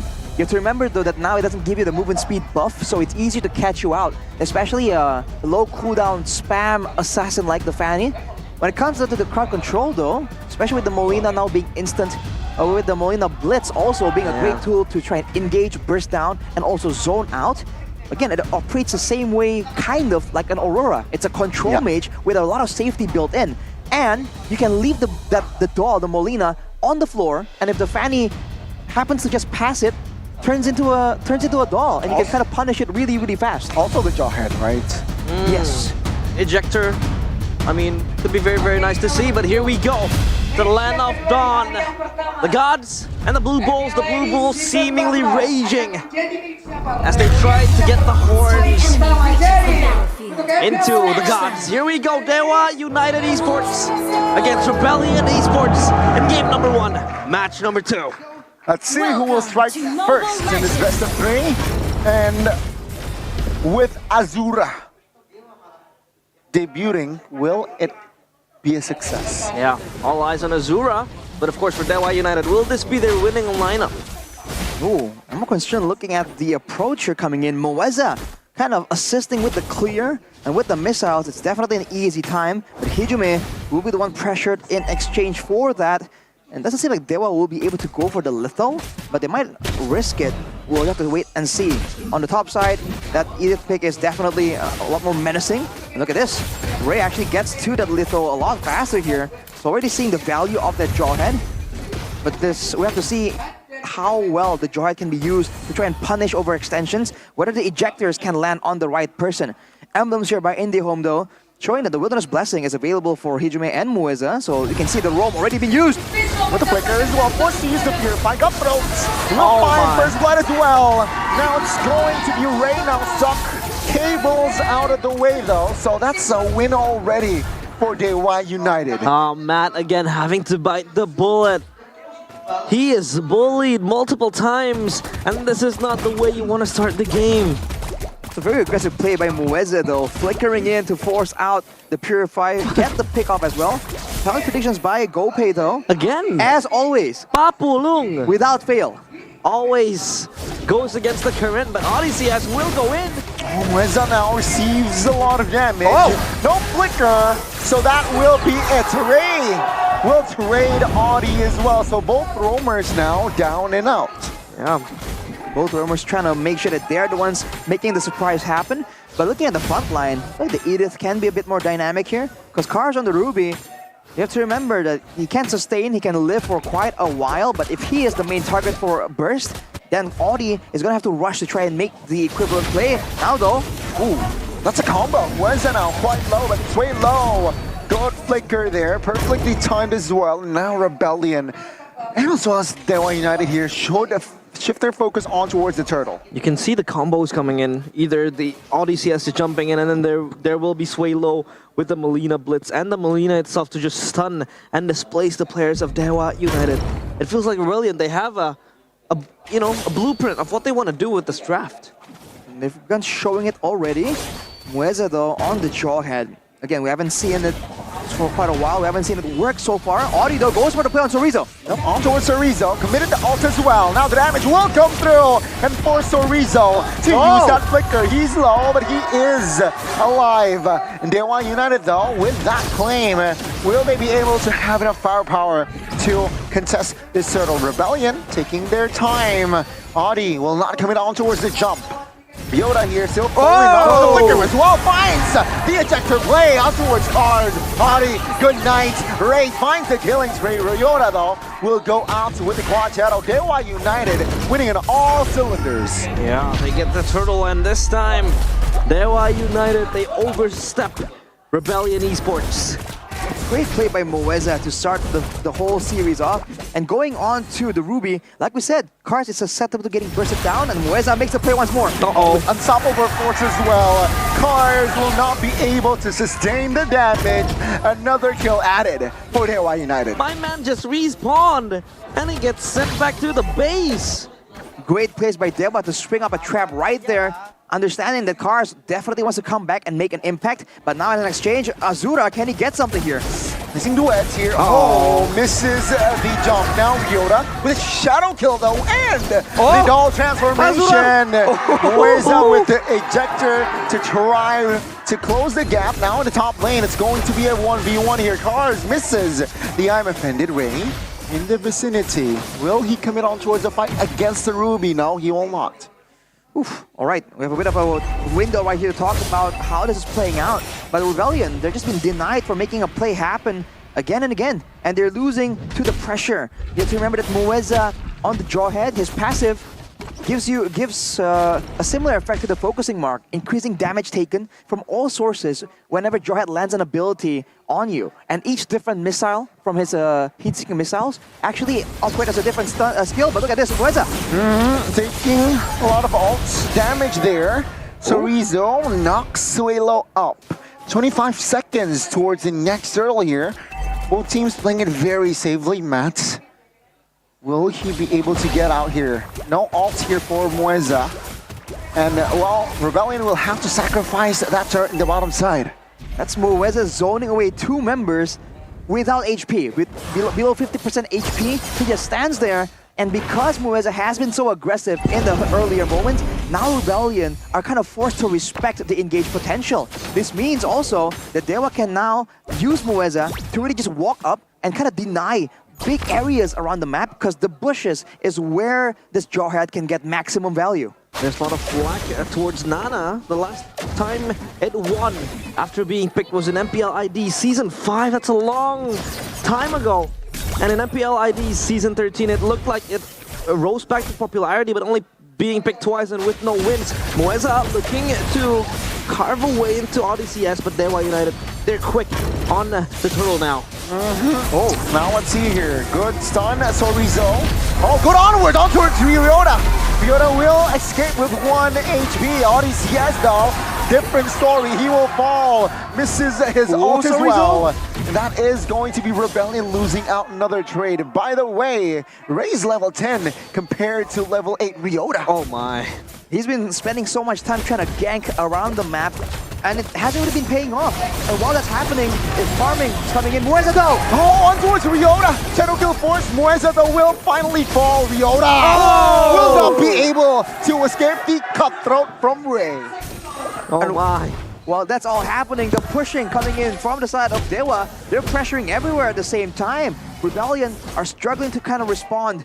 Moeza, decisive with the engage, even when it doesn't work out. The fact that you're so quick with it means that Rebellion are always second-guessing themselves when they're walking up. The play onto Ryota, man. Fortunately, he wasn't Hayabusa. He was able to try and turn that around, but Rebellion are having zero control around the map right here. Oh! That's just a jump there on towards Audi. Cars misses again the I'm offended. And that will be Dewa United just establishing more lead here. 5,000 gold lead. It's almost like he's trying to gain the same kind of respect that Moeza has, right? Just spam out that I'm offended. So you're always thinking about it, potentially landing. And maybe the next time he does it, he adds a flicker behind it, and then he'll get a pick-off. But at this point, with Dewa having so much control, Moeza goes in. On towards Cars though. Oh, the ejector misses. I'm offended now, connecting on towards Moeza.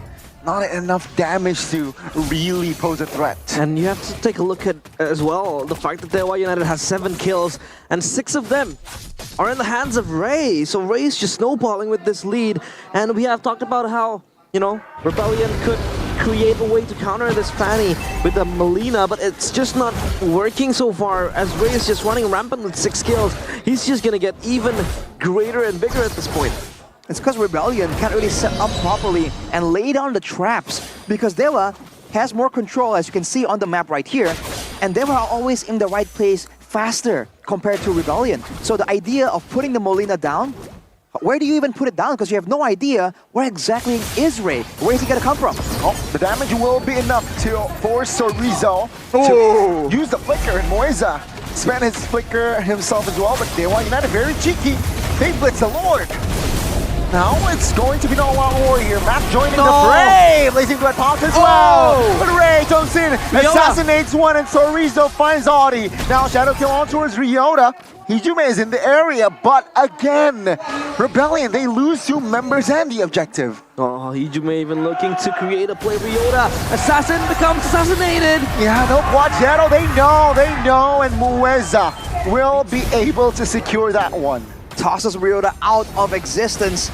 Man, this Jawhead pick is working really well for Dewa. When you have control around the map and you have ways to kind of threaten, to kind of ambush your opponents, this Jawhead definitely is one of the more reliable ways to displace your opponent. It's a targeted ability that can bring your target closer to your team. And look at this. Oh, it's an engage. Sway low, very low. My goodness. He barely survives that one. So Rizzo now also needs to back away. Wow. And that will be it, right? The Lord marches to bottom side. They will take Destructor top lane free as well. But Rebellion, they're behind 10k gold here. And it's just reached minute 10. Take a look at the mid turret as well. It's all falling apart for Rebellion Esports.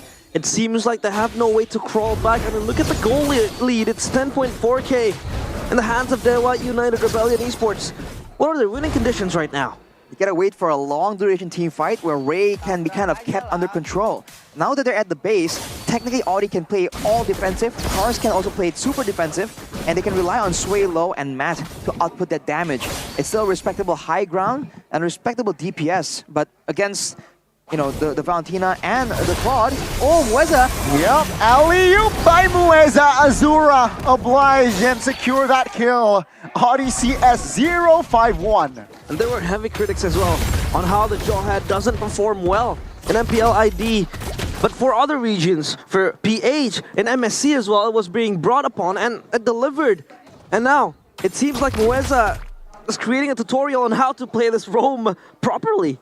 And the fact that they're just so ahead in gold right here. You're seeing Sorizo and Mueza being way too tanky. They can tank up the full duration of the Ogi Shadow Kill from Ryota, and it won't be a problem at all, right? They're that tanky at this point. And for Mueza, he went with the Dreadnought armor and then immediately transitions to the Immortal, just to ensure that even if he does get picked off and focused down, his team can capitalize and make it a very expensive trade for Rebellion.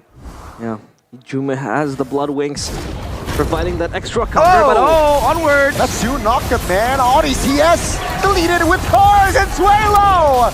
They triggered the passive, but Swaylo will not be able to get out. Dewa United, they're establishing dominance in Max with the Sphere of Misery. Will not be able to find anything. My goodness. That was a terrible, terrible Molina Blitz stolen by Hijume from Sway Low. It immediately just nuked down the 2 members from Rebellion, and it also, at the same fell swoop, denied any kind of assistance from the members of Rebellion. With that swing in momentum, it's gonna be Dewa picking up the Lord, and there's nothing that Rebellion can do. They just have to wait and stall the game out. But can they do so against a 13,000 gold advantage? Oh my, Dewa United, last week they were bullied, and now they're the bullies. Flawless game so far, and it feels like Rebellion won't even stay in a single inch into this clean record. Like 13k goal lead and Ray having 9 kills, Hijume with 13 assists. That's even greater than Mueza. And it seems like they have nothing to be able to stop Dewa United snowballing into this death ball. You See that Chorizo has a Thunderbolt, so he has a lot of damage actually in the Primal Wrath form. More importantly, Ray has the Anticuras, so on the off chance that Ryota is able to scale up, I think the idea is for Ray to literally just tank it all up. But look at Chorizo. Yep. Oh, the face check by Chorizo this time will not come to fruition. Placing duets. Oh, popped. Hijume focus down on the mid base area. Oh, misses the jump there. And the top lane here, Lord, is still at 100% HP. They need to tear that. As they want United, they surely will look for that mid base turret. It's very vulnerable. Oni, though, will jump on towards... well, he will not give it on towards the jump. The Lord taken down. Rebellion, they have made that defense. Yeah. It's a wise play from the side of Dewa to take it easy. They know they have lost their main frontliner, the tanky frontliner. That's why they are hesitant to walk forward, lest they get caught in the Molino Blitz or an... I'm offended, but Audi looks for Mueza. Uh-oh. You see, Mueza has the immortality. They've committed a lot of time there. And Mueza, it's okay. He just tosses the jungle creep at them. Like, yeah, you want a target? Take that. And he spams the recalls as well, styling on them, and they don't even have enough damage to take down Mueza. And now, it really goes to show how Dewa United is resilient on just trying to win in every department. But ODCS might look for an engage. Chorizo still able to bob and weave from the Tyrant's jump. And now they look for a Earth Shatter there. Oh, yeah, ejector on towards Cars now. Oh my goodness, damage should be enough to take Cars down. That's for V5 now, 35 seconds. Dewa United, man, 12,000 gold lead. What is that damage, my guy? Immediately just nuking down the members. Now with 5, they're going to try and go for the bottom turret, but look at Mueza taking a lot of damage already. That's the pierce through coming in from the Moskov, but the mid turret should be able to fall right here unless Rebellion starts off a play. Oh, Chorizo now being the target, but take a look at the follow-up damage. Isn't really there. Never mind, Chorizo gets taken down. Ray comes in, triggers the passive, wants to kill Sway low, but the damage will not be there. Good block by Azura, and that will be just the EXP and the Roamer taken down. Oh, Mueza getting chased down, but the shielding here allows him to move a lot faster. Rebellion has lost 2 base turrets though, but they are now down to a 12,000 gold lead, more or less, or rather a gold deficit for Rebellion. They are looking for ways to try and come back in right here, and technically, Matt can still do the split push, but against a Fanny, I think none of us would actually recommend that play, that course of action. With Dewa moving slowly towards the Lord right here, wanted to make sure that the Edith and the Jawhead becomes the main front line that walks forward first. Azura is just playing around with this Lord. He's just trying to pull it into his way. He's maybe just stacks as well. Yeah, he's just baiting the players of Rebellion Esports and building the stacks. If push comes to shove, if a good team fight happens, and this might be it! Yep, the alley-oop there, and Ray finds a slam dunk. Now Audi finds one. Oh! Matt secures the Lord. Now all they need to is disengage. And Ray finds a double. Wind of Nature bumps as well.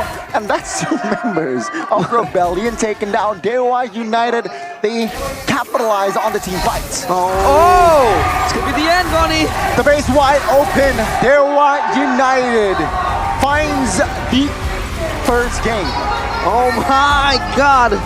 Dewa United godlike in that game. Rebellion Esports unable to even scrape a single damage into the eyes and the body of Dewa United. 1-0. And the moment where Matt lands his spear, it lands on the Lord. It was stolen, but it didn't matter at all. The Lord didn't even spawn when Dewa was able to end the game. Who cares if you don't get the Lord, if you can end the game before the Lord even spawns? Dewa United, man. They lost the Lord, but it was enough to coax Rebellion to leave their base, leave that safety, and they fall victim immediately to Ray on that Fanny. Massive damage, massive plays coming in, and Mueza's aggressive pickoff left Rebellion helpless in game number 1. ODCS, you have a tough competitor in MPL ID. Oh, the Jawhead finally just coming to fruition, able to be executed perfectly by Dewa United, by Mueza, the Rookie of the Week for week number 1. Showcases his skill set, but Rebellion, that is such a messy game to play. Pretty messy game. I think Rebellion will definitely go back to the drawing board. They lost almost every single lane technically, and even their roamer, the shining one hope they usually rely on, got completely outmatched with Moeza and the backup behind him, of course. Every single time he moves forward, you know that the cavalry is just waiting, right? Okay, like pass, bro, pass. Then once the toss happens, the ejector happens, it's over, man. Yeah, the ejector was part of the game that Rebellion, or rather Dewa United wanted to play. They were able to get a few pickoffs from the ejector as well, and Moeza.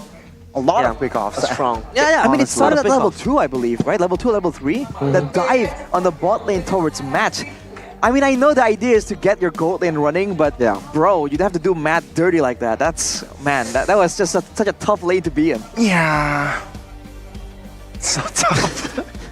Yeah, even Gone is speechless. Man. Gone is speechless, bro. I mean, he doesn't know what to say. I mean, usually that's what you can expect from a jawhead when you're ahead, right? So invasive, so annoying, and every time your team wants to face check, every time your team wants to find more space, you're not able to. You're not just gonna, because you're just gonna ejected. You're gonna get ejected by this jawhead. Immediately, man. Player of the game, Moeza on the Jawhead. Finally, a winning game for the Jawhead, because we've seen it attempted by Dreams, I believe. We've seen it used by... we've seen it one more time. I'm not quite certain at this moment. It was Dreams. It was Dreams and one more person, if I'm not mistaken. And we haven't seen the Jawhead work out at all. But you're seeing, with winning lanes, with opportunities to go in aggressive and trap someone, all the way to level 2, you saw that play. And I guess it's great coordination from the Fanny, from the Valentina as well. But overall, it's just a great moment. And this is the player of the game highlights by our official gold partner, Ube's Gold. The stolen Molina Blitz by Hijume. I know the Nana had so much potential for the side of Rebellion, but considering the Valentina was available, man, Hijume completely turned it around and made it a power pick for them. Because every single time someone gets ejected, the Molina Blitz comes through and everyone just walks in and gets stomped on by the Blitz. Yeah, and Dewa United, they were on the same page, basically. Oh, look at that. Synchronizing together, yeah. A lot of good pickups, and team fights as well. Engages that were just coming through. And Ray with the Fanny has been so good, so immersive as well. With the 9 kills he was able to get, just snowballing. Like, it's a 20-4 game in the kills department. And look at this.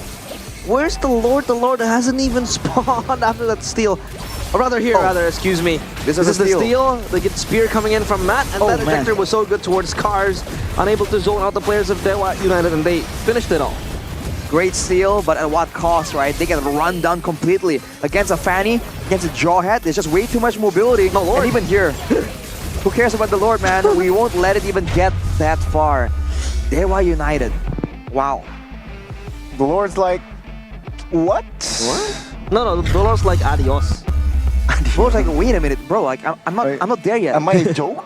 Yeah, you know when you're playing Mobile Legends and your team is kind of winning and they end the game and you're not really near the crystal, you're like, bro, come on. I would usually spend my flicker. Just to get closer. Yeah, just to get closer. To be in the frame. I mean, that's a fair point.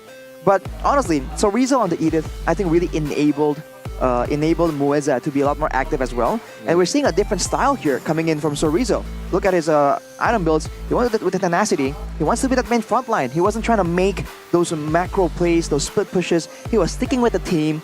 And you have to highlight that Earth Shatter is such a weird spell. If you get it channeled out, even when you get stunned, we saw Audi try and cancel it out, try and make an outplay. And every single time that happens, the Earth Shatter still kind of continues. And that kind of throws people off sometimes and becomes a great pick to be the main front line, right? Because you can reactively use the Earth Shatter and kind of almost guarantee a bit of a knock-up there for Moeza to find those opportunities to get in the back line.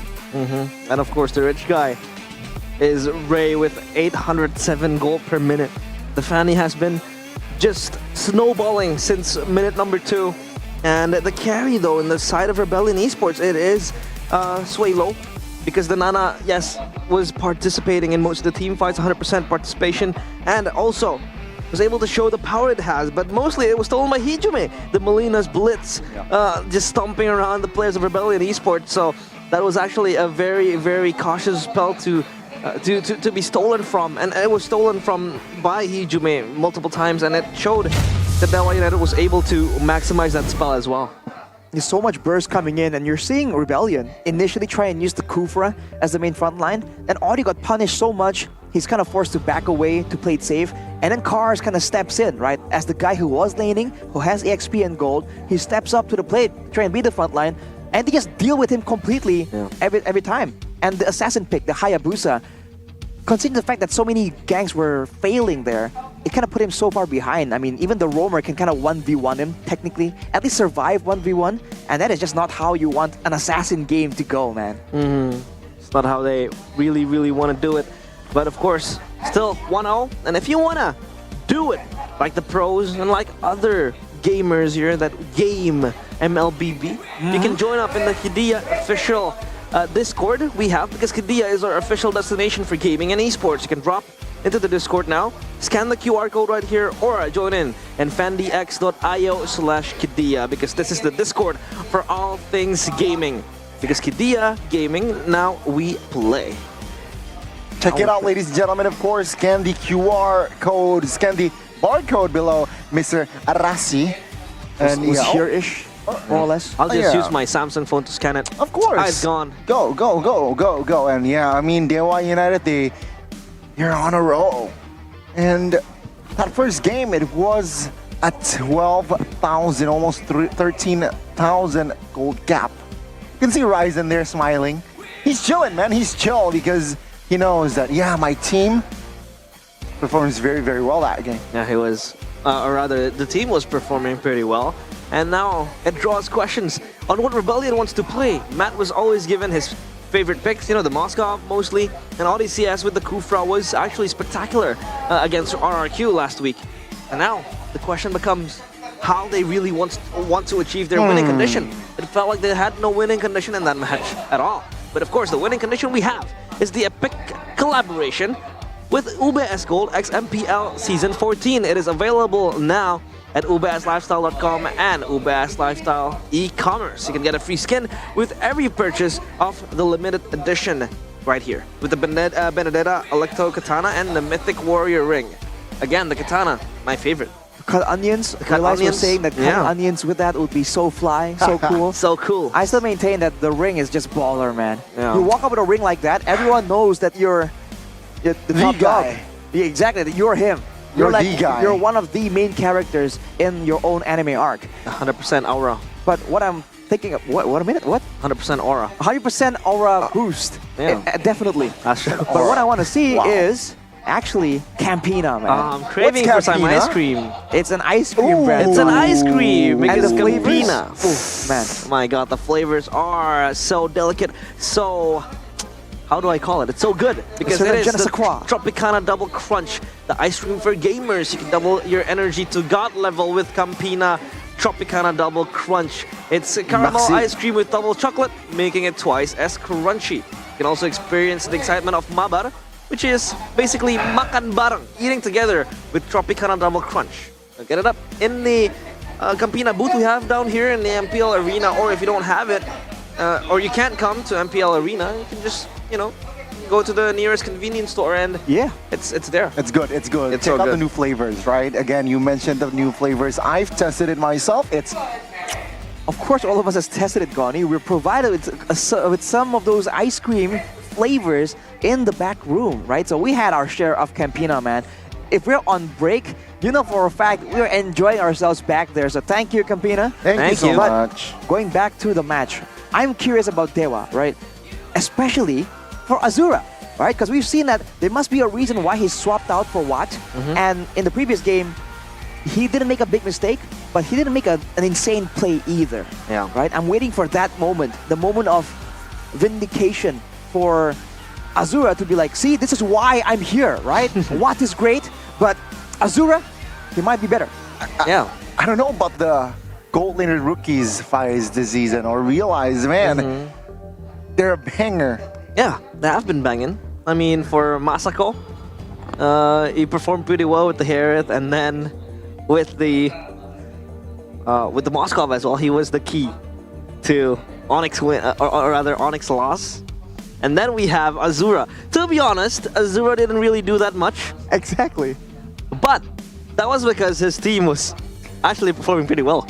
Right? That's like my exact point. It's so good that they were able to get a dominating performance, but at the same time, right, we want to see more from Azura, especially because the pattern is that some of these newer gold laners, when they get to the MPL, when they get to that winner's interview on stage, it's been spicy, man. So I'm waiting to see what Azura is going to say. Yeah, I really hope... I really hope he turns into Aaron Shiki with the spicy words that he has. But of course, Dewa, they are going to miss that experience in the hands of the veteran. But talking about experience, they do have it in Sarito. They have it in Hijume as well. A winning mid laner who has the trophies stacked up on his shelves. And now for Rebellion Esports, the burden is in their hands. Just saying, by the way, a lot of people have also been criticizing Dewa because they've only played Valentina. Yeah. Remember? I think someone who was a fan of Hijume for a while when he was on EVOs, I believe. He was saying like, I mean, Hijume is great, but we've only seen him on the Valentina, and it's great. It's good to be able to be good on one hero, but once that hero is taken away, can you perform with the same kind of impact? And considering his impact was quite massive in game number 1, are we gonna see a Valentina respected? Yeah, that could be the case. Now, drafting phase presented by the official tournament smartphone Samsung Galaxy Z Fold 6 and Z Flip 6. As they take a look at the bans, the Zask and the chip taken out for Rebellion. They don't want to give Ray his winning heroes, don't want to give him the Fanny, don't want to give him the Ling as well. So, reasonable ban coming in from Rebellion Esports. Very reasonable. And let's see here, right? The Roger is open. And potentially the Ruby as well, though it really did not work well for the Rebellion side that game. Rebellion, what will they prioritize here for that first pick? So for Dewa, it was the Valentina, and for Rebellion, they can kind of do the same thing. I'm more concerned about who is going to be the last pick, because setting up a good matchup for your team is generally a great idea to be doing as well. They went with the Ruby, so they were the ones who actually using the Ruby in the previous game, so it seems like they're doubling down on a kind of dive strategy here at Rebellion. That dive strategy that was actually pretty much coherent in the hands of Dewa United. Mostly it was the ejector playing around with the Jawhead. We might see a Jawhead, but yeah, Hayabusa taken away. This time they respect it because it is the strong pick. A strong pick rather for Ryota. For Rebellion Esports, he is well known with the Assassin, and now they pick up the Zeusin, who is indeed not banned out. Oh wow. Dewa though will go straight for the Moskov, so we're gonna see Azura finally on this hero that has been so popular. But Sorizo might have his hands on another Edith. With Rebellion having the Tsushin though, can expect a lot more aggression coming through, especially from the roaming position. And indeed, it's going to be a Roger and an Arlet, so the dive is coming in. And the picks are also rolling in really quick. Dewa, recognizing the fact there's going to be aggression, there's going to be an attempt from Rebellion to walk straight at them and get that fight going. They go for the Aurora, they can slow everyone down and can kind of zone everyone away. The same way the Molina Bleach does with the Aurora. So now finally, we're seeing a different shade of Hijume. Yeah, they have that zone control. They had that Nana with the Molina's Blitz in the hands of Rebellion. Now Dewa, they have that AoE still with the Frigid Glacier and the Frosty Breeze in the hands of Aurora. So that could really stop Rebellion Esports in their tracks, especially when you have a Roger that want to chase you down, an Arlet as well, who is always actively, constantly fishing for the final slash. Now Rebellion Esports, of course, batting away the Jawhead, respecting Mueza for that pick. But for Dewa United, they're coning away the Assassin picks. They take out the Nolan, the Julian, the Hayabusa. But for Rebellion, they also take out the Fanny and the Ling. So for Assassins, it's up to the Lancelot, I guess. Wow. Or maybe they could go for the fighters, the Alpha, the X-Borgs. The X-Borg is also good here for the side of, I think, either team, right? Sure, it's going to be a tough... It's going to be an issue against the Zeusin, but let's see here. Last ban for the side of Rebellion. Will they go for another roamer? I don't think so, right? Oh, it's going to be the Cho. Oh, they will. So I think they definitely want some kind of assassin if they're gonna be banning with the Cho.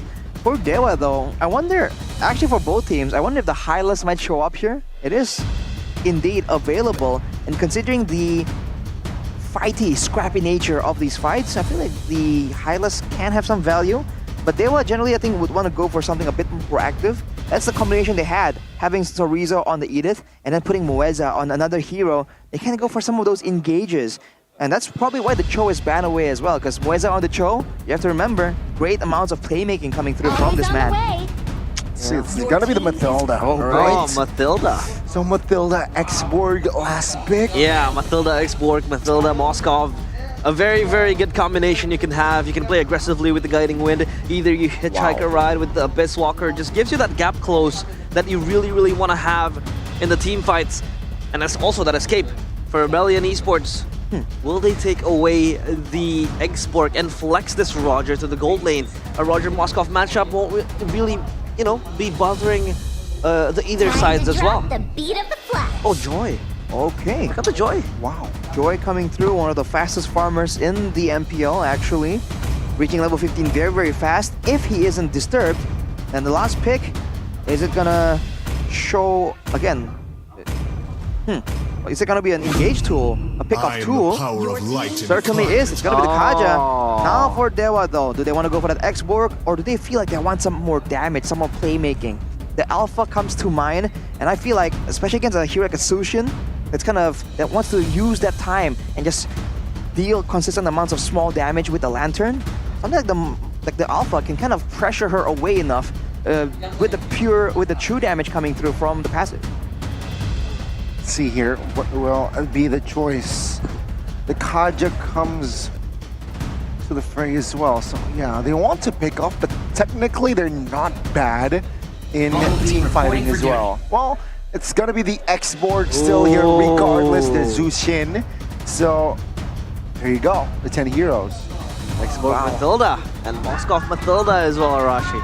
That's a great pick for against a Kaja, right? That Firaga armor is gonna be such a difficult thing to deal with for Audi CS on that Kaja. Every single time he's going for that pick-off potential, most people can kind of get out with the Guiding Wind if they don't get bursted down completely.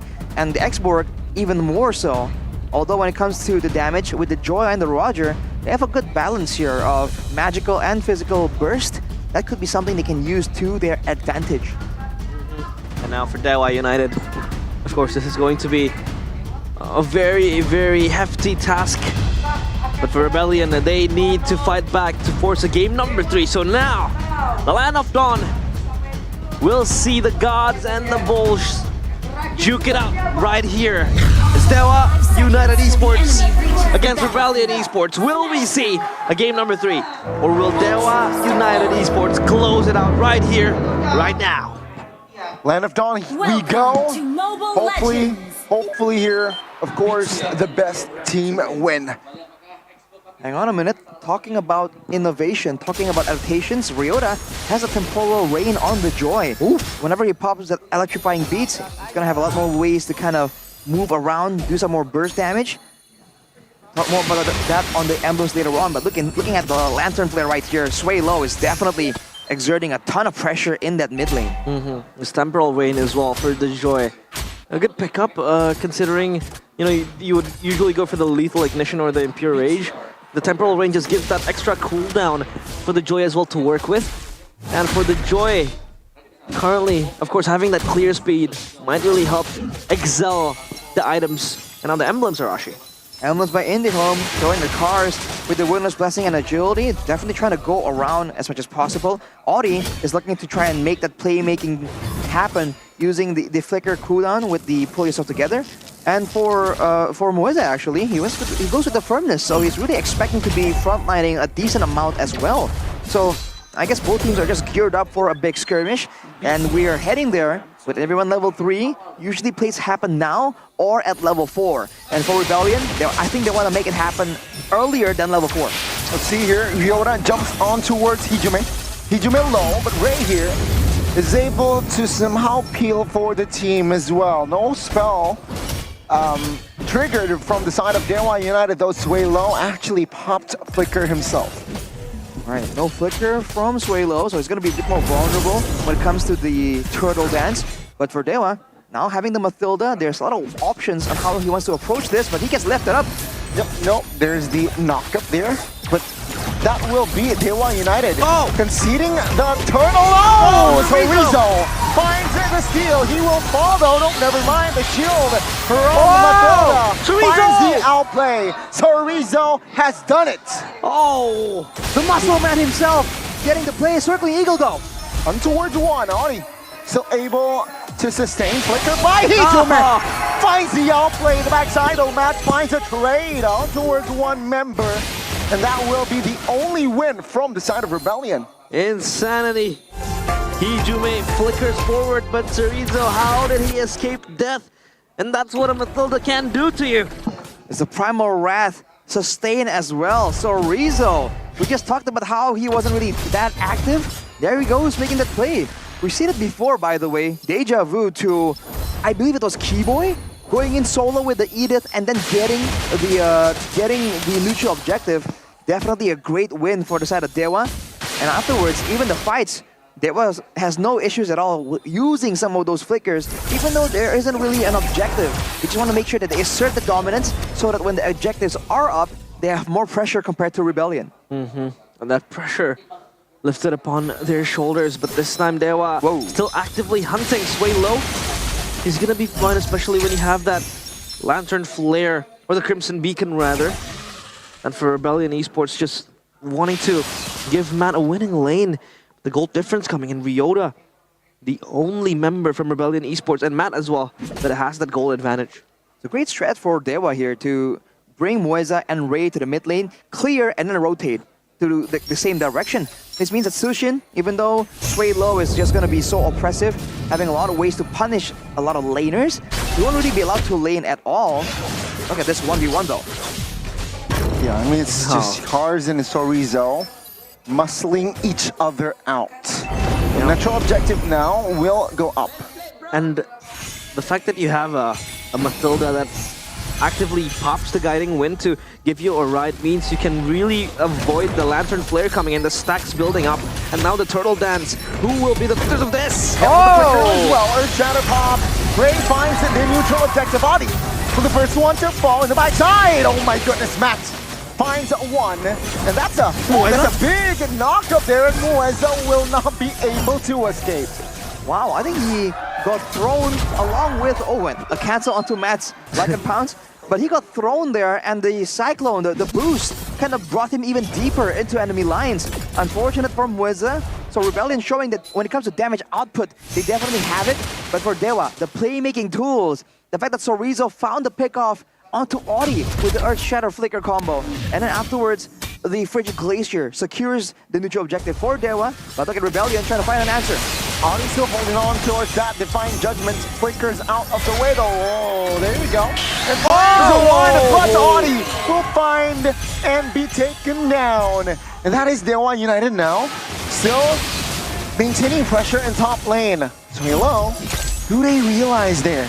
Sway Low is in that push. Good final slash. Sway Low is there as well. Now Ray will not have that last insanity, but that will just be a casualties-less fight. Yeah, every proactivity that Rebellion has seemingly has been reacted pretty well by Dewa United. They are so good on being cautious of the damages and also the disruption created by Rebellion Esports. I mean, they're playing around this Lantern Flare from Sway Low so well. Unfortunately, when you're a Sushin, even if you're kind of flanking behind enemy lines the same way Sway Low was, there's not a lot of things you can do to really catch them off guard. You're very much a reactive type of hero, but look at this, Ray!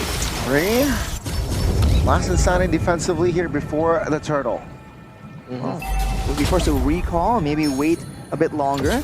But the rest of the team definitely are ready for a bit of a skirmish. Azura on the bottom side. As we take a look at Feel, looking sharp there. Sorizo, it's gonna be fine. And yeah, of course, RRQ Feel as a watch party streamer here for MPL ID Season 14. Now, the Turtle Dance. What expressions will Feel show here, Ray? On the final slash. Sorizo, take a look at that. Damage there. The spear. That's deep. Now, good Divine Judgment on towards Sorizo. The damage will not be there for the other members. No turtle for Dewa United. Sorizo will be the trade Rebellion. They need to be careful here. The Spear of Destruction misses. Dewa were unable to get the pick up onto Suelo as well, so they will lose out on some objectives. But Chorizo zoned everyone away, so Dewa is still able to get the turtle in exchange, of course, for a turret. In the grand scheme of things, considering that ODCS is on a Kaja, the turret might be the more beneficial trade if you consider that both teams are actually quite even in gold. And the player head-to-head, of course, Cars and Chorizo. Average KDA, it's, you know, mostly favoring Chorizo, 4.4 KDA compared to 1.6 of Cars. And they are well known for having to have this, you know, flexible hero pool. They can play the XP laners that can carry the game. They can play the initiators. They can play the split pushers as well, the Paquitos, the Terizlas. So, yeah, flexible XP laners and also dynamic XP laners. But for Dewa United so far, Chorizo has been so immense in getting the engages. Rebellion now ganging up on that mid lane, looking to just push and shove the wave into the tier 1 turret. But Dewa just send Ray up in the front. And again, you want to use everything you have to try and take out the Firaga armor only. And don't forget to join us on Kidia and Discord on the top side. Azura! Now you see him, now you don't. Azura gets taken down by the alley-oop from Suelo on the bottom side of the map. They're trying to find the cross-map play as well, looking for that structure. Oh, good flicker, final slash on towards Hijume. And now Hijume will not be able to escape. Circling Eagle a little bit late. Matt now will be the target under the turret, but the damage will not be enough. Good knock up again. Audi secures that one. A lot of funneling coming in from the side of Dewa there. Unfortunately, they just come in one by one. Yeah, and you can take a look at how they're charging back. This time around, they have the dive potential because you have the Joy that can run around with the, you know, with the electrifying beats, and then you have Matt just jumping back as the second line of entry for Rebellion Esports. Now, though, they have to respond to this. Yeah, good targeting there.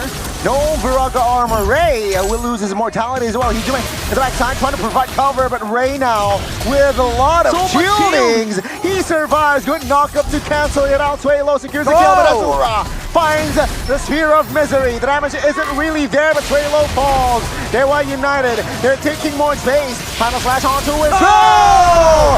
Chorizo did it with the turtle. He does it again with the Lord. My goodness, Chorizo. Mr. Muscle Man flexes his muscles and gets the Lord, brings it home. What was a losing fight for Rebellion, or rather for Dewa, looks like a winning one. Things are not looking good now for Rebellion. A catastrophic moment there for Rebellion. They did so well to take advantage, to shut down Dewa's team fighting, but they lost it at that Lord. Now with the Lord spawning up, Dewa are definitely in position. And now Rebellion have to wait around and don't really have the greatest of clears with Suelo being on the Tsushin. It's great continuous damage, but it's not really good at clearing Lords. Clearing and bursting is, of course, not what you want when you pick up a Zuxin.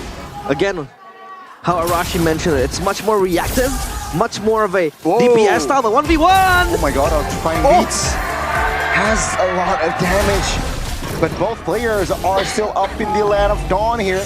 Another structure in the bottom side of the map will fall here. Dewa United turned the game around. That was a crazy amount of damage there. 1v1 play from Azura, seeing a bit of that proof that he belongs in the MPL. But now Dewa are looking for this mid lane turret. Rebellion know that. They can kind of capitalize, look at Cars to try and make a play happen.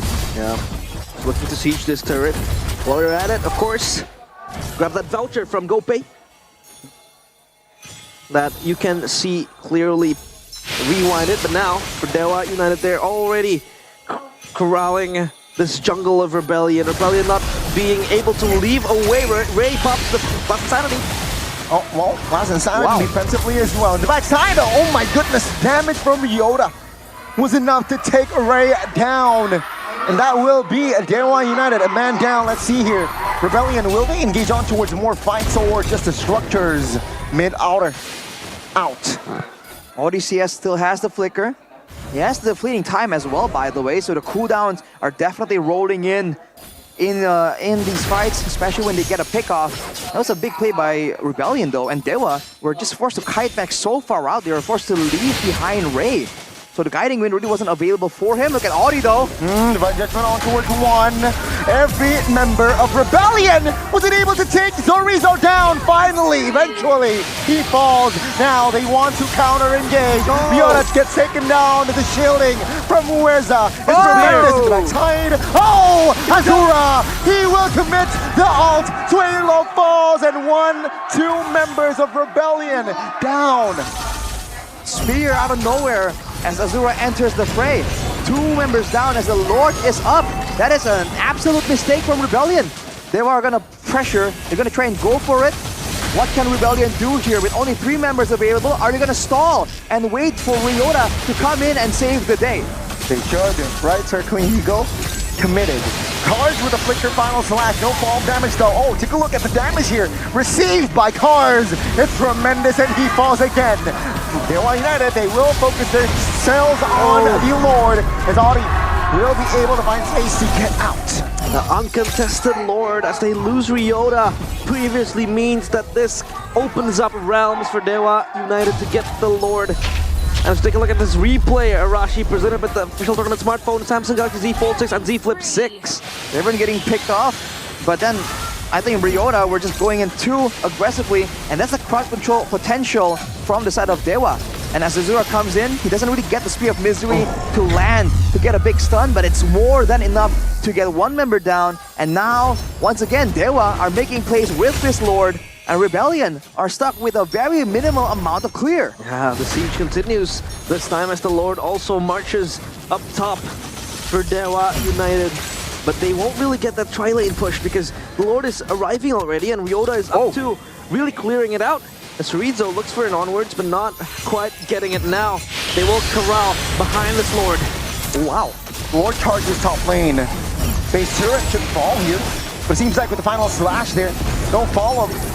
Dewa United will just have to be satisfied in taking 1 base turret, and that is the top lane. Ideally, they would want 1 more there, but 1 is better than nothing. And for Dewa, they got that off the back of a very aggressive flicker, a frigid glacier play from Hijume. It didn't land on anyone, but if it did, definitely would swing momentum in their favor. That's the kind of unexpectedness you would expect coming in from Rebellion.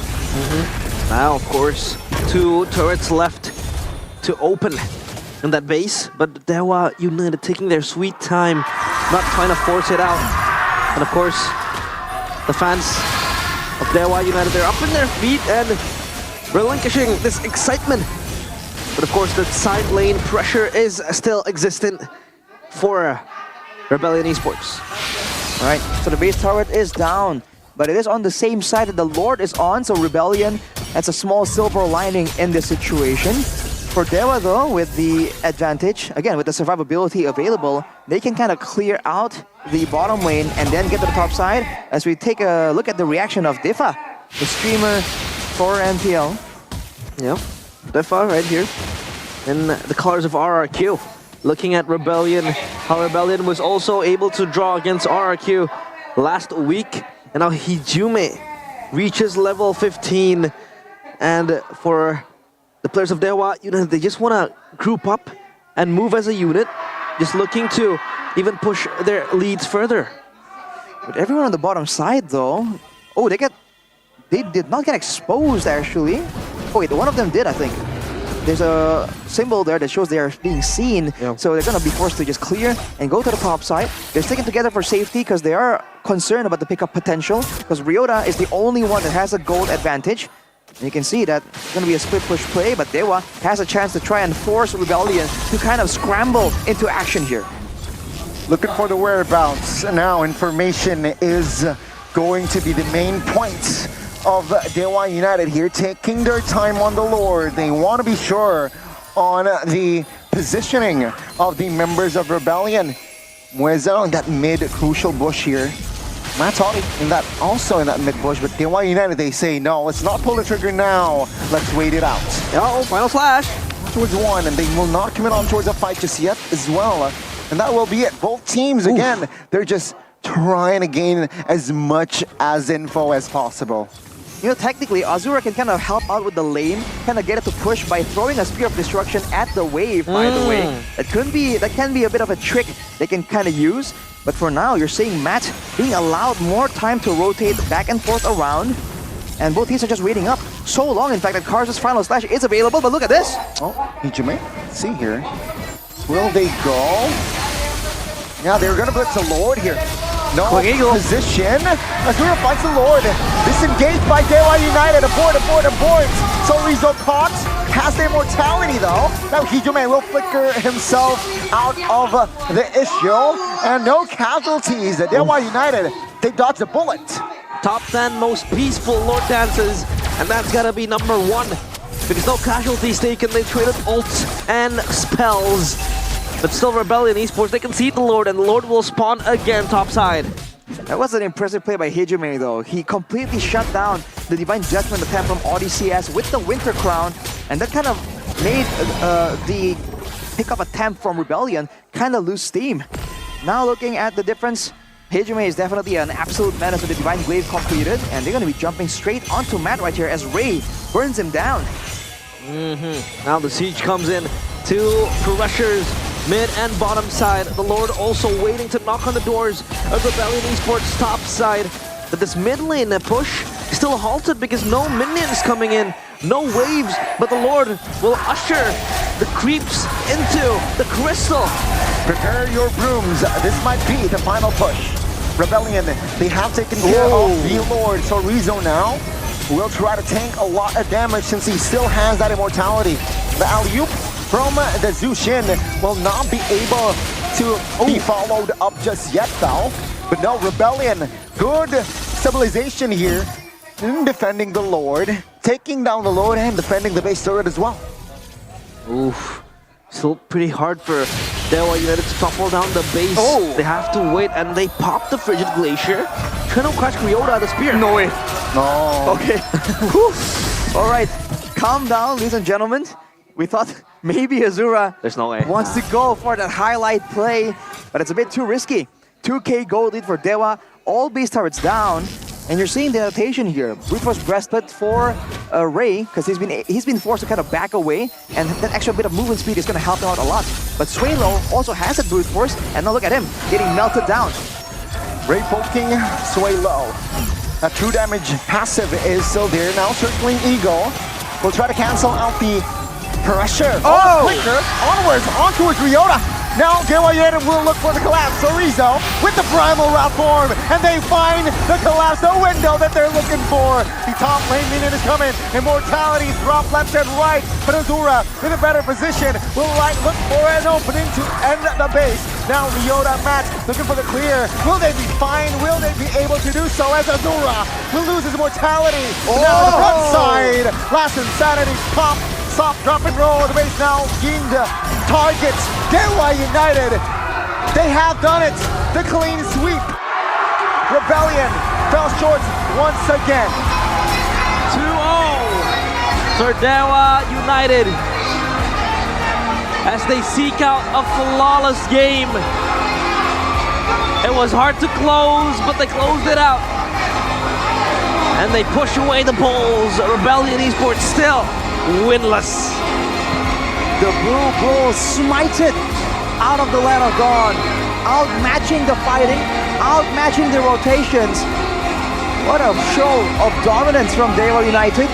And towards the end there, finally, we saw the presence of Azura to try and get that aggressive factor back in the gold lane. Dewa United, it's a great performance, but for Rebellion, what can they do? What should they do? It's looking bleak, but they have to keep on progressing. Oh my what goodness. A season for the rookie gold laners, man. Yeah, again. It has been a banger. They have been banging. They're banging, man. They're banging, and Dewa United, they solidify themselves in the, I believe, in a safe spot, right? Like, third or fourth, I believe. Yeah, they executed pretty well. Now Rebellion, they have to be content sitting down winless at the bottom of the standings. Classic Rebellion style, but you know, who knows What? Oh no! Expressions they might Oh, no! create. Oh no! Oh! Oh! A bullseye by Kimura into the Matador. The of Matador. Rebellion Esports. With the help of Bellin? Bellin? Man, the Matador getting taken out by the bull there. Feels like- They're just taunting Audi, man. And, oh boy. We're gonna soon have that winner's interview, and you have to be just waiting in anticipation for what they have to say right here. I really want to listen to some smack talk from Dewa United as we took a look at Bellin as well. I mean, Arashi has a fancy towards Bellin, but of course we want to hear on what Bellin's players has to say. Dewa United up on stage.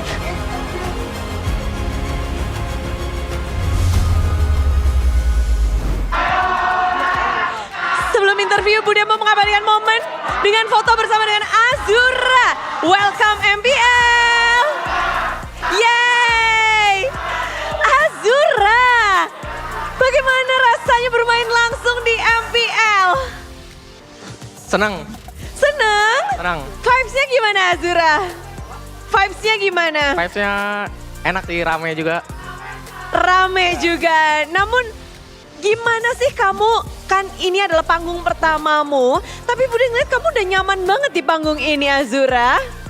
Ada rasanya. Ada? Gimana? Sore makan seblak, malam makan ayam penyet. Wow, ternyata dari gizinya ya.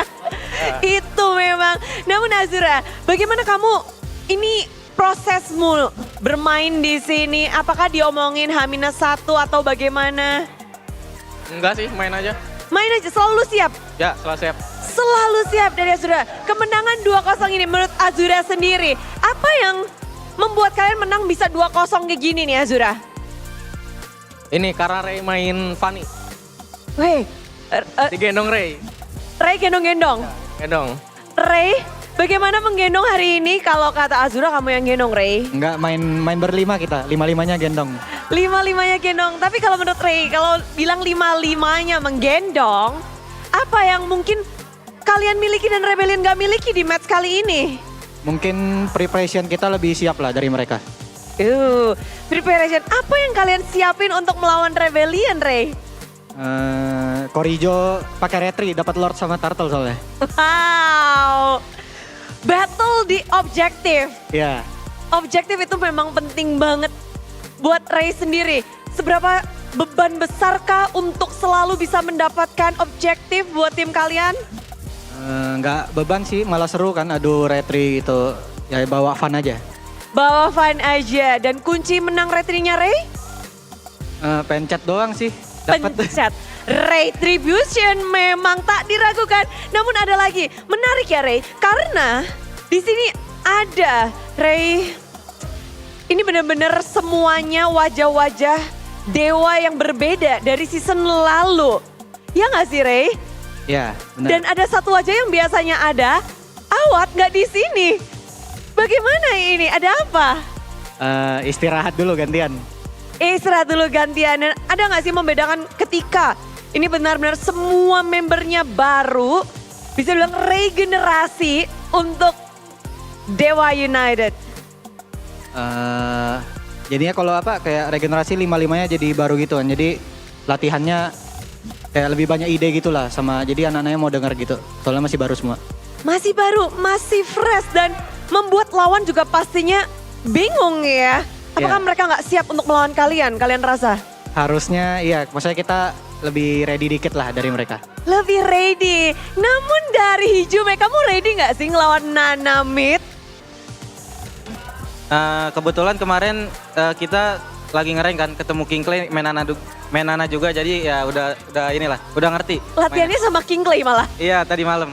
Oke, terima kasih King Clay. Dan apa tips dari Hijume untuk melawan Nanamid? Atau kenapa sih Nanamid dipakai untuk melawanmu tadi? Gak tahu sih Bude, mungkin khusus RBL doang sih yang main Nana. Wow, jadi emang ini belum waktunya Nana bersinar nih? Iya, belum. Belum untuk Hijume. Kalau untuk Hijume sendiri ada gak sih hero yang ingin kamu mainkan nantinya? Ruby. Ruby mid. Ruby mid, oke. Menarik. Namun ada yang tentunya kita pengen bahas juga. Mueza yang selalu bisa mendapatkan spotlight dan mendapatkan gameplay yang cerdik.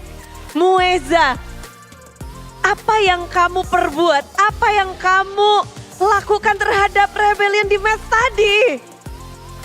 Gak tahu sih, cuma kayak tabrak gaming aja lah mainnya. Tabrak gaming? Yeah. Apakah ini Dewa yang minggu lalu berbeda? Minggu lalu kalian gak ngedapetin kemenangan, tapi minggu ini kalian minggu-minggu mendapatkan kekalahan sekali dan sekarang ngedapetin kemenangan. Beda sih, kayak ya mungkin yang minggu lalu kita kurang siap aja dari kitanya. Apa yang berbeda dari minggu ini dari Dewa? Kesiapan kita aja sih, playernya berlima kayak benar-benar udah ready banget lah. Maksudnya kan kemarin kita kebantai banget kan soalnya sama BTR, jadi kayak kita nggak mau kebantai lagi lah di next matchnya gitu. Kembali meningkatkan mental. Bagaimana tuh caranya? Ada nggak tips dari Mueza untuk membangkitkan mental? Makan seblak bareng sih. Makan seblak ya? Ini seblak lagi trending sekali ya guys ya. Oke, tapi Sorizo, udah penasaran Sorizo makan seblak juga? Makan. Oh, makan juga ya. Sorizo. Tentu pertemuan yang menarik di sini. Hari ini akhirnya bisa setelah 0-2 kemarin melawan mantanmu. Apakah itu tamparan keras untuk Sorizo? Ya, tamparan keras banget lah. Dan apakah Sorizo untuk minggu ini lebih siap juga? Harus lebih improve lah. Kita nggak mau kayak game kemarin gitu kalah ya. Dan memberikan perlawanan menarik. Namun lawanmu hari ini adalah kalian sama-sama pernah membela Bigetron. Ada Matt juga di Rebellion. Bagaimana kamu melihat Matt di Rebellion, Sorizo? Mungkin karena masih baru ya, kayak masih belum nyatu aja lah kayak sama timnya gitu. Jadi ya semangat terus lah Matt.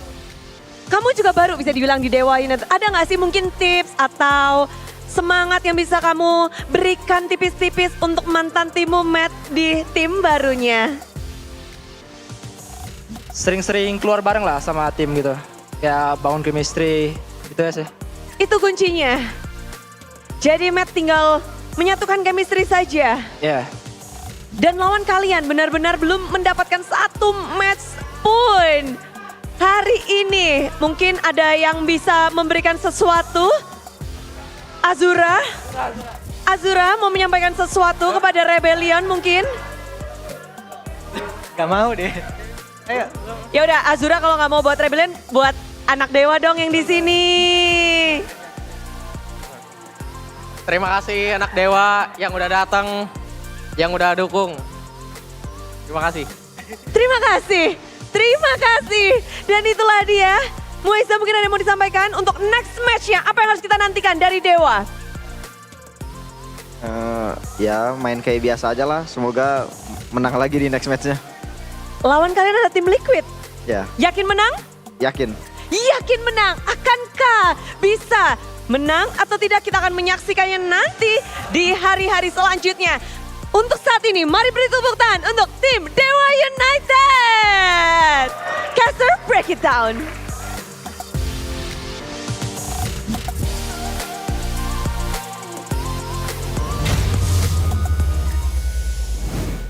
CITB. Godlike. And of course CITB, but that was more of DITB. Dewa in the building, as they were able to smite down the Blue Bulls and with a 2-0 finish there. What is that, Goni? What's going on? CITB. What?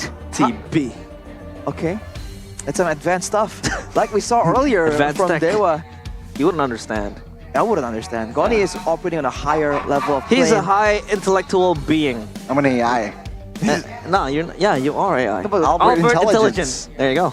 Nice. Intelligence. Well, let's take a look at some of the moments right here. And bro, there were some crazy moments here. I mean, just to name a few, the Spear of Destruction steal, the Sorizo solo play to steal. And I gotta say, the kiting coming in from Dewa was just so good. You're seeing Rebellion go all in, all out to try and get something. But unless someone really gets hit by the Divine Judgment, it's just so difficult for them to try and get anything. And that was it. Sorizo getting the Lord, man. Like, what the heck happened to Sorizo? He got it we were twice. just talking about him kind of being a bit more passive, being slower to start, not really being as dominant. Boom! Immediately, we saw him just kind of pop off, but the player of the match is gonna be Mueza. Mueza. Presented by our official tournament smartphone, the Samsung Galaxy Z Fold 6 and Z Flip 6. Very confident, as always. Even earlier, during the interview, hey, you guys are up against Team Liquid next. How do you feel? Are you sure you're gonna win? Yeah. No hesitation, no download time, immediate yes coming in from Mueza. Yeah, he was very immense as well. With the Jawhead, he was very, very good. And so did he perform pretty well with the Matilda. Just saving most of the players of Dewa United. Take a look at this steal though from Cerrito. I believe it was here. Yep. He just yoinked it and bashed it, and he got it as well. And then the second round of objective in the Lord fight, he was also able to get it. Yeah, he still lived as well in that fight. That was crazy, man. The Primal Red Sustain kept him alive for so long. But this is a player of the match highlight by our official gold partner UBS Gold. And you can see, the reason why it's so difficult for Rebellion to try and get a decisive fight is because of the kiting potential, the guiding win again and again. And Mueza was also very good using his circling eagles to really be elusive, man, be confusing. And once again, Sorizo, by the way, I'm just saying, he isn't the player of the match, but there were just some moments here that don't make sense. Even here, when he's getting all in, you can see that with the help of everyone, he's able to make it out alive, almost. But the fact that they use so much resources to try and get him out means that, you know, to try and take out Sorizo, means that Dewa can immediately hit back afterwards. And that's Pure as well, coming in from Azura, TPing into the fight. But of course, for Dewa United, such a clean win. And it took them some time to topple down the base, to really get their way into the crystal. But of course, we really want to hear on how their communications went, especially in that mic check. So of course, gold moment by UBS Gold.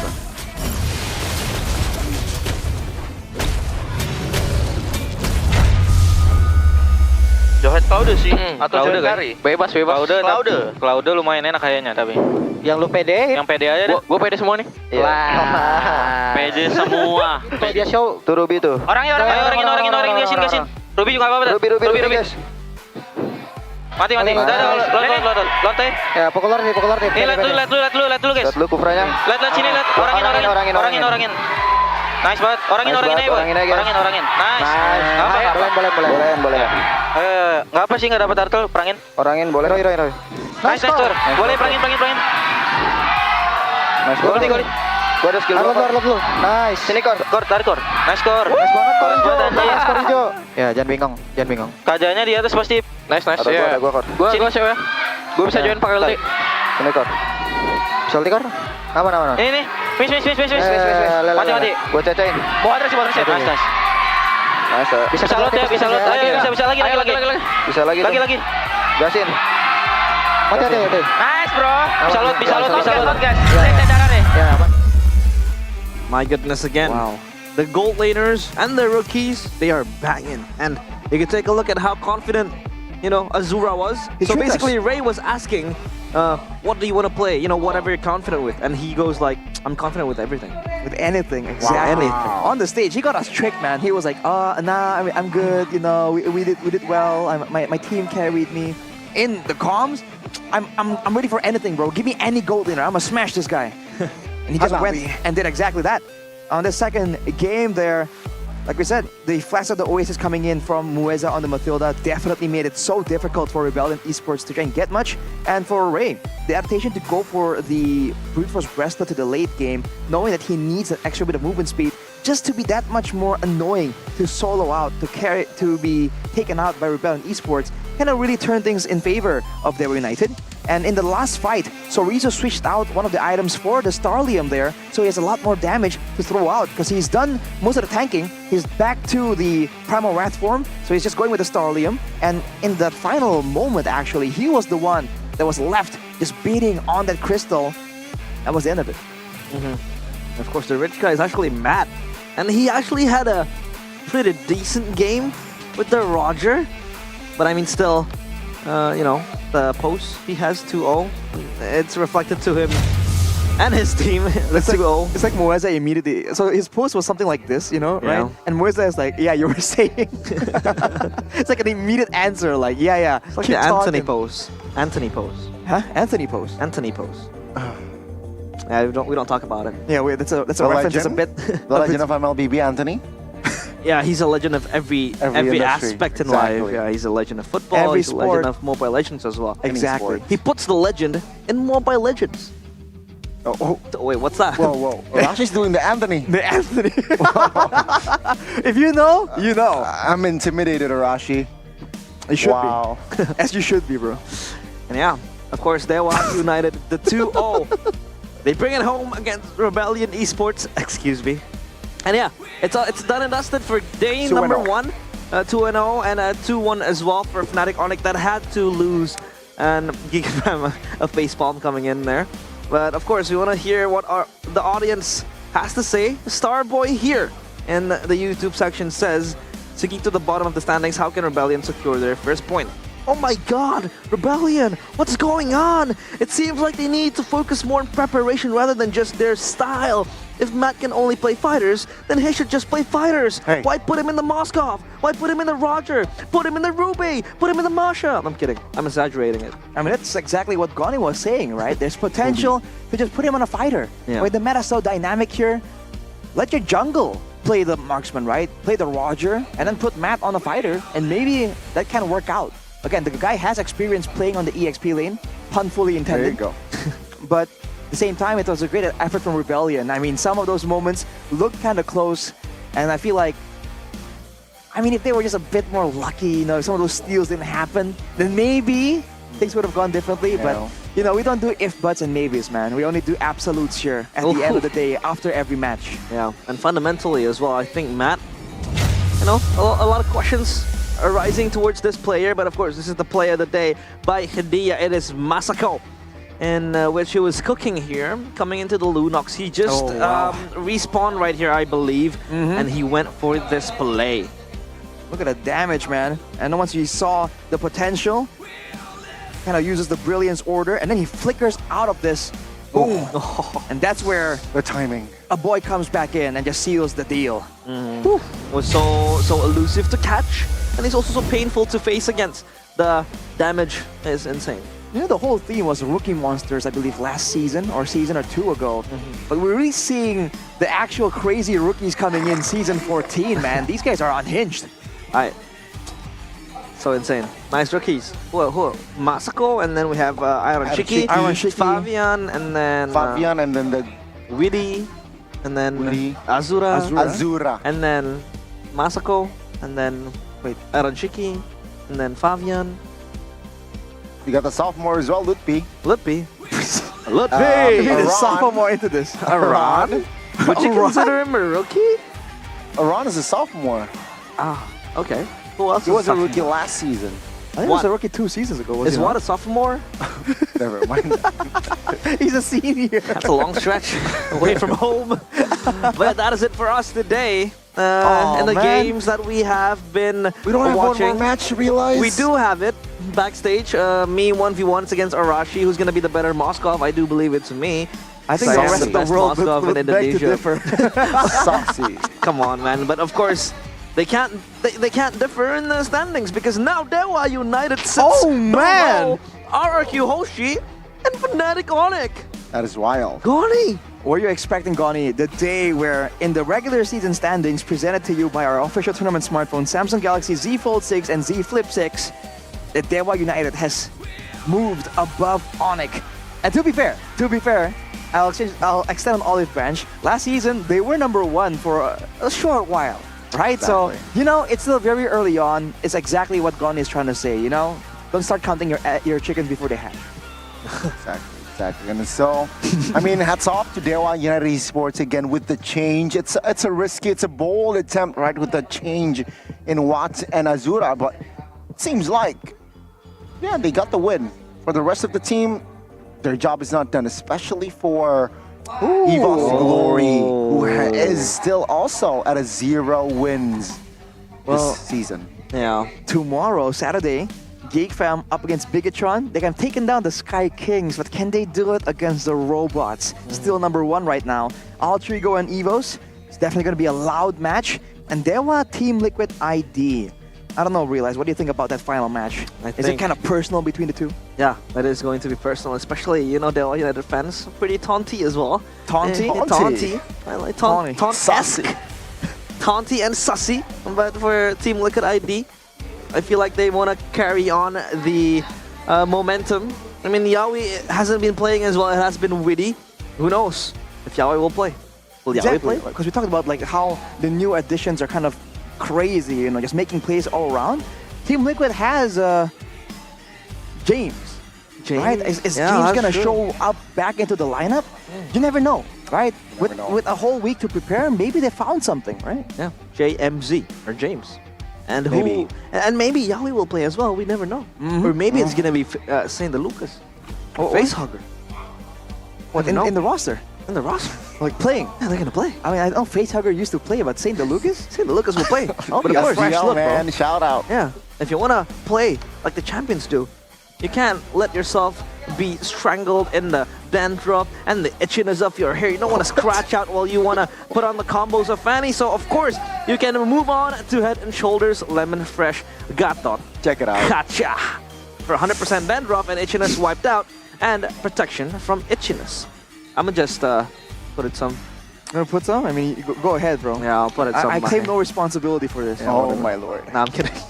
Because in the Indonesian desk, in the Indonesian desk, Lim Coach will do it, you won't? I'm gonna do it. Should I do it? Is he gonna do it? Yeah, I'll do it. Ladies and gentlemen, Realize has done it. I don't know if he realizes what he has just done, but you have to understand that this is the kind of mental state you have to be in to experience the power of hero sound and LED digital display visualization with collaboration with MLBB, all with the Airbuds 4 from Oraimo. Check out the official Oraimo store and get yours now. This shampoo smells amazing, though. It smells amazing. Yeah, I can smell it from here, and it looks good. And wow, check out Oraimo, ladies and gentlemen. It's legit. Yeah. Oh yeah. I'm sorry. Airbud. And also, guys, if you're wondering if you don't want to drop your rank just because of lag, right? Experience gaming with the fast and stable connections from Indie Home Packet G21 for only a mere 375,000 IDR.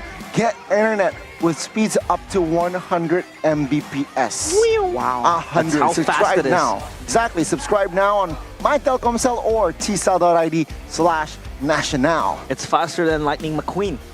Ka-chow. For sure. I mean, if you guys didn't know, okay, if you're trying to be a live streamer, you're trying to make content, generally you would want like 60 on the upload, right? Yeah. So if you're getting speeds up to 100 Mbps for only 375,000, that's an insane deal.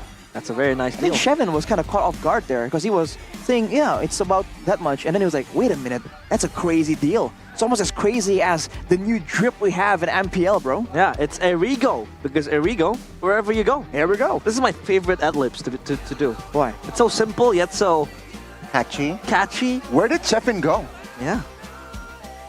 He's off to celebrate with Geek Fam probably. But you know, we caught a glimpse of the Erigo merch earlier. And I gotta say, man, it looks slick. No bias here. It's so nice. It looks really, really good. Very nice. Here we go. Wherever you go. There we go. Where did Onic go? Okay, we got the drip. We got the drip. You got glasses. I need me some specs as well. You want to use mine or you want to buy a new one? I think I prefer a new one. Okay, then if you want a new one, you can get it through Saturdays. Winning looks for winning gamers like Gani. Brought to you by Saturdays and MPL ID. This eyewear is the secret weapon for dominating the battlefield. Available at www.saturdays.com and all Saturdays stores. Stay up to date by following at Saturdays.lifestyle and on Instagram and TikTok as we have something new coming in for season 14. I can't wait to see what it is, man. Because usually Gani is the guy who just can't wait, right? That was me, impatient. Exactly. Gani, I can't wait, bang bang. But season 14, I'm looking forward to what they have to offer here. Because last season, it's cool enough. You know, you're walking around and people just know that you got that MPL spirit. This season, I wonder how they're gonna top up their their Level. previous, their previous edition. Collections. And Exactly. yeah, especially how they released multiple collections that were used by the professional players. By the way, it still smells good in my hand.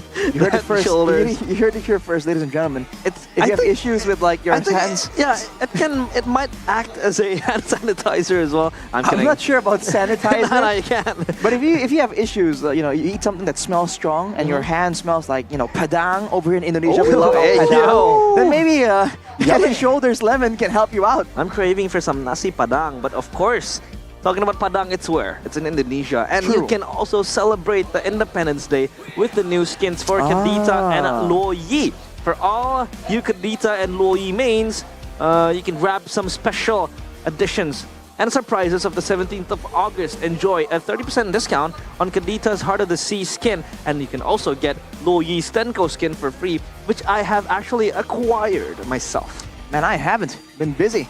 But that 30% discount, I took full advantage of that. Very nice. Boom, Mr. Busy Arashi. And if you also maybe missed out on the 2 skins here, check out another skin that is exclusive MPL, right? Franco, Quantum Vanguard is now available in the shop. Enjoy a 30% discount in the first week. Don't miss out. Well, technically it passed, so Arashi, you gotta buy the full amount of the deal. Full amount, bang bang. There you go. Wow. This guy is rich. He is. Very rich. You're rich, Arashi. And you know it. Stop it, you. Arashi is the richest caster. These guys are flexing their bank accounts. I'm gonna just flex my Franco Vanguard skin. But of course, I want to flex my Youth Fair skins that I actually also have acquired in Selvana, because the Youth Fair is here with incredible bonuses and exciting events. Grab multiple permanent skins for free. Really? It starts from 17th of July into the 31st of August. It's gonna close out soon, so be sure to be quick. Because the Youth Fair Exchange, you can redeem Sylvana's painted skin called the Classroom Glam, an animated avatar border as well, a battle emote, and more. All for free. You don't need to pay like these 2 rich guys do. So join out and, make sure you get the skins.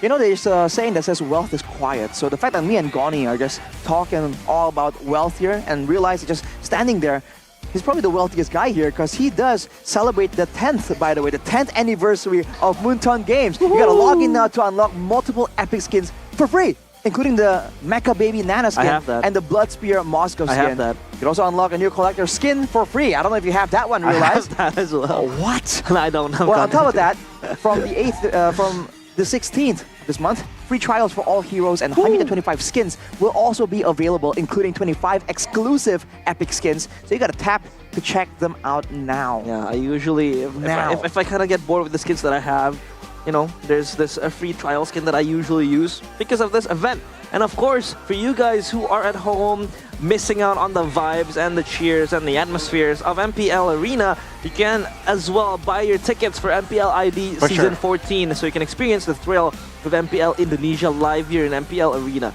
You definitely want to miss out on this unforgettable experience because there will be a lot of exciting matches like tomorrow. Geek Fam against Bigatron and other matches. Especially, you have to experience at least the classic derby here. Oh man, that is, the roof is on fire when that happens.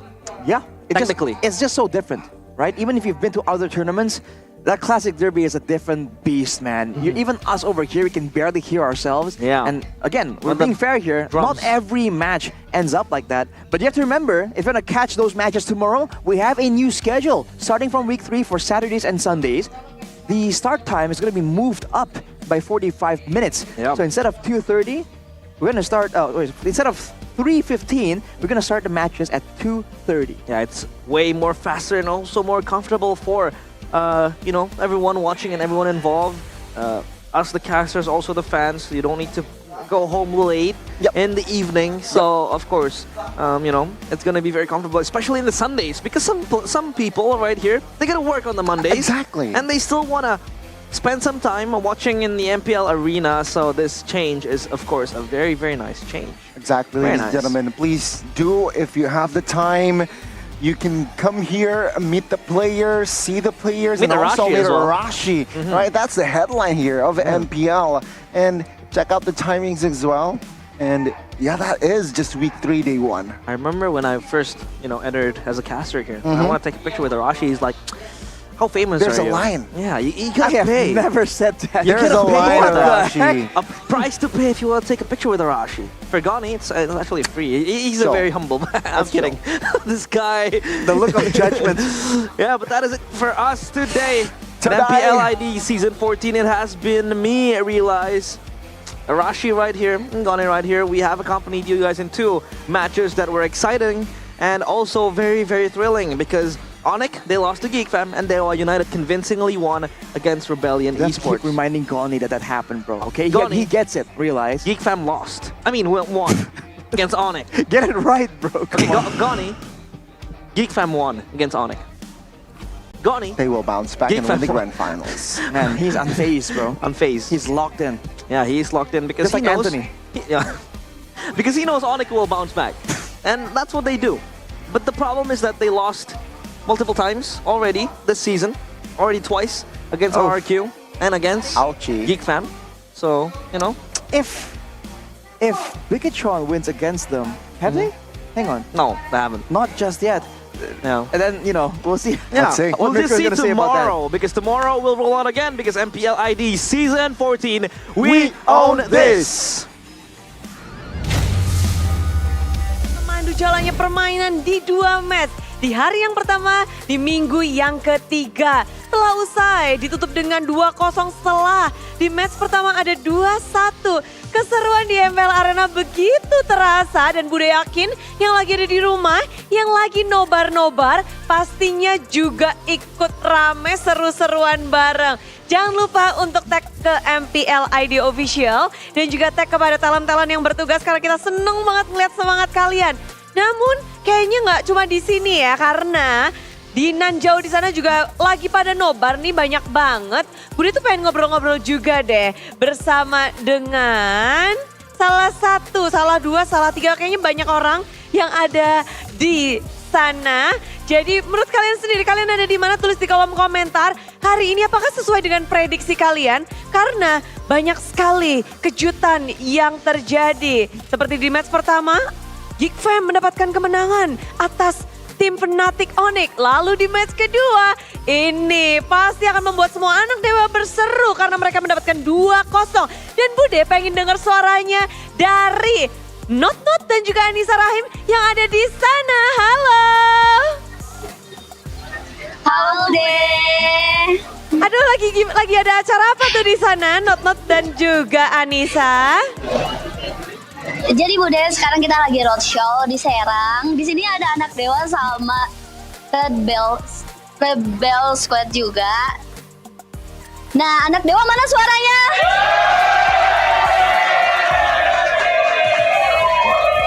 Wow, lagi roadshow ya, rame banget. Berarti lagi di Dewa United Coffee. Rame. Iya benar. Nah, itu kan ada Rebel. Betul sekali Bude. Ada anak dewa, semuanya ngumpul jadi satu. Keseruannya ada apa aja tuh di situ? Jadi aktivitas kita hari ini tadi ada meet and greet, terus ada watch party juga Dewa versus RBL. Terus nanti juga bakalan ada fun match juga. Wah, ada fun match. Bentar. Ini semuanya boleh ke situ berarti ya? Iya benar. Bentar, terus untuk join komunitas tuh gimana sih caranya? Kan pasti banyak banget nih yang kepengen join juga. Caranya gampang banget, bisa join di WhatsApp channel, Facebook group. Di situ kalian bisa dapetin latest information seputar Dewa United Esports. Widih, gampang banget semua. Tinggal pokoknya lihat aja di semua sosial media dari Dewa United. Kalian tinggal klik dan daftar di situ. Namun kalau udah join, kira-kira ada benefit apa aja sih kalau join komunitasnya? Tentunya banyak sekali benefitnya Bude. Nanti kita bisa dapetin skin-skin gratis secara mendadak. Terus kita juga bisa berinteraksi langsung sama roster Dewa biar bisa lebih dekat gitu Bude. Wih, banyak banget. Asik, pasti pada langsung join nih. Namun, hari ini udah usai 2-0. Congratulations, anak Dewa pasti lagi happy banget. Tapi pertarungan yang seru, ada yang mau disampaikan mungkin untuk penutupannya?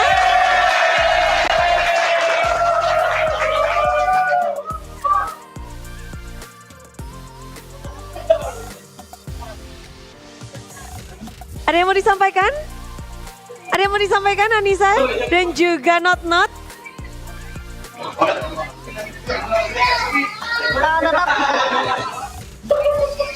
Tetap dukung terus Dewa United Esports. Oke. Kita masih ada match lagi, semoga bisa 2-0. Betul, Dewa United.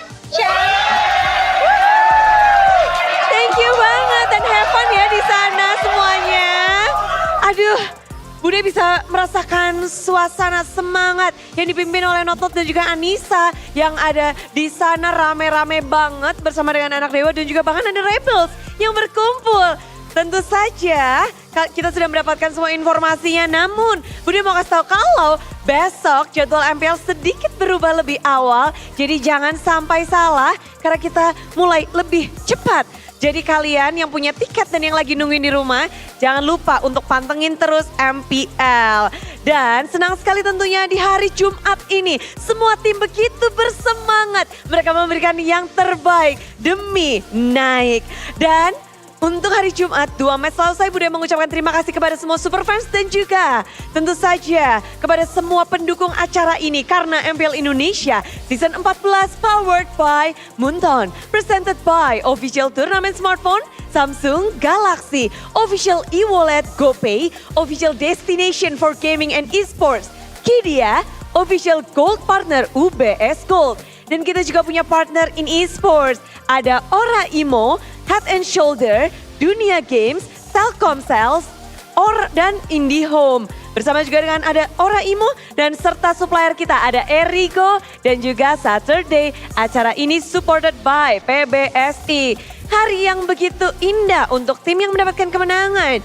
Namun pelajaran juga telah didapatkan oleh tim-tim yang gagal untuk meraih kemenangan. Esok hari 3 match akan berlangsung. Hari Sabtu, malam Minggu, malam yang panjang. Sampai jumpa di hari yang kedua, minggu yang ketiga di MPL Indonesia Season 14. We own this!